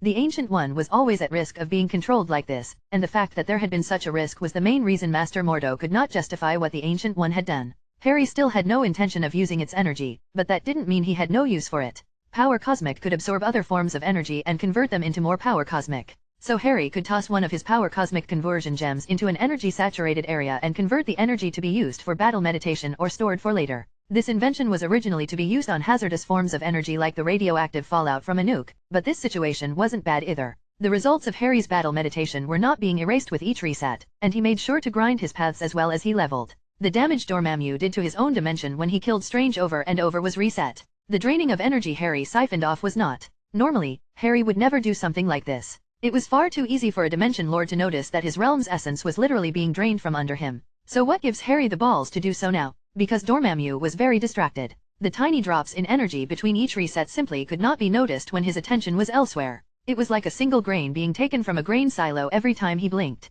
It didn't look the slightest bit different after the blink, but after millions and millions of blinks, the silo was certainly not at the level it had once been. If Dormammu really refused to bargain forever, he might end up homeless by the time Harry was done with him. Sadly, such an outcome was not to be. Harry noticed that this time, Doctor Strange was not killed. Dormammu had finally agreed to bargain. Harry ended his battle meditation session and retrieved his power cosmic gems. The bargain was struck, and Doctor Strange returned from the dark abyss back to the streets of Earth to the dumbfounded stares of Caecilius and his friends. Doctor Strange was not the same man upon returning. When he left, he was a gifted apprentice who had barely a year of training and a lot of luck. Now, he was a veteran who had practiced his magic again and again and again against the strongest foe. Caecilius recognized that Strange was different immediately. He looked the same but was unrecognizable. Caecilius could not understand this and knew something was wrong. He asked, "What have you done?" Strange confidently answered, "I made a bargain." A sizzling sound could be heard from the flesh of Caecilius and his friends. The saturation of the dark energy within them had been kept at bay by Dormammu's will, but no longer. Caecilius was both angry and confused. He was clearly in pain, and did not understand why. "What is this? What is happening?" Strange tilted his head and nonchalantly answered, "Well, it's everything you've ever wanted. Eternal life as part of the One." He stepped forward and continued, his words dripping with schadenfreude. "You're not gonna like it." The dark energy fully took hold of their bodies and minds. They screamed as their flesh was mutilated and broken down by the energies within. They would not die, but that didn't mean they would live well. Their bodies were drawn back into the dark dimension, likely called back by Dormammu as a part of the bargain Doctor Strange had struck. All three started grabbing their heads and flailing around in agony. The screaming stopped, but their heads remained in their hands' grasp. At this point, their minds were already broken, the only thing that existed within was pain. As the damned trio flew into the distance, never to be seen again, Strange recited a piece of useless advice for them. "Yeah, you know, you really should have stolen the whole book because the warnings come after the spells." Wong started laughing. The advice was so appropriate, so completely useless to them now, that he had apparently found it funny. Strange reactivated the time reversal spell to return Hong Kong to its previous state and restore the Sanctum Sanctorum to its undamaged form while removing the dark dimension's presence from the Earth. Mordo asked, "Does it seem smaller to you?" Wong shrugged. He didn't care as long as it was gone. Once everything was neat and clean, time started back up again. Harry sent multiple messages using his phone. The day wasn't over, not by a long shot. Strange gave a grateful look around, and Wong nodded, "We did it." Mordo looked disgusted. Yes, we did it. By also violating the natural law." Strange replied, "Look around you, it's over," while gesturing around them to the fact that everything was fine. Harry got up from his seat and said, "You are adorable." The fact that his response was in English when they were in Hong Kong caught their attention. Wong and Mordo spotted him and remarked at the same time, "Harry Potter." Mordo then frowned and asked, "Where were you?" Harry answered, "It was her last request for Strange to handle this matter without my intervention." Harry then looked at Strange and said, "It only took you." Then he looked at a non-existent watch before continuing, "About 5,258,000,000 minutes." Dr. Strange asked, "Wait, you were unaffected by the loops?" Harry nodded and said, "And watching the whole time. All 10,000 years worth." Dr. Strange could hear the judgmental tone in his voice. He said, "Look, I'm sorry you had to go through that. It wasn't exactly a picnic for me either, but I didn't have any other choice." Harry nodded. "Yes, if anything, it can be considered my fault for allowing the Ancient One's final wish to come to fruition. In hindsight, I can understand it. She needed a successor who was better than she was. With her own use of the Eye of Agamotto, she had thousands of years of dedication and experience. How could there really be someone who could ever replace her? Well, I guess we know now." Mordo looked further disgusted. "You are saying she planned this entire thing?" Harry shrugged. "Not all of it. She may not have even known what her plan would lead to. She just knew that in the end, Doctor Strange would be a better Sorcerer Supreme than she was." Harry then turned to Doctor Strange and added, "That being said, there is a price to pay for using the eye as you did." Strange asked, "What price?" Harry shrugged. "The power source within the eye, that green rock. The eye was created to safely use it and hide it. Using it as you do basically broadcasts that rock's presence to the universe. That thing is worth 100 million galaxies. And now everyone knows where it is." Strange frowned. "Then we'll protect it." Harry rolled his eyes, and the unbreakable cord holding the Eye of Agamotto snapped, and the eye flew into Harry's possession.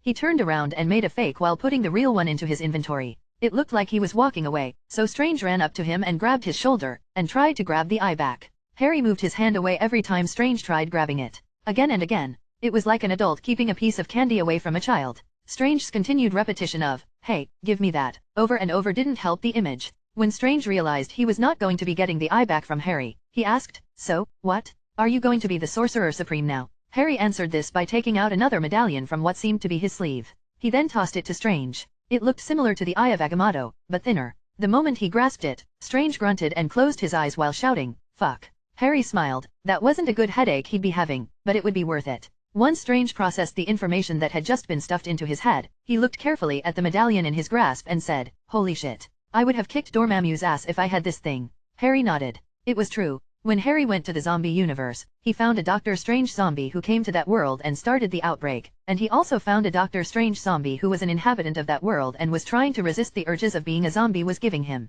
Harry killed all the zombies, and from each of those Doctor Stranges, he looted an Eye of Agamotto, but it was very different from the one he just put into his inventory. Both were identical, and this Eye of Agamotto was created to allow access to and amplify Vishanti magic, pure white magic. It could not be used to perform evil deeds. It allows one to see through all disguises and illusions, peer into the past, locate mystical presences and energies, and emit a light that heavily weakens beings with dark origins. It had 100 other lesser features, such as amplifying psionic capabilities like telepathy and telekinesis, but those were its main properties. And that was before Harry got his hands on them. After his last tea visit with the Ancient One, Harry borrowed the Eye of Agamotto and used it with the remaining 4 Infinity Stones in his possession to grant a significant boost to all aspects of the Eye and give it a few more powers. This Eye of Agamotto was vastly superior to the one containing the Time Stone. The only thing he did not enhance was the Eye's ability to purify and protect souls due to his lack of the Soul Stone. But that was fine, as having the ability to purify any soul would make the job of being the Sorcerer Supreme too easy. The reason Doctor Strange got a headache when he caught it was that Harry planted a spell on the new eye which gave Doctor Strange all the knowledge he needed to use it. He even included a complete list of all white magic Vishanti spells taken directly from the Book of Vishanti. With all that information, the eye, and 10,000 years of dedicated magical use, Doctor Strange was now a force to be reckoned with once he got in a bit of practice. With the new eye in his possession, Doctor Strange said, "Thank you, but I still can't let you take that eye." Harry wanted to laugh. A bit of power, and he was becoming overconfident. "Huh?" Harry replied, "Tell you what. I'll give you 2 chances. If you can guess approximately when the consequences of your actions will visit the Earth, I'll give it back to you. Failing that, I'll give it back to you if you can handle those consequences on your own. In other words, when shit hits the fan, no one will help you until you ask, but once you ask, you are giving up your right to ask for the eye." Doctor Strange had no idea how interstellar travel worked, and the only alien invasion he'd heard of was the Battle of New York. But he figured it would take time to gather troops and such, so he answered, "More than a month, less than 2 months." Harry shook his head. "I've said it before, and I'll say it again. You are adorable." Harry then pointed up. The bright lights of Hong Kong diluted the sky, washing away the stars and anything other than the moon. But once one looked up, they would now see hundreds of lights, all over the city. Doctor Strange asked, "Is that?" Harry replied, "The consequences of your actions. Mine too, since I didn't stop you. It's about 300 ships, each carrying 50,000 troops. Thanos only used roundabout methods to fool others into thinking he could not show up whenever he wanted to." Harry still remembered when the entire fleet attacking Asgard was teleported away by Thanos' chair. He could invade at any time but didn't know precisely where the Mind Stone was, so he had no reason to show up. The clear presence of the Time Stone was not going to be ignored. Doctor Strange sighed and asked, "Please help." Harry smiled, "Already on it. Mordo, please open a portal to the London Hero Association headquarters. Wong, please open a portal to the New York Hero Association headquarters." Both knew where each location was, as the Ancient One asked that every master sign up for membership in the Hero Association. Harry tossed everyone an earpiece before heading to a highly elevated roof. Harry had already sent messages to every hero in both regions to get over to their headquarters and head into the portal. The backup was on its way. Once the ships had reached a low enough altitude, they launched thousands of pods, deploying alien troopers to the city below. Although tens of thousands if not more would die tonight, Harry was at least somewhat happy that this was happening in Hong Kong instead of London, Los Angeles, or New York. Now another city could enjoy this kind of attention. Harry began searching for Thanos. Since the fleet teleported here, Thanos should be around as well. He had honestly expected the Purple Titan to show up seconds after time returned to normal, but it had taken minutes for the fleet to appear and descend instead. Not seeing the Mad Titan, Harry started hacking the ships. These were similar to the Chitauri, but more advanced. Each was armed for space warfare, which meant they had shields and cannons. He didn't know how many nukes those shields could withstand, but it would be more than the countries below could. Unfortunately, each ship had its own network. Hacking one did not grant him access to all of them. The best he could do was close the troop launching system before the ships sent out all their troops and turn off the guns. Hundreds of heroes were pouring out of the portals and starting to evacuate the citizens of Hong Kong while killing any alien soldiers they spotted. There was no end to them. The first wave alone filled the city with 5,000 aliens, and a new wave was being shot from the ships every minute unless Harry hacked them. Destroying the ships wasn't an option without flattening the city below, so he had to do things the cumbersome way. Thankfully, the cause of this mess, Mr. Cumbersome, was using these aliens to practice his magic and evacuate others. As the battle continued, Harry confirmed the presence of the Black Order among the fighters. Ebony Maw, a powerful psionicist and Thanos' head torturer, was being beaten back by Phoenix and a few other psychic heroes. Call Obsidian, a mighty warrior with the size and strength of the Hulk, was being fought by the actual Hulk, Dragonheart, Luke Cage, and a dozen other heavy hitters. Proxima Midnight, a warrior and huntress second only to Gamera in strength and skill, was being outmatched by Black Widow, Scarlet Witch, Red Sonja, Hawkeye, and many others. And Corvus Glaive, a being who wielded an axe that could cut through vibranium, was being held back by Crimson X, the Nova Force-empowered Captain America, and a few other heroes. Harry had details of the Black Order from the worlds they'd attacked, and Link had them as well. Every hero had an earpiece, and Link was directing who would go where. Most were being directed to gather citizens into safe zones where Doctor Strange would be directed in order to make a portal to get them out of the city. Even though Glaive's weapon was reported to be strong enough to cleave through vibranium, Rogers was sporting Harry's new shield, and while empowered by Nova Force, it held up against the axe, leading Glaive to get his ass handed to him by the other heavy hitters attacking him. Link was looking for Thanos, but even with the appearance of each of his generals, the Purple Titan was nowhere to be found. Thor located Harry on the rooftop and asked, "Where is he?" Harry was about halfway through hacking the ships and answered, "He has not been spotted yet," which is definitely weird. He had to be the one who teleported the fleet here. Thor conspiratorially asked, "Could this be another diversion while he takes care of something else?" Harry stopped hacking and looked over at Thor. When they realized Thanos would use Earth as a distraction, they both turned pale. It was just that neither expected him to use the same trick a second time. Harry created a portal into the Asgardian throne room, where Thanos had his hand on Odin's chest. The Asgardian king was on the ground in pain. His wife, motionless next to him. Dozens of warriors lay bloodied and beaten around them. Thor charged forward, but Thanos made no effort to dodge. A bright light could be seen on the Alphather's chest for a brief moment before Thor's hammer struck Thanos, knocking him away and Thor following. Harry hurried over to Frigga. She wasn't dead, but nearly there. He used several forms of healing magic and pulled out his most powerful elixir of life-level healing potions and poured them down her throat. A moment later, a gasp of air could be heard, and her breathing returned, though she was unconscious. Odin, still on the ground, his chest still glowing, noticed this. He said, "Take her away. Take Thor away. She is coming. Run." Thor had just been sent flying back into the chambers. The stone column he slammed into collapsed, causing the roof to crack. A portal shined in the corner, and a woman with jet black hair walked into the king's chamber through it as the glowing on Odin's chest faded.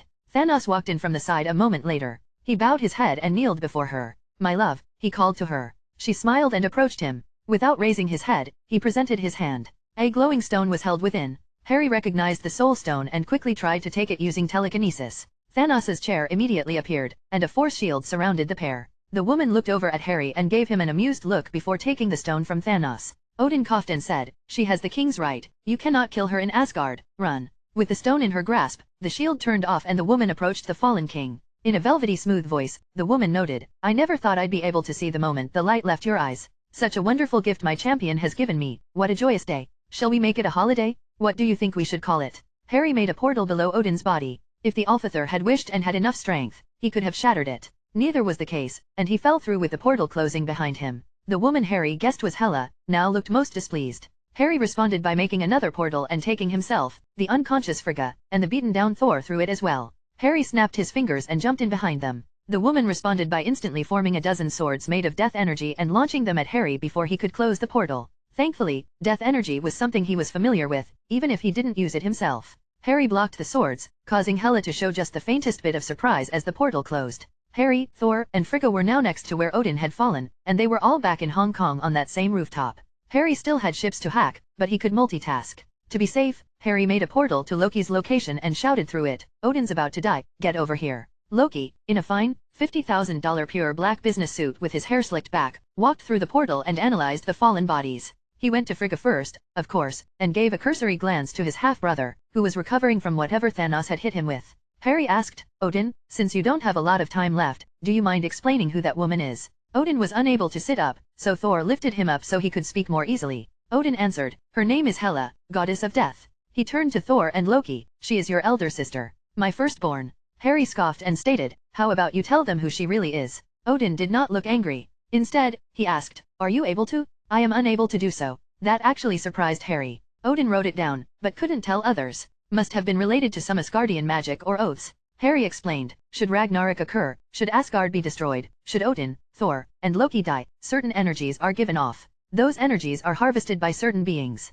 After Ragnarok, certain measures are taken to ensure another Odin is born, another Asgard is created, another Thor is born, and another Loki is born. Also they can die and be destroyed so Ragnarok's energy can be harvested again and again. This is the Ragnarok cycle. Hela is from the previous cycle, right? Thor and Loki were both horrified. Odin seemed quite relieved that the words spoken by Harry were heard and understood by his sons. If he knew this was possible, he would have asked for it long ago. This Odin knew of the Ragnarok cycle, but ancient magics prevented him from speaking of it or telling others. Even if others read the books he wrote, they would not keep the knowledge or be able to pass it on. Thor being sent to Earth was something no previous Odin had ever done. This was his own attempt to break the Ragnarok cycle by doing something unexpected. Odin spoke, "You are correct, and now I find I can speak of it. Incredible. As you say, Hela is Loki's daughter from the previous cycle. She created a domain of death and hid within it when she should have died. As she was considered dead within, she survived Ragnarok. Sometime later, she found me and told me everything. After it was explained, it could no longer be spoken of by either of us again. I pitied her, pitied my granddaughter, for she had no one left. I adopted her as my firstborn, Princess of Asgard. Her domain was used as its heart, and Asgard was created around it. As Asgard grew, so did her power. After the 9 realms were conquered and I had done my part in this madness, I wished no more. But Hela was not satisfied. Every being she or those under her killed was sent to her domain, where she could summon them and form an unstoppable army. I was unaware at the time, but this death domain was created using the Soul Stone, something she had found during her lifetime. Loki asked, "So this woman, my daughter, had the Soul Stone this entire time?" Odin stated, "No, I believed she had hidden it somewhere. If she had it, I would never have been able to trap her within a prison located in my own soul." Harry remembered what Thanos was doing when they arrived and asked, "What does she have to do with Thanos?" Odin sighed. "While she was conquering under my name, she met a youth who fell completely in love with her. I was unaware of this at the time, but he had completely sworn himself to her. Perhaps sensing what was to come, she made him her champion, and though sealed for these thousands of years, the army within her domain only grows as her champion and those beneath him kill half of every world he comes across." Odin took a few moments to collect his breath before continuing. "Thanos did not use the Soul Stone the last time we fought, but that was merely a ruse that caused me to let my guard down. He may have had it all along or may have just located it recently. Either way, he planned to increase her army further before releasing her. And now she is free. As my adopted firstborn, she has the king's right. If she is harmed on Asgard, Asgard will take the lives of those within to restore her to full health. She will not allow Asgard's people to go free either. And now that she is free, she can release her endless army of the dead and complete her conquest of the universe." Thor added quickly, "She will not get the Tesseract, it is guarded in a vault that they cannot open." Harry added, "Why does Thanos want the Infinity Stones?" Odin answered, "With the Infinity Stones, she, or someone beneath her, can wipe out half of all life in the universe. Doing so will fill her domain with half of all living souls. This would allow her own domain to be free and take the place of the true domain of death. Hela wishes to replace Lady Death and become the true goddess of death. Even without the stones, her army cannot be killed. She will succeed eventually unless she is stopped, and killing her means killing all the people of Asgard unless they are rescued first and Asgard destroyed." Harry knew a few things about the realm of death and figured her plan might work. If it contained too many souls, it would be destroyed by the laws of the universe. If it contained around half of all living souls, then it would be large enough to contend for the realm of death's place as the primary afterlife, usurping Lady Death's place as the true goddess of death. Odin coughed a few more times, each time weaker than the last. Frigga had already awoken and taken her husband's hand in her own. He smiled at her before turning back to Thor and Loki. "I am sorry to be leaving you with these problems. I had not expected to release her on Asgard. If I had told you, perhaps I could have come here to die, and then you and your fellow heroes could have bested her, far away from Asgard. But it is too late for regrets. You will have to face her, but you will not face her alone. Your friend, someone I have wronged in the past, will help. Harry Potter. I cannot ask for forgiveness from someone I owe so much. But please bear with an old man's shamelessness and allow this one last favor. Please help them. Not just with this, but in the future." Harry replied, "You don't have to ask. I always have, and I always will." Odin's eyes were half closed. He used what was left of his strength to turn to his wife. "So beautiful. I will be waiting for you ahead, but I am a patient man. Take your time, and look after our sons." Tears fell from Frigga's face as she answered, "I will. I love you so much." Odin's eyes closed fully as he let out a whisper, "As do I. I love you all." As his breath stopped, his body faded into golden light. He was being taken to Valhalla. Harry healed Frigga, but he did not heal Odin's wounds. Why? Because if he healed Odin, then the man would die of old age a few minutes later. This way, at least he died from wounds taken in battle. Frigga knew this. She had the same intention, as she made no move to heal him as well. It was what he wanted. Harry was just about done disabling the ships. The ground cleanup would take all day, but they had other matters to attend to. Thankfully, his snap before leaving would disable the Bifrost. So, no using the thing to blow up planets. Now he just had to figure out how to destroy Asgard, save the Asgardians, kill Thanos and Hela, and retrieve the Soul Stone. No problem, right? Chapter 123 Endgame. Harry Potter. Level, Age, STR, AGI, Int, WIS. Luck. Warrior Path Rank 79. Scholar Path Rank 85. Magic Path Rank 82. Tech Path Rank 71. Business Path Rank 63. Crafting Path rank 77. Dragon Path rank 75. Chinook Path rank 79. Sex Path rank 69. Harry Potter looked over his stats screen and wondered if he broke it. He blamed it on the oversaturation of power cosmic. That stuff was weird but powerful. At this point, he probably had more of that ridiculous energy than the Silver Surfer did. Considering that power cosmic was the source of all other forms of energy and tended to shift around a lot, Harry was surprised that having unreadable stats was the only prominent side effect of his ransacking of the dark dimension's essence, converting into power cosmic, and absorbing it through thousands of years of battle meditation. Harry would have liked to watch a movie, read a book, or just enjoy some time with his girls, but at the moment, he could only wait patiently. His wives were in fact waiting with him, but they were even more bored than he was. After Thanos blindsided him by making a move on Earth but going for Asgard instead, Harry decided that he had played around long enough. He paused and stayed paused for as long as he could stand it, thinking up plan after plan after plan after plan after plan. Then he mixed all the plans together. Right now he has 108 ways to defeat Thanos and 12 ways to defeat Hela. The only reason both weren't already dead was that Harry noticed something while plotting, a design that came to him when he went over all of his resources and capabilities. This caused him to forego all of his other plans and make a new one. Now, ending Thanos and Hela was only a part of the new plan. Hela had something he wanted, and it wasn't the Soul Stone. Taking it from her would require a different kind of battle, a complete and total victory. This also meant he couldn't use the 5 Infinity Stones in his possession to open a portal, summon the pair through it, and dice them to pieces. Would it be a hassle? Yes. Would it be difficult? Of course. Would there be a cost? Most definitely. But most importantly, would it be worth it? Indeed. The first step of this new plan required Thanos to die, but there were conditions. Thanos was a chosen of Hela, so regardless of how he died, she would be able to bring him back as an undead.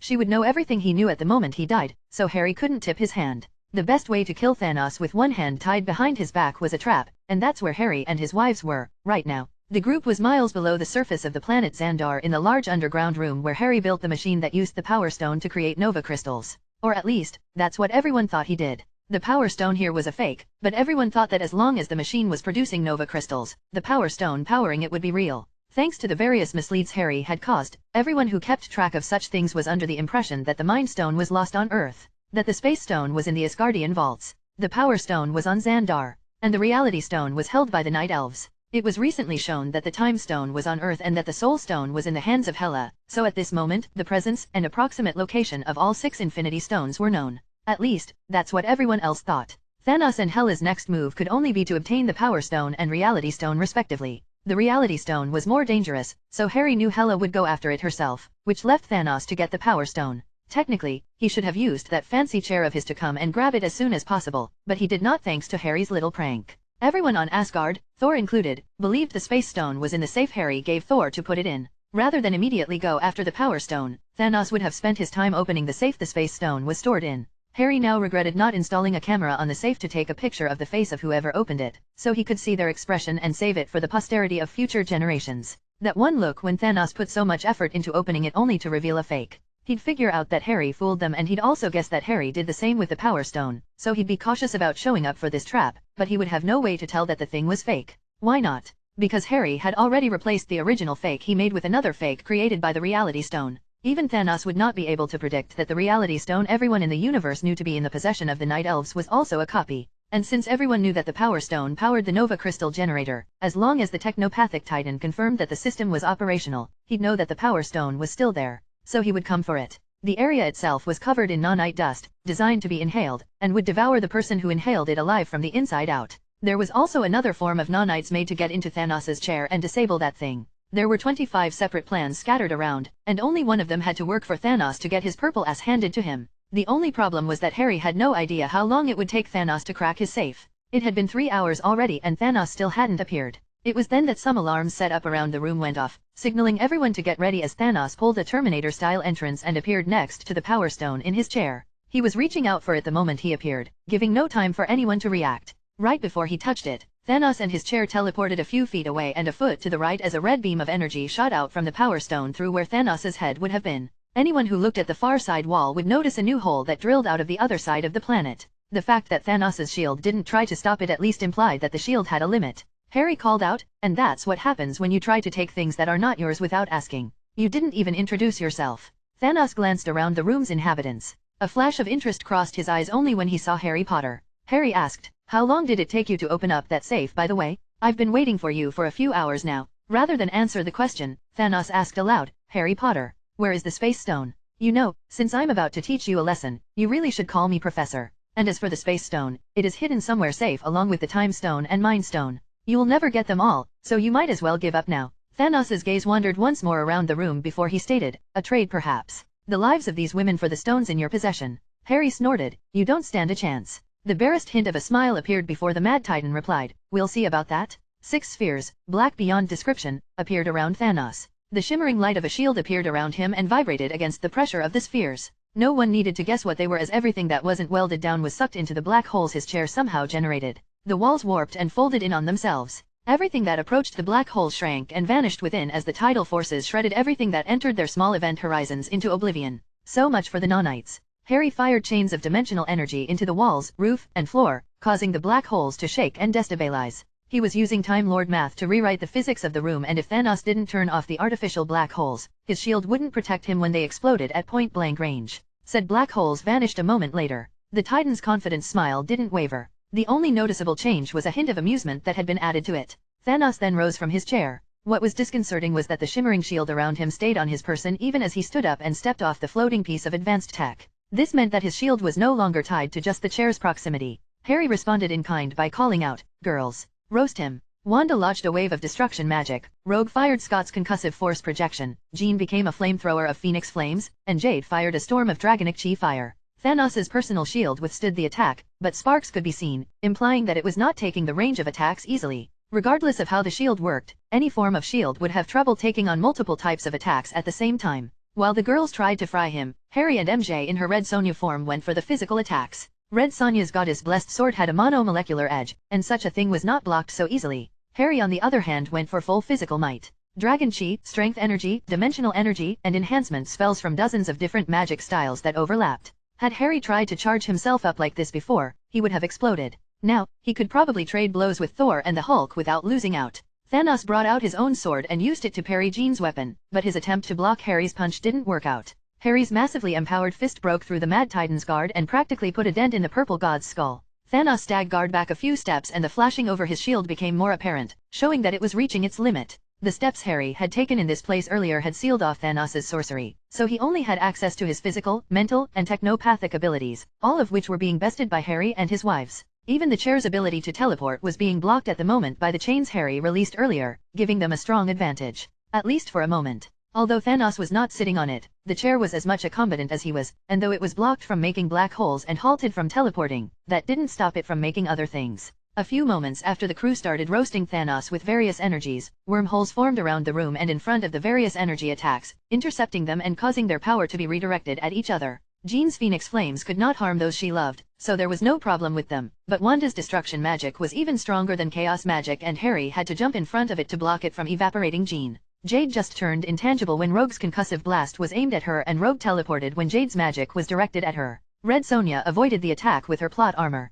Thanos used the moment to slash out at Harry, forcing the wizard to take a step back, but rather than follow through, Thanos thrust his hand into one of the wormholes and pulled it out, revealing the power stone he just tore from the machine on the other side of the room. Harry shouted, "Don't let him get back to his chair." Jean, Rogue, and Harry combined their telekinesis and Wanda added her chaos magic to hold Thanos down while Jade created chains of dragon chi to wrap him up. Red Sonja swiped her sword at Thanos' hand to cut off the fingers that held the power stone. Thanos shouted, "Enough." Before Red Sonja's sword could remove his fingers, Thanos' personal shield expanded like an explosion. It ignored the telekinesis and magic and expanded throughout the whole room. Harry and the girls were impacted by the shield which threw them back and disrupted their hold of Thanos. The Mad Titan felt the power of the Infinity Stone in his hand and presented it to his chair. An opening formed that Thanos placed the stone into as it was accepted and absorbed within. The chair glowed with power and Thanos calmly stated, "You cannot beat me. I am inevitable." Suddenly, the lights on the chair dimmed. The floating function and just about everything stopped working as the Reality Stone transfigured payload of tech-devouring nanites consumed and replicated within the chair, destroying it from within faster than its automated systems could react. Since the barrier was created by the chair's destruction removed the effect of the shield that had pushed them back. Harry got up and said, "We weren't trying to beat you. That's his job." Thanos didn't even have time to turn his head as the crack of thunder echoed through the room the moment Thor appeared and smashed his hammer into Thanos' head. Harry and the girls went back to using their abilities to restrain Thanos. His movement and strength were heavily reduced. His sorcery sealed. And his chair was now destroyed by a Trojan horse. Although Thor was the one wailing on Thanos, he looked to be in greater pain. Thanos has essentially killed his father and Thor was releasing all the pent-up emotions and roaring with every swing of his hammer. Lightning crackled from the thunder god's eyes and sparks surrounded him. He didn't care that Thanos was bound. He didn't care that this wasn't a fair fight. To Thor, this was not a fight. This was an execution. Still, Thanos gave as good as he got. His sword was still in hand and even restrained. He managed to block and parry a few hits. The lightning on Thor's body rolled off his form and concentrated into his hammer, causing it to glow as if it were a lump of pure plasma. With a hearty roar and all his might, Thor's next blow shattered Thanos' sword and broke the Mad Titan's arm, making him grimace in the strongest show of emotion he'd revealed yet. He glanced at his chair and saw it disintegrating into dust as a look of acceptance appeared on his face. This seemed to piss off Thor even more, and 3 hammer strikes later, Thanos' head looked like a misshapen raisin as he fell to the ground. Thor halted for a moment and Thanos used the last of his strength to lock eyes with Harry and cough out, "See you soon." Jean quickly burned Thanos' body with phoenix flames, but the moment they came into contact with his body, Harry and Jean felt the man's soul taken away, saved from the all-burning fires of the phoenix. This didn't bother Harry as he suspected that would happen. Of course, when they faced zombie Thanos later, he would be in pure soul form and not be able to run by fleeing his body. Seeing the Mad Titan slain, at least for the moment, Thor stated, "Thank you, Harry Potter." To this, Harry smirked and replied, "No problem. Hope you got warmed up though, because the party is just getting started." Harry removed the dimensional chains he bound the room in and made a portal to the surface. Thanos' army was there, but so too was the Nova Corps. Harry didn't need to say anything as Thor started swinging his hammer around and the others started flying up to the ships. The Nova Corps fighter ships worked in perfect tangent with the flying members of the Nova Force empowered peacekeepers, and with the reinforcements of Thor, Harry, and his girls, the attacking ships were destroyed and the battle ended. The citizens of Xandar cheered as the last of Thanos' ships exploded, but the fighters remained silent. The battle was over, but the war had only begun. Several hours later, Harry and Thor sat in a conference room on the highest floor of the former Avengers Tower, now the headquarters of the Hero Association. Every face in the room was familiar, but few would expect such a group to gather together. Doctor Strange, Loki, Dr. Doom, Tony Stark, Reed Richards, Steve Rogers, Charles Xavier, Eric Laneshair, Bruce Banner, and Nick Fury. Nick Fury, despite being the weakest one in the room, spoke first after listening to Harry Potter's description of what was going on. "So, even though you killed Thanos, you suspect that Hela, someone you say is another iteration of Loki's daughter, is going to lead an army of undead to our planet to avenge Thanos and take the Infinity Stones you have in your possession. Is that about right?" Harry nodded, "Pretty much." Fury rolled his eye at Harry's nonchalant attitude and pointed out, "You seem pretty calm for someone expecting a situation worse than anything even I could have thought up." Harry shrugged, "It's not my fault you couldn't come up with something like that. Read more books." Steve Rogers asked, "How big of an army?" Thor answered this time, "Every victim of Thanos' tyranny over the last 10,000 years. All those he has slain in that time are hers to call upon." Tony asked, "Got any numbers?" Harry replied, "A few 100 billion, give or take." "Oh, is that all?" Tony asked with as much sarcasm as he could fit. He then gave a mock glare at Harry and said, "I told you we should have made an Iron Legion."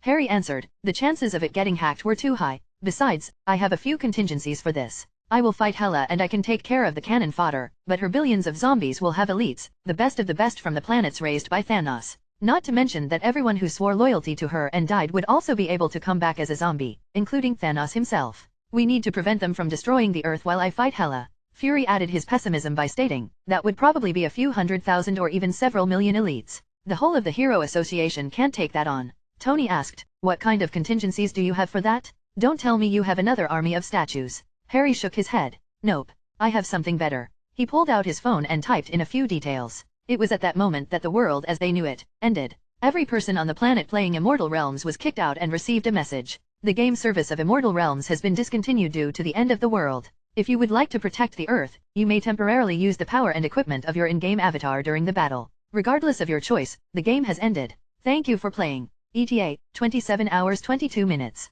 Tony played as well and took out his phone. Those with Brilliant Sync phones and membership in the game got the same message sent to them via text. That estimated time of arrival was how long it would take Hela to arrive according to his monitors. Tony pointed at the text message and asked, "How the hell did you manage that?" Harry brought up a file on the holographic projector in the conference room and everyone saw an image of a large, strange-looking mirror. Harry explained, "This is the Black Vortex, a nexus of cosmic energy. Every Immortal Realms headset was built with unstable molecular fiber and a connection to the Black Vortex. It can only be done once, but each headset can be used to draw cosmic energy from this nexus and into the player. It can grant them the power of the classes they've gained up to level 300. The headset will then turn into an exact duplicate of the player's armor and weapons." Dr. Doom stated blandly, "That explains a few things." He'd obviously tried to reverse engineer the headsets, but they always encountered problems. He didn't even know they were made of unstable molecular fiber, as that material is very good at pretending to be other materials. Fury took in a few deep breaths to stop himself from trying to tear off Harry Potter's limbs. Of course, he made a video game where the players could gain the powers they had in the game. Why did he ever think Harry would make something normal? Steve asked. You are drafting civilians into the battle. Tony spoke up. You haven't played? That game requires actual skill to play, so every player will have lots of experience, especially if Harry supercharges them. Xavier asked, are there any negative effects from using the energy of this black vortex? Harry shook his head. No, it was a tool to promote evolution and I took it apart and rebuilt it to make it even safer. Harry estimated it would take another day for Hela to arrive. She was flying the whole of Asgard and using it as a vessel. During that day, no one got any sleep. Every news station and radio confirmed Harry's message that a battle to decide the fate of the world was at hand and recommended to all players of immortal realms to fight for their world. Guild leaders and the heads of skilled parties were assigned an AI that would assist them with planning and cycling their players. Beaming technology from the Stargate universe would be used to move players around and keep them safe. At level 300, the players would be able to match the elites of the universe, and the undead champions that were above the elites would be handled by the Avengers, the Reds, and the Hero Association. As predicted, Asgard appeared above Earth the following day, and in a grand gesture of power, Hela's voice sounded and could be heard and understood by every human on the planet. Mortals of Midgard, kneel. Surrender the Infinity Stones, Thor, and the one called the Professor, lest I end every life in this miserable world. Not one to be outdone, Harry pulled out his cell phone and used it to hack every speaker on the planet from every pocketed phone, TV, radio, and everything else. His words were carried by magic to Asgard and by technology to the Earth. Listen, Karen, if you think asking for the manager makes you mighty, then it seems that crazy hairdo of yours has rotted your brain. The universe's mightiest Karen did not appreciate the planetary scale laughter that Harry's remark caused. Some part of her did wonder how all that laughter was somehow heard by her when she was in space, but that part of her was drowned out by the indignation of the insult. With her fury at its peak, she let loose the full might of Asgard. A massive rainbow bridge formed around Asgard and led down to Earth. It split up and bent space, allowing a single bridge to reach every corner of the Earth. Hela then opened her domain and spread it around the bridge, directly summoning her hundreds of billions of undead to the bridge where they would march down to the Earth. Due to the space-bending properties of the Rainbow Bridge, the distance the undead would need to march wasn't very long at all, and it would only take a few minutes for her billions of loyal zombies to flood the Earth. However, before the zombies could take their first steps, hundreds of massive portals appeared around Asgard and thousands of replicator ships flew through, surrounding Asgard and immediately opening fire. The shields around Asgard held against the relentless fire, but the Rainbow Bridge did not fare as well, and shattered, preventing the armies from marching down. However, Asgard was not a land that could be taken so easily, as it was a land forged off thousands of victories and billions of corpses. The weapons of Asgard pierced through the defenses of the replicator ships and shattered them into pieces. This momentary victory was rendered moot as the pieces gathered around Asgard, outside the shield to create a country-sized field. The field of replicator blocks started draining the systems of Asgard, taking down the shields and preventing the rainbow bridges from being released. At the command center in the Hero Association, Harry stood with the strongest beings on Earth and said, "It's time." Every player willing to fight wore their headgear, and each one seemed to melt and fall to the ground before forming a full-body mirror. The mirror showed the person as their player avatar in full armor using the full power of their classes. The moment they looked into the mirror, they knew what had to be done. In order to receive the power, they had to speak aloud, "I, player name, will use my power to protect the Earth."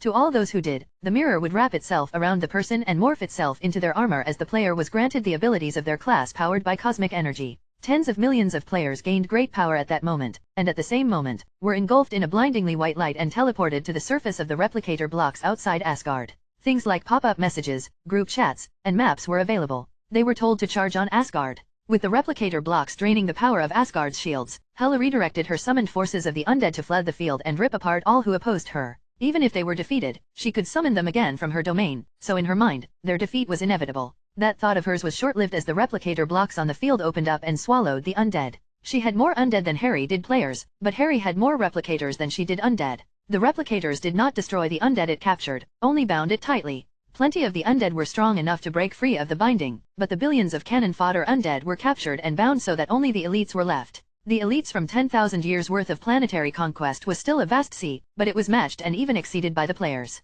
Thousands of drones flew over the battlefield to send data to the ace managing the players. The battle was on. Harry arrived at the palace first via apparition. He did try to use a portal, but Hela's domain of death was more concentrated around her, and within the palace, the laws of reality were hers to edit as she pleased, preventing him from using sorcery. Of course, the reality-breaking chaos magic that was wizardry was fair game. Seeing Harry pop into the room caused the self-proclaimed goddess of death to frown. Thanos had told her everything of their fight and she even called upon the dead that knew of Harry's abilities. Most of them were useless however, since it was only recently that anyone even knew that Harry Potter, the Professor, and Obscurus were the same person. And even among those who knew, none were dead, so she didn't even know that. Harry only glanced at her for a moment before looking around the palace a bit. The decor had changed and the ceiling had a different picture on it, one of Hela leading the armies of Asgard. Seeing the blatant disrespect, the Asgardian goddess of death observed Harry for a few moments before sneering. She stated coldly, "You think your allies can walk into my domain and leave with their lives? I am the goddess of death, and by my decree, you will die." At the heart of her domain, her word was law, or at least it was supposed to be. Ping. Instant death successfully resisted due to instant death immunity. Harry raised an eyebrow. Yeah, the Karen death stare doesn't work on this manager. This was also why his wives would not be participating in the fight. She could kill with a word and use the soul stone to manipulate souls. He was immune to instant kill magic and his soul wasn't even in this dimension, so he was the only person who could face her in her domain. Hela's temper did not react well to Harry's casual belittlement. Whether as an enemy or ruler, she had never been treated with anything but the highest respect, yet Harry actually talked down to her. As she rose from her throne, she paused for a moment as she saw Harry do something she did not understand. Harry took an old-school cassette playing radio from his inventory and placed a cassette within. Before hitting play, Harry said, "You know, I've wanted to go all out in a good fight for a long time. Don't disappoint me." Harry pressed down the play button and smiled as the theme song from Mortal Kombat sounded out, "Test your might." Hela snarled. The roof and walls of the palace crumbled and reformed into tens of thousands of pitch-black Necros words. Her power over Asgard was absolute and every tree and stone was hers to command.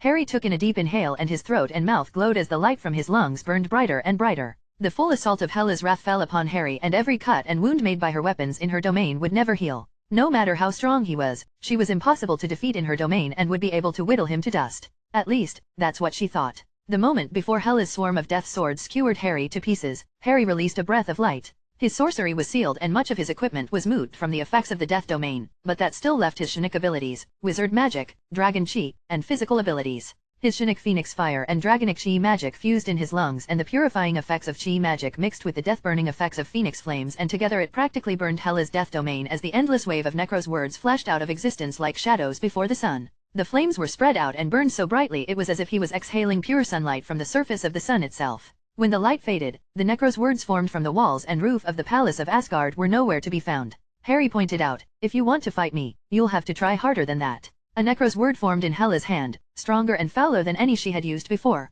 She slowly strutted forward and stated, "You cannot defeat death." Harry remarked, "You are not death." Hela sneered and vanished like smoke before she rematerialized next to Harry, her sword already swinging and its blade at his neck. Harry swayed with the swing of the sword and bent down before he threw his fist at her side. His immortal dragon GM-powered fist was covered in phoenix flames and would have dealt a hearty blow to the self-proclaimed goddess of death had she not turned into smoke and dodged at the last moment. Her blade reappeared and swung at Harry's neck once more as she rematerialized and forced Harry to dodge again. Hela's next teleport caused her to shriek in pain. Her back had been slashed by something and was burning with phoenix fire. She released a wave of energy which caused a dozen floating swords shrouded in phoenix flames to become visible. She had no idea how Harry had made something invisible to her senses, but she could edit the laws of reality within her domain to negate the effect, forcing the invisible swords to reveal themselves. Next, she drowned the phoenix flames on her back with necrotic energies. Even phoenix flames didn't burn eternally in her domain. Even revealed, the swords still posed a threat as they moved around where Harry predicted her next teleport would come in, so she was unable to get close. Her strongest sword could not be thrown and was only powerful while in her hand, so she had to slow him down or restrain him to cut off his neck. Harry conjured a massive sword and slashed down, causing Hela to dodge, but her own battle instincts honed from eons of warfare made her turn to the side just in time to dodge the next swing of the flaming sword from Harry who apparat to her own side. His apparition was slower than her teleportation, so he needed a distraction, but it still worked in her domain so that was fine with him. Swords of darkness and flame clashed over and over as both parties teleported around the space. Harry was slowly getting used to Hela's battle style but she was doing the same, adjusting her domain and technique every few seconds to get ahead and kill him in a single blow. A few minutes into the battle, Harry tried to apparate but felt himself bounce off the space he tried to pierce. Hela snickered. "You cannot rely on your tricks forever. This is my domain, and it was only a matter of time before I figured you out." Harry didn't look impressed. Instead, he released the conjuration of the floating swords around him and pulled out a new one from his inventory. This one was made with the help of the dwarves. It used URU from the Mjolnir he acquired in the zombie universe and several materials he invented himself. The moment he removed it from his inventory, it ignited. It looked similar to Orin's single-edged sword from Final Fantasy X. A phoenix decorated the hilt and handle while a dragon was engraved along the spine. The flames around it burned with a golden hue, and waves of lights threateningly hummed off its edge. Hela unconsciously took a step back upon seeing that sword. It was something of a coincidence that Harry's strongest powers just happened to counter her. The purifying aspect of Phoenix Fire and Immortal Dragon Chi, brought to its highest concentration and focused on the edge of that sword, shined brighter than the sun. Harry would not deny that this sword was inspired by an anime where an ancient, hell flame-using swordsman focused all of the flames of hell into the edge of his sword. Harry's weapon was similar but focused and amplified the purifying aspect of the two different flames into a whole greater than the sum of its parts on the edge. Harry used the moment of her hesitation to slash down. She instinctively turned to smoke, but the smoke ignited and the domain shuddered as her cry of pain echoed. She reformed a moment later, but her eyes locked on the sword as a hint of fear could be seen. Harry nonchalantly remarked, "It wasn't just you adjusting to this fight, you know. I'm known pretty well as a teacher, but I'm also a student, and probably one of the fastest learners in the universe. I've been adjusting your domain as well and drawing up my own counters." "That's not possible," Hela argued back. "Ah, but it is. I've been adjusting this domain using calculations. Just because you've sealed the access to other dimensions to prevent sorcery, doesn't mean that your domain isn't a dimension itself. I don't like using death sorcery, but that doesn't mean I can't work with it. I'm pretty familiar with death energy after all. In the tutorial, he could only use death energy. That was fine at the time as he was dead, but once he regained his life, he lost it all because death energy belongs to the dead. Still, he was very familiar with it. He'd been using Time Lord math to adjust this place through calculations, stripping the goddess of death of her own domain. That was also why he could only take this sword out now. He had only just figured out a way around her death domain's ability to remove the enchantments on his weapons, and it would not have worked if he brought it out from the start. Hela also took the lapse in the battle to check the surroundings. Her eyes narrowed in displeasure. The Reds, Hero Association, and Avengers were suppressing her undead champions, including Thanos. The massive assortment of elites were getting slain over and over. Even though they are beyond at the outer edges of her domain to charge into battle after being killed, many had been dropped a dozen times since the fight between them had started.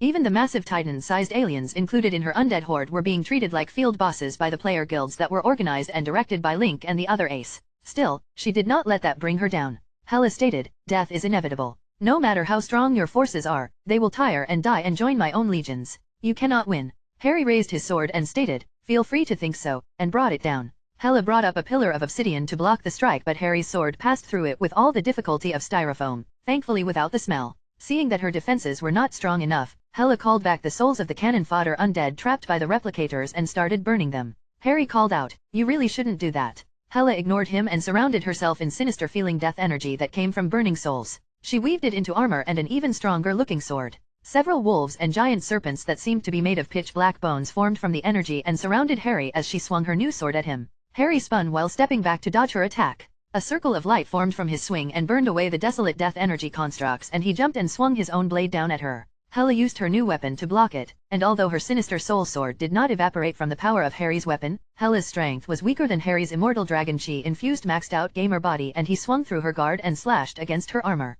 Though she withstood the strike, the armor had a clear scar that shined brightly. A few more slashes and her new armor would be scrapped. Harry stated, "It's a waste of souls just to delay the inevitable." Hela's eye twitched at Harry's use of her champion's line, but she knew it to be true. She dispelled the armor and asked, "Would you really kill me? I can revive myself from the lives of the soldiers of Asgard, so the only way to kill me would be to kill all of them first. Your friends are nowhere close to freeing them. Even if they were able to suppress her champions, the combined might of the strongest the planet had to offer was unable to completely defeat them and save the captured Asgardians." The question was supposed to either provoke or instill doubt within Harry Potter. Instead, it made Harry look at her like she was an idiot. Harry stabbed his sword into the ground and asked, "Kill you? Do you know who has the Reality Stone, the Mind Stone, the Time Stone, the Power Stone, and the Space Stone? If I wanted you dead, you'd be dead. Haven't you figured it out yet, sweetheart? I've been toying with you, playing around. Do you actually think you have a chance?" This game was over before it started. That wasn't technically true. If he truly killed her, all that would happen is that she would be unable to leave her death domain. She had more options while alive, but it wasn't like she couldn't accomplish all her goals while dead. She just didn't like to lose. It was then that Hela knew she'd fucked up. Seeing that Harry had not used the stones, she assumed he either did not have them or could not control them. But seeing his power in person, the latter was a ridiculous notion. Her power allowed her to kill any before her, and the Soul Stone allowed her to manipulate souls. Said powers didn't work on Harry, but she had forgotten that her powers would not protect her from the Infinity Stones in his possession. Seeing that the situation didn't make sense, she shouted, "You lie? Why would you wait if you had the power to defeat me this whole time? You are just trying to trick me." Harry shook his head and said, "It's because I can't take what I came here for if I kill you." Hela was many things. Stupid was not one of them. Her blood turned cold upon the stark realization of Harry's goal. He didn't come for the Soul Stone. He came for her domain. Harry had been slowly stripping her domain from her control during the fight. She had been regaining it, but the possibility existed that he might actually take it from her. Hela's death domain was something she had put everything into creating. It was created using a piece of her own soul as the material, and she used the soul stone to craft it. As a soul plane made from a powerful soul, it could store souls, and she had used this to slowly grow her own power to eventually gain true godhood. Hela, like every Loki, Thor, and Odin of the past, was a part of the Ragnarok cycle, and each iteration would die. She wanted to escape the cycle by becoming death itself. If she lost her domain, she would have nothing. Her fear quickly turned into rage. Every undead she had conjured dissipated, and the battlefield around Asgard had fallen silent for a moment until the players cheered, thinking that they had won. Instead, Hela absorbed every soul back into herself and merged her power with her death domain. Then she started burning the souls. All of them. The death of a soul created an especially potent and foul death energy, and the power gained from her actions warped space as her domain fully fused into her, and the energy gained from the burning of souls elevated her power to the literal fifth dimension. In this universe, gods did not exist in the physical plane, but in the fifth dimension. As Hela temporarily ascended to the fifth dimension using the energy of burning souls, her avatar in the current place reformed and said, "This is over. I will end you here and now." Her voice echoed through space with its hard finality. Harry rolled his eyes, pulled out his cell phone, and said, "Bitch please, I ain't even warmed up yet." With the click of a button, every player started glowing. A flash of light shot out from the players and stretched across the battlefield before entering Harry Potter. After the flash of light left them, each player returned to a normal form and was teleported back to Earth using beaming technology. In addition to being made of unstable molecular fibers, each headset for Immortal Realms contained one obscurus particle Harry had separated from himself. When a player killed a monster, that monster was assigned energy from an energy well that came from the black vortex or something stolen from a star. In other words, Harry used the players to perform indirect battle meditation using the game as a proxy. When the players killed monsters assigned to energy, the obscurus particle would absorb that energy through a subspace connection and multiply. Said obscurus particles also gained the traits and skills and proficiencies of the players through their gameplay. The power for players to turn into their game characters came from the black vortex, but the skill mastery was contained within the obscurus particles. At this moment, those obscurus particles were saturated with cosmic energy from the player's interaction with the black vortex, meaning that Harry was taking the equivalent of tens of millions of uses of the black vortex at the same time. Sure, he would not be able to retain that energy for long, but it would last long enough. The supersaturated obscurus particles merged back into Harry Potter, and unsurprisingly, he exploded. The explosion shook all of Asgard and destroyed much of it along with Hela's avatar. Without her avatar on the surface, the beaming technology was able to lock onto everyone still within Asgard and teleport them out and to safety. As for Harry, his vast sea of obscurus particles vanished as he ascended himself into the fifth dimension. Hela was understandably surprised to see him. Since the supersaturation of cosmic energy was not properly obtained using battle meditation, Harry could not fully control his obscurus particles, but he didn't need to. He could still shift his sea of particles into various forms. Harry performed the conceptual equivalent of bitch slapping Hela across her conceptual face. She tried to craft her soul domain into a weapon to defend herself and attack, but unlike Harry, she had not planned for things to go this far. She only planned to rise to the fifth dimension and squish Harry's third-dimensional existence like a bug from on high. Dozens of beings watched the fight with moderate interest from afar, but none would move to intervene. Harry's conceptual swarm of power formed weapons thanks to his mastery over crafting and attacked using his mastery over warriors.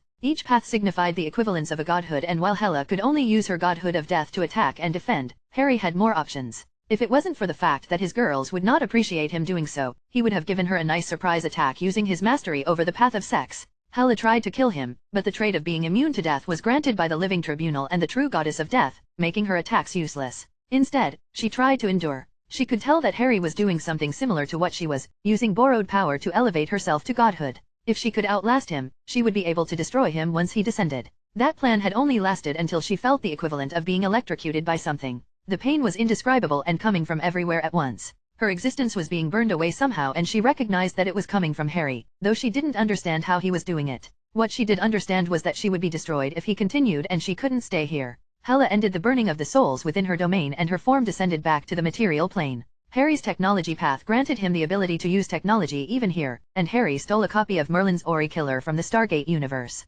It didn't work quite as well here, but it could be used to attack higher dimensional beings. It took a few moments for him to calibrate the effect, but it worked, and she had been driven from godhood back down to mortality. Harry descended back down as well, but only partially. Hela returned back to the remains of the destroyed palace of Asgard and fell down. Harry appeared a moment later. She looked up and wondered why he was wearing glasses now. Harry pushed up said glasses and said, "All is within my calculations." Hela wearily asked, "So you predicted that I would become a god in the middle of the fight?" Harry smirked, "I took into account the possibility. You have lost." Hela sneered, "I will never give you my domain. It is mine." Harry walked over to Hela and picked the weakened goddess of death up by the throat. Even if Harry had done nothing, the consequence of ascending using the energy from burning souls would have created a powerful backlash, but that compounded on top of what Harry did to force her dissension made her too weak to even struggle. Harry said, "That decision is not yours to make. You have lost." Ping. Invoke right of conquest? Yes no. Harry mentally clicked yes and Hella screamed. Harry didn't need to kill her. Once he beat her, everything that belonged to her would transfer its ownership to him. Of course, it only worked under certain circumstances. For example, he couldn't use the Infinity Stones. He didn't know why. He figured it was like how a game disabled trophies when you turned on the mods. Though not dead, Hella lost consciousness and Harry dropped her and waved his hand to open up his new death domain. Harry searched inside for a few minutes for the Soul Stone since he figured she hid it there, but then he spotted something he didn't expect. Within the death domain was the Asgardian Book of the Dead, where every Asgardian's name was written next to the time they would die. Harry knew the book was here, but he did not expect that the pages would be turning themselves. After thinking for a moment, Harry asked aloud, "What are you doing, Loki?" The invisible Loki reappeared and turned around. Just checking something. I see you have won, so I'll see my way out." Harry sighed but didn't stop him. He glanced at the book and saw that Loki had erased his own name from it. Harry could add it back, but he didn't mind having Loki around for a while. After searching for a bit longer, Harry found the folded space where Hela hid the Soul Stone and took it for himself. Ping. Quest complete. Stop the Asgardian Goddess of Death. Reward, a message from Death. Go ahead, you have my permission. Harry smiled at the reward. There was a very specific reason he wanted Hela's death domain. It had to do with immortal realms. Immortal realms allowed players to learn different power systems for themselves, and after gaining experience with them, those power systems could even be learned outside the game. In fact, the players had a level cap of 300. After 300, you could only advance by mastering the power yourself without aid. Many players had learned their power systems in secret, and those same players were invited to join the Hero Association. Most joined, but the ones who didn't kept their heads down, since the fact that they had been invited implied that it was known they had powers. Immortal Realms was a teaching aid, something to teach people how to become stronger. This would of course cause many problems down the line. Until now, Harry accepted that, but with Hela's death domain, he had all the pieces necessary to give Immortal Realms the greatest expansion a game has ever received. Harry placed the Soul Stone into his inventory. Thanks to the Infinity Stone perk, he could use them even while they were in his inventory. Harry still had a few more moments of godhood before his Obscurus particles lost their saturation of cosmic energy, so he concentrated all of that power into his idea, rose his hand in the air, and snapped. The battle was over. Thanks to timely teleportations and management by the Ace, no players died. As for the Earth, the servers containing Immortal Realms had vanished. A part of Thon's realm, a part of Mephisto's realm, and a part of Nightmare's realm also vanished. Harry gained ownership of them through his negotiations with those entities during their discussion about Immortal Realms. Even though they gave those territories to Harry Potter, they did so while under the impression that Harry could not use them. The entirety of the negative zone and the contents of the second dimension also vanished. With the Infinity Stones at the center, a new dimension was created using these as materials. This dimension was exactly Immortal Realms.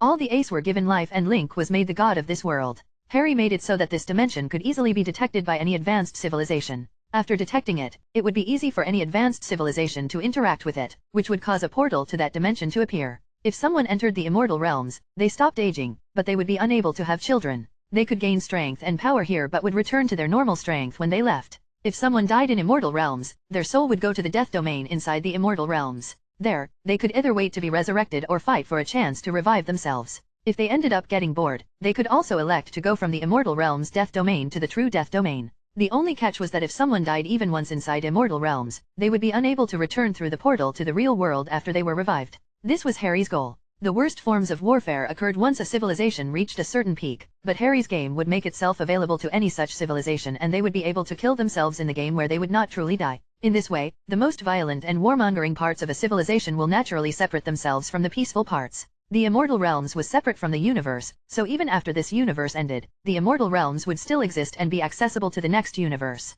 Its landmass was larger than the length between galaxies and could fit every sentient being in the universe without filling more than a single % of the space. For all intents and purposes, it was endless. The only downside was that it delayed a soul's arrival into Death's embrace, but Death gave him permission as a reward, so that was no longer a problem. While exploring his newly created world, Harry got a message from the sleeping Celestial that told him to meet up near a bar. Harry teleported over and the child form Celestial smiled and opened the door before walking in. Harry expected the Celestial to ask what he had done since Harry had given him access, but what he did not expect to find was the bartender. The man was not one of the NPCs or Ace Harry and Link made. No, this guy was at another level. The man behind the bar passed a glass over to Harry and said, "I just have one question for you, Harry Potter. Did you have fun?" Harry smiled. Yes. Yes, I did. The end.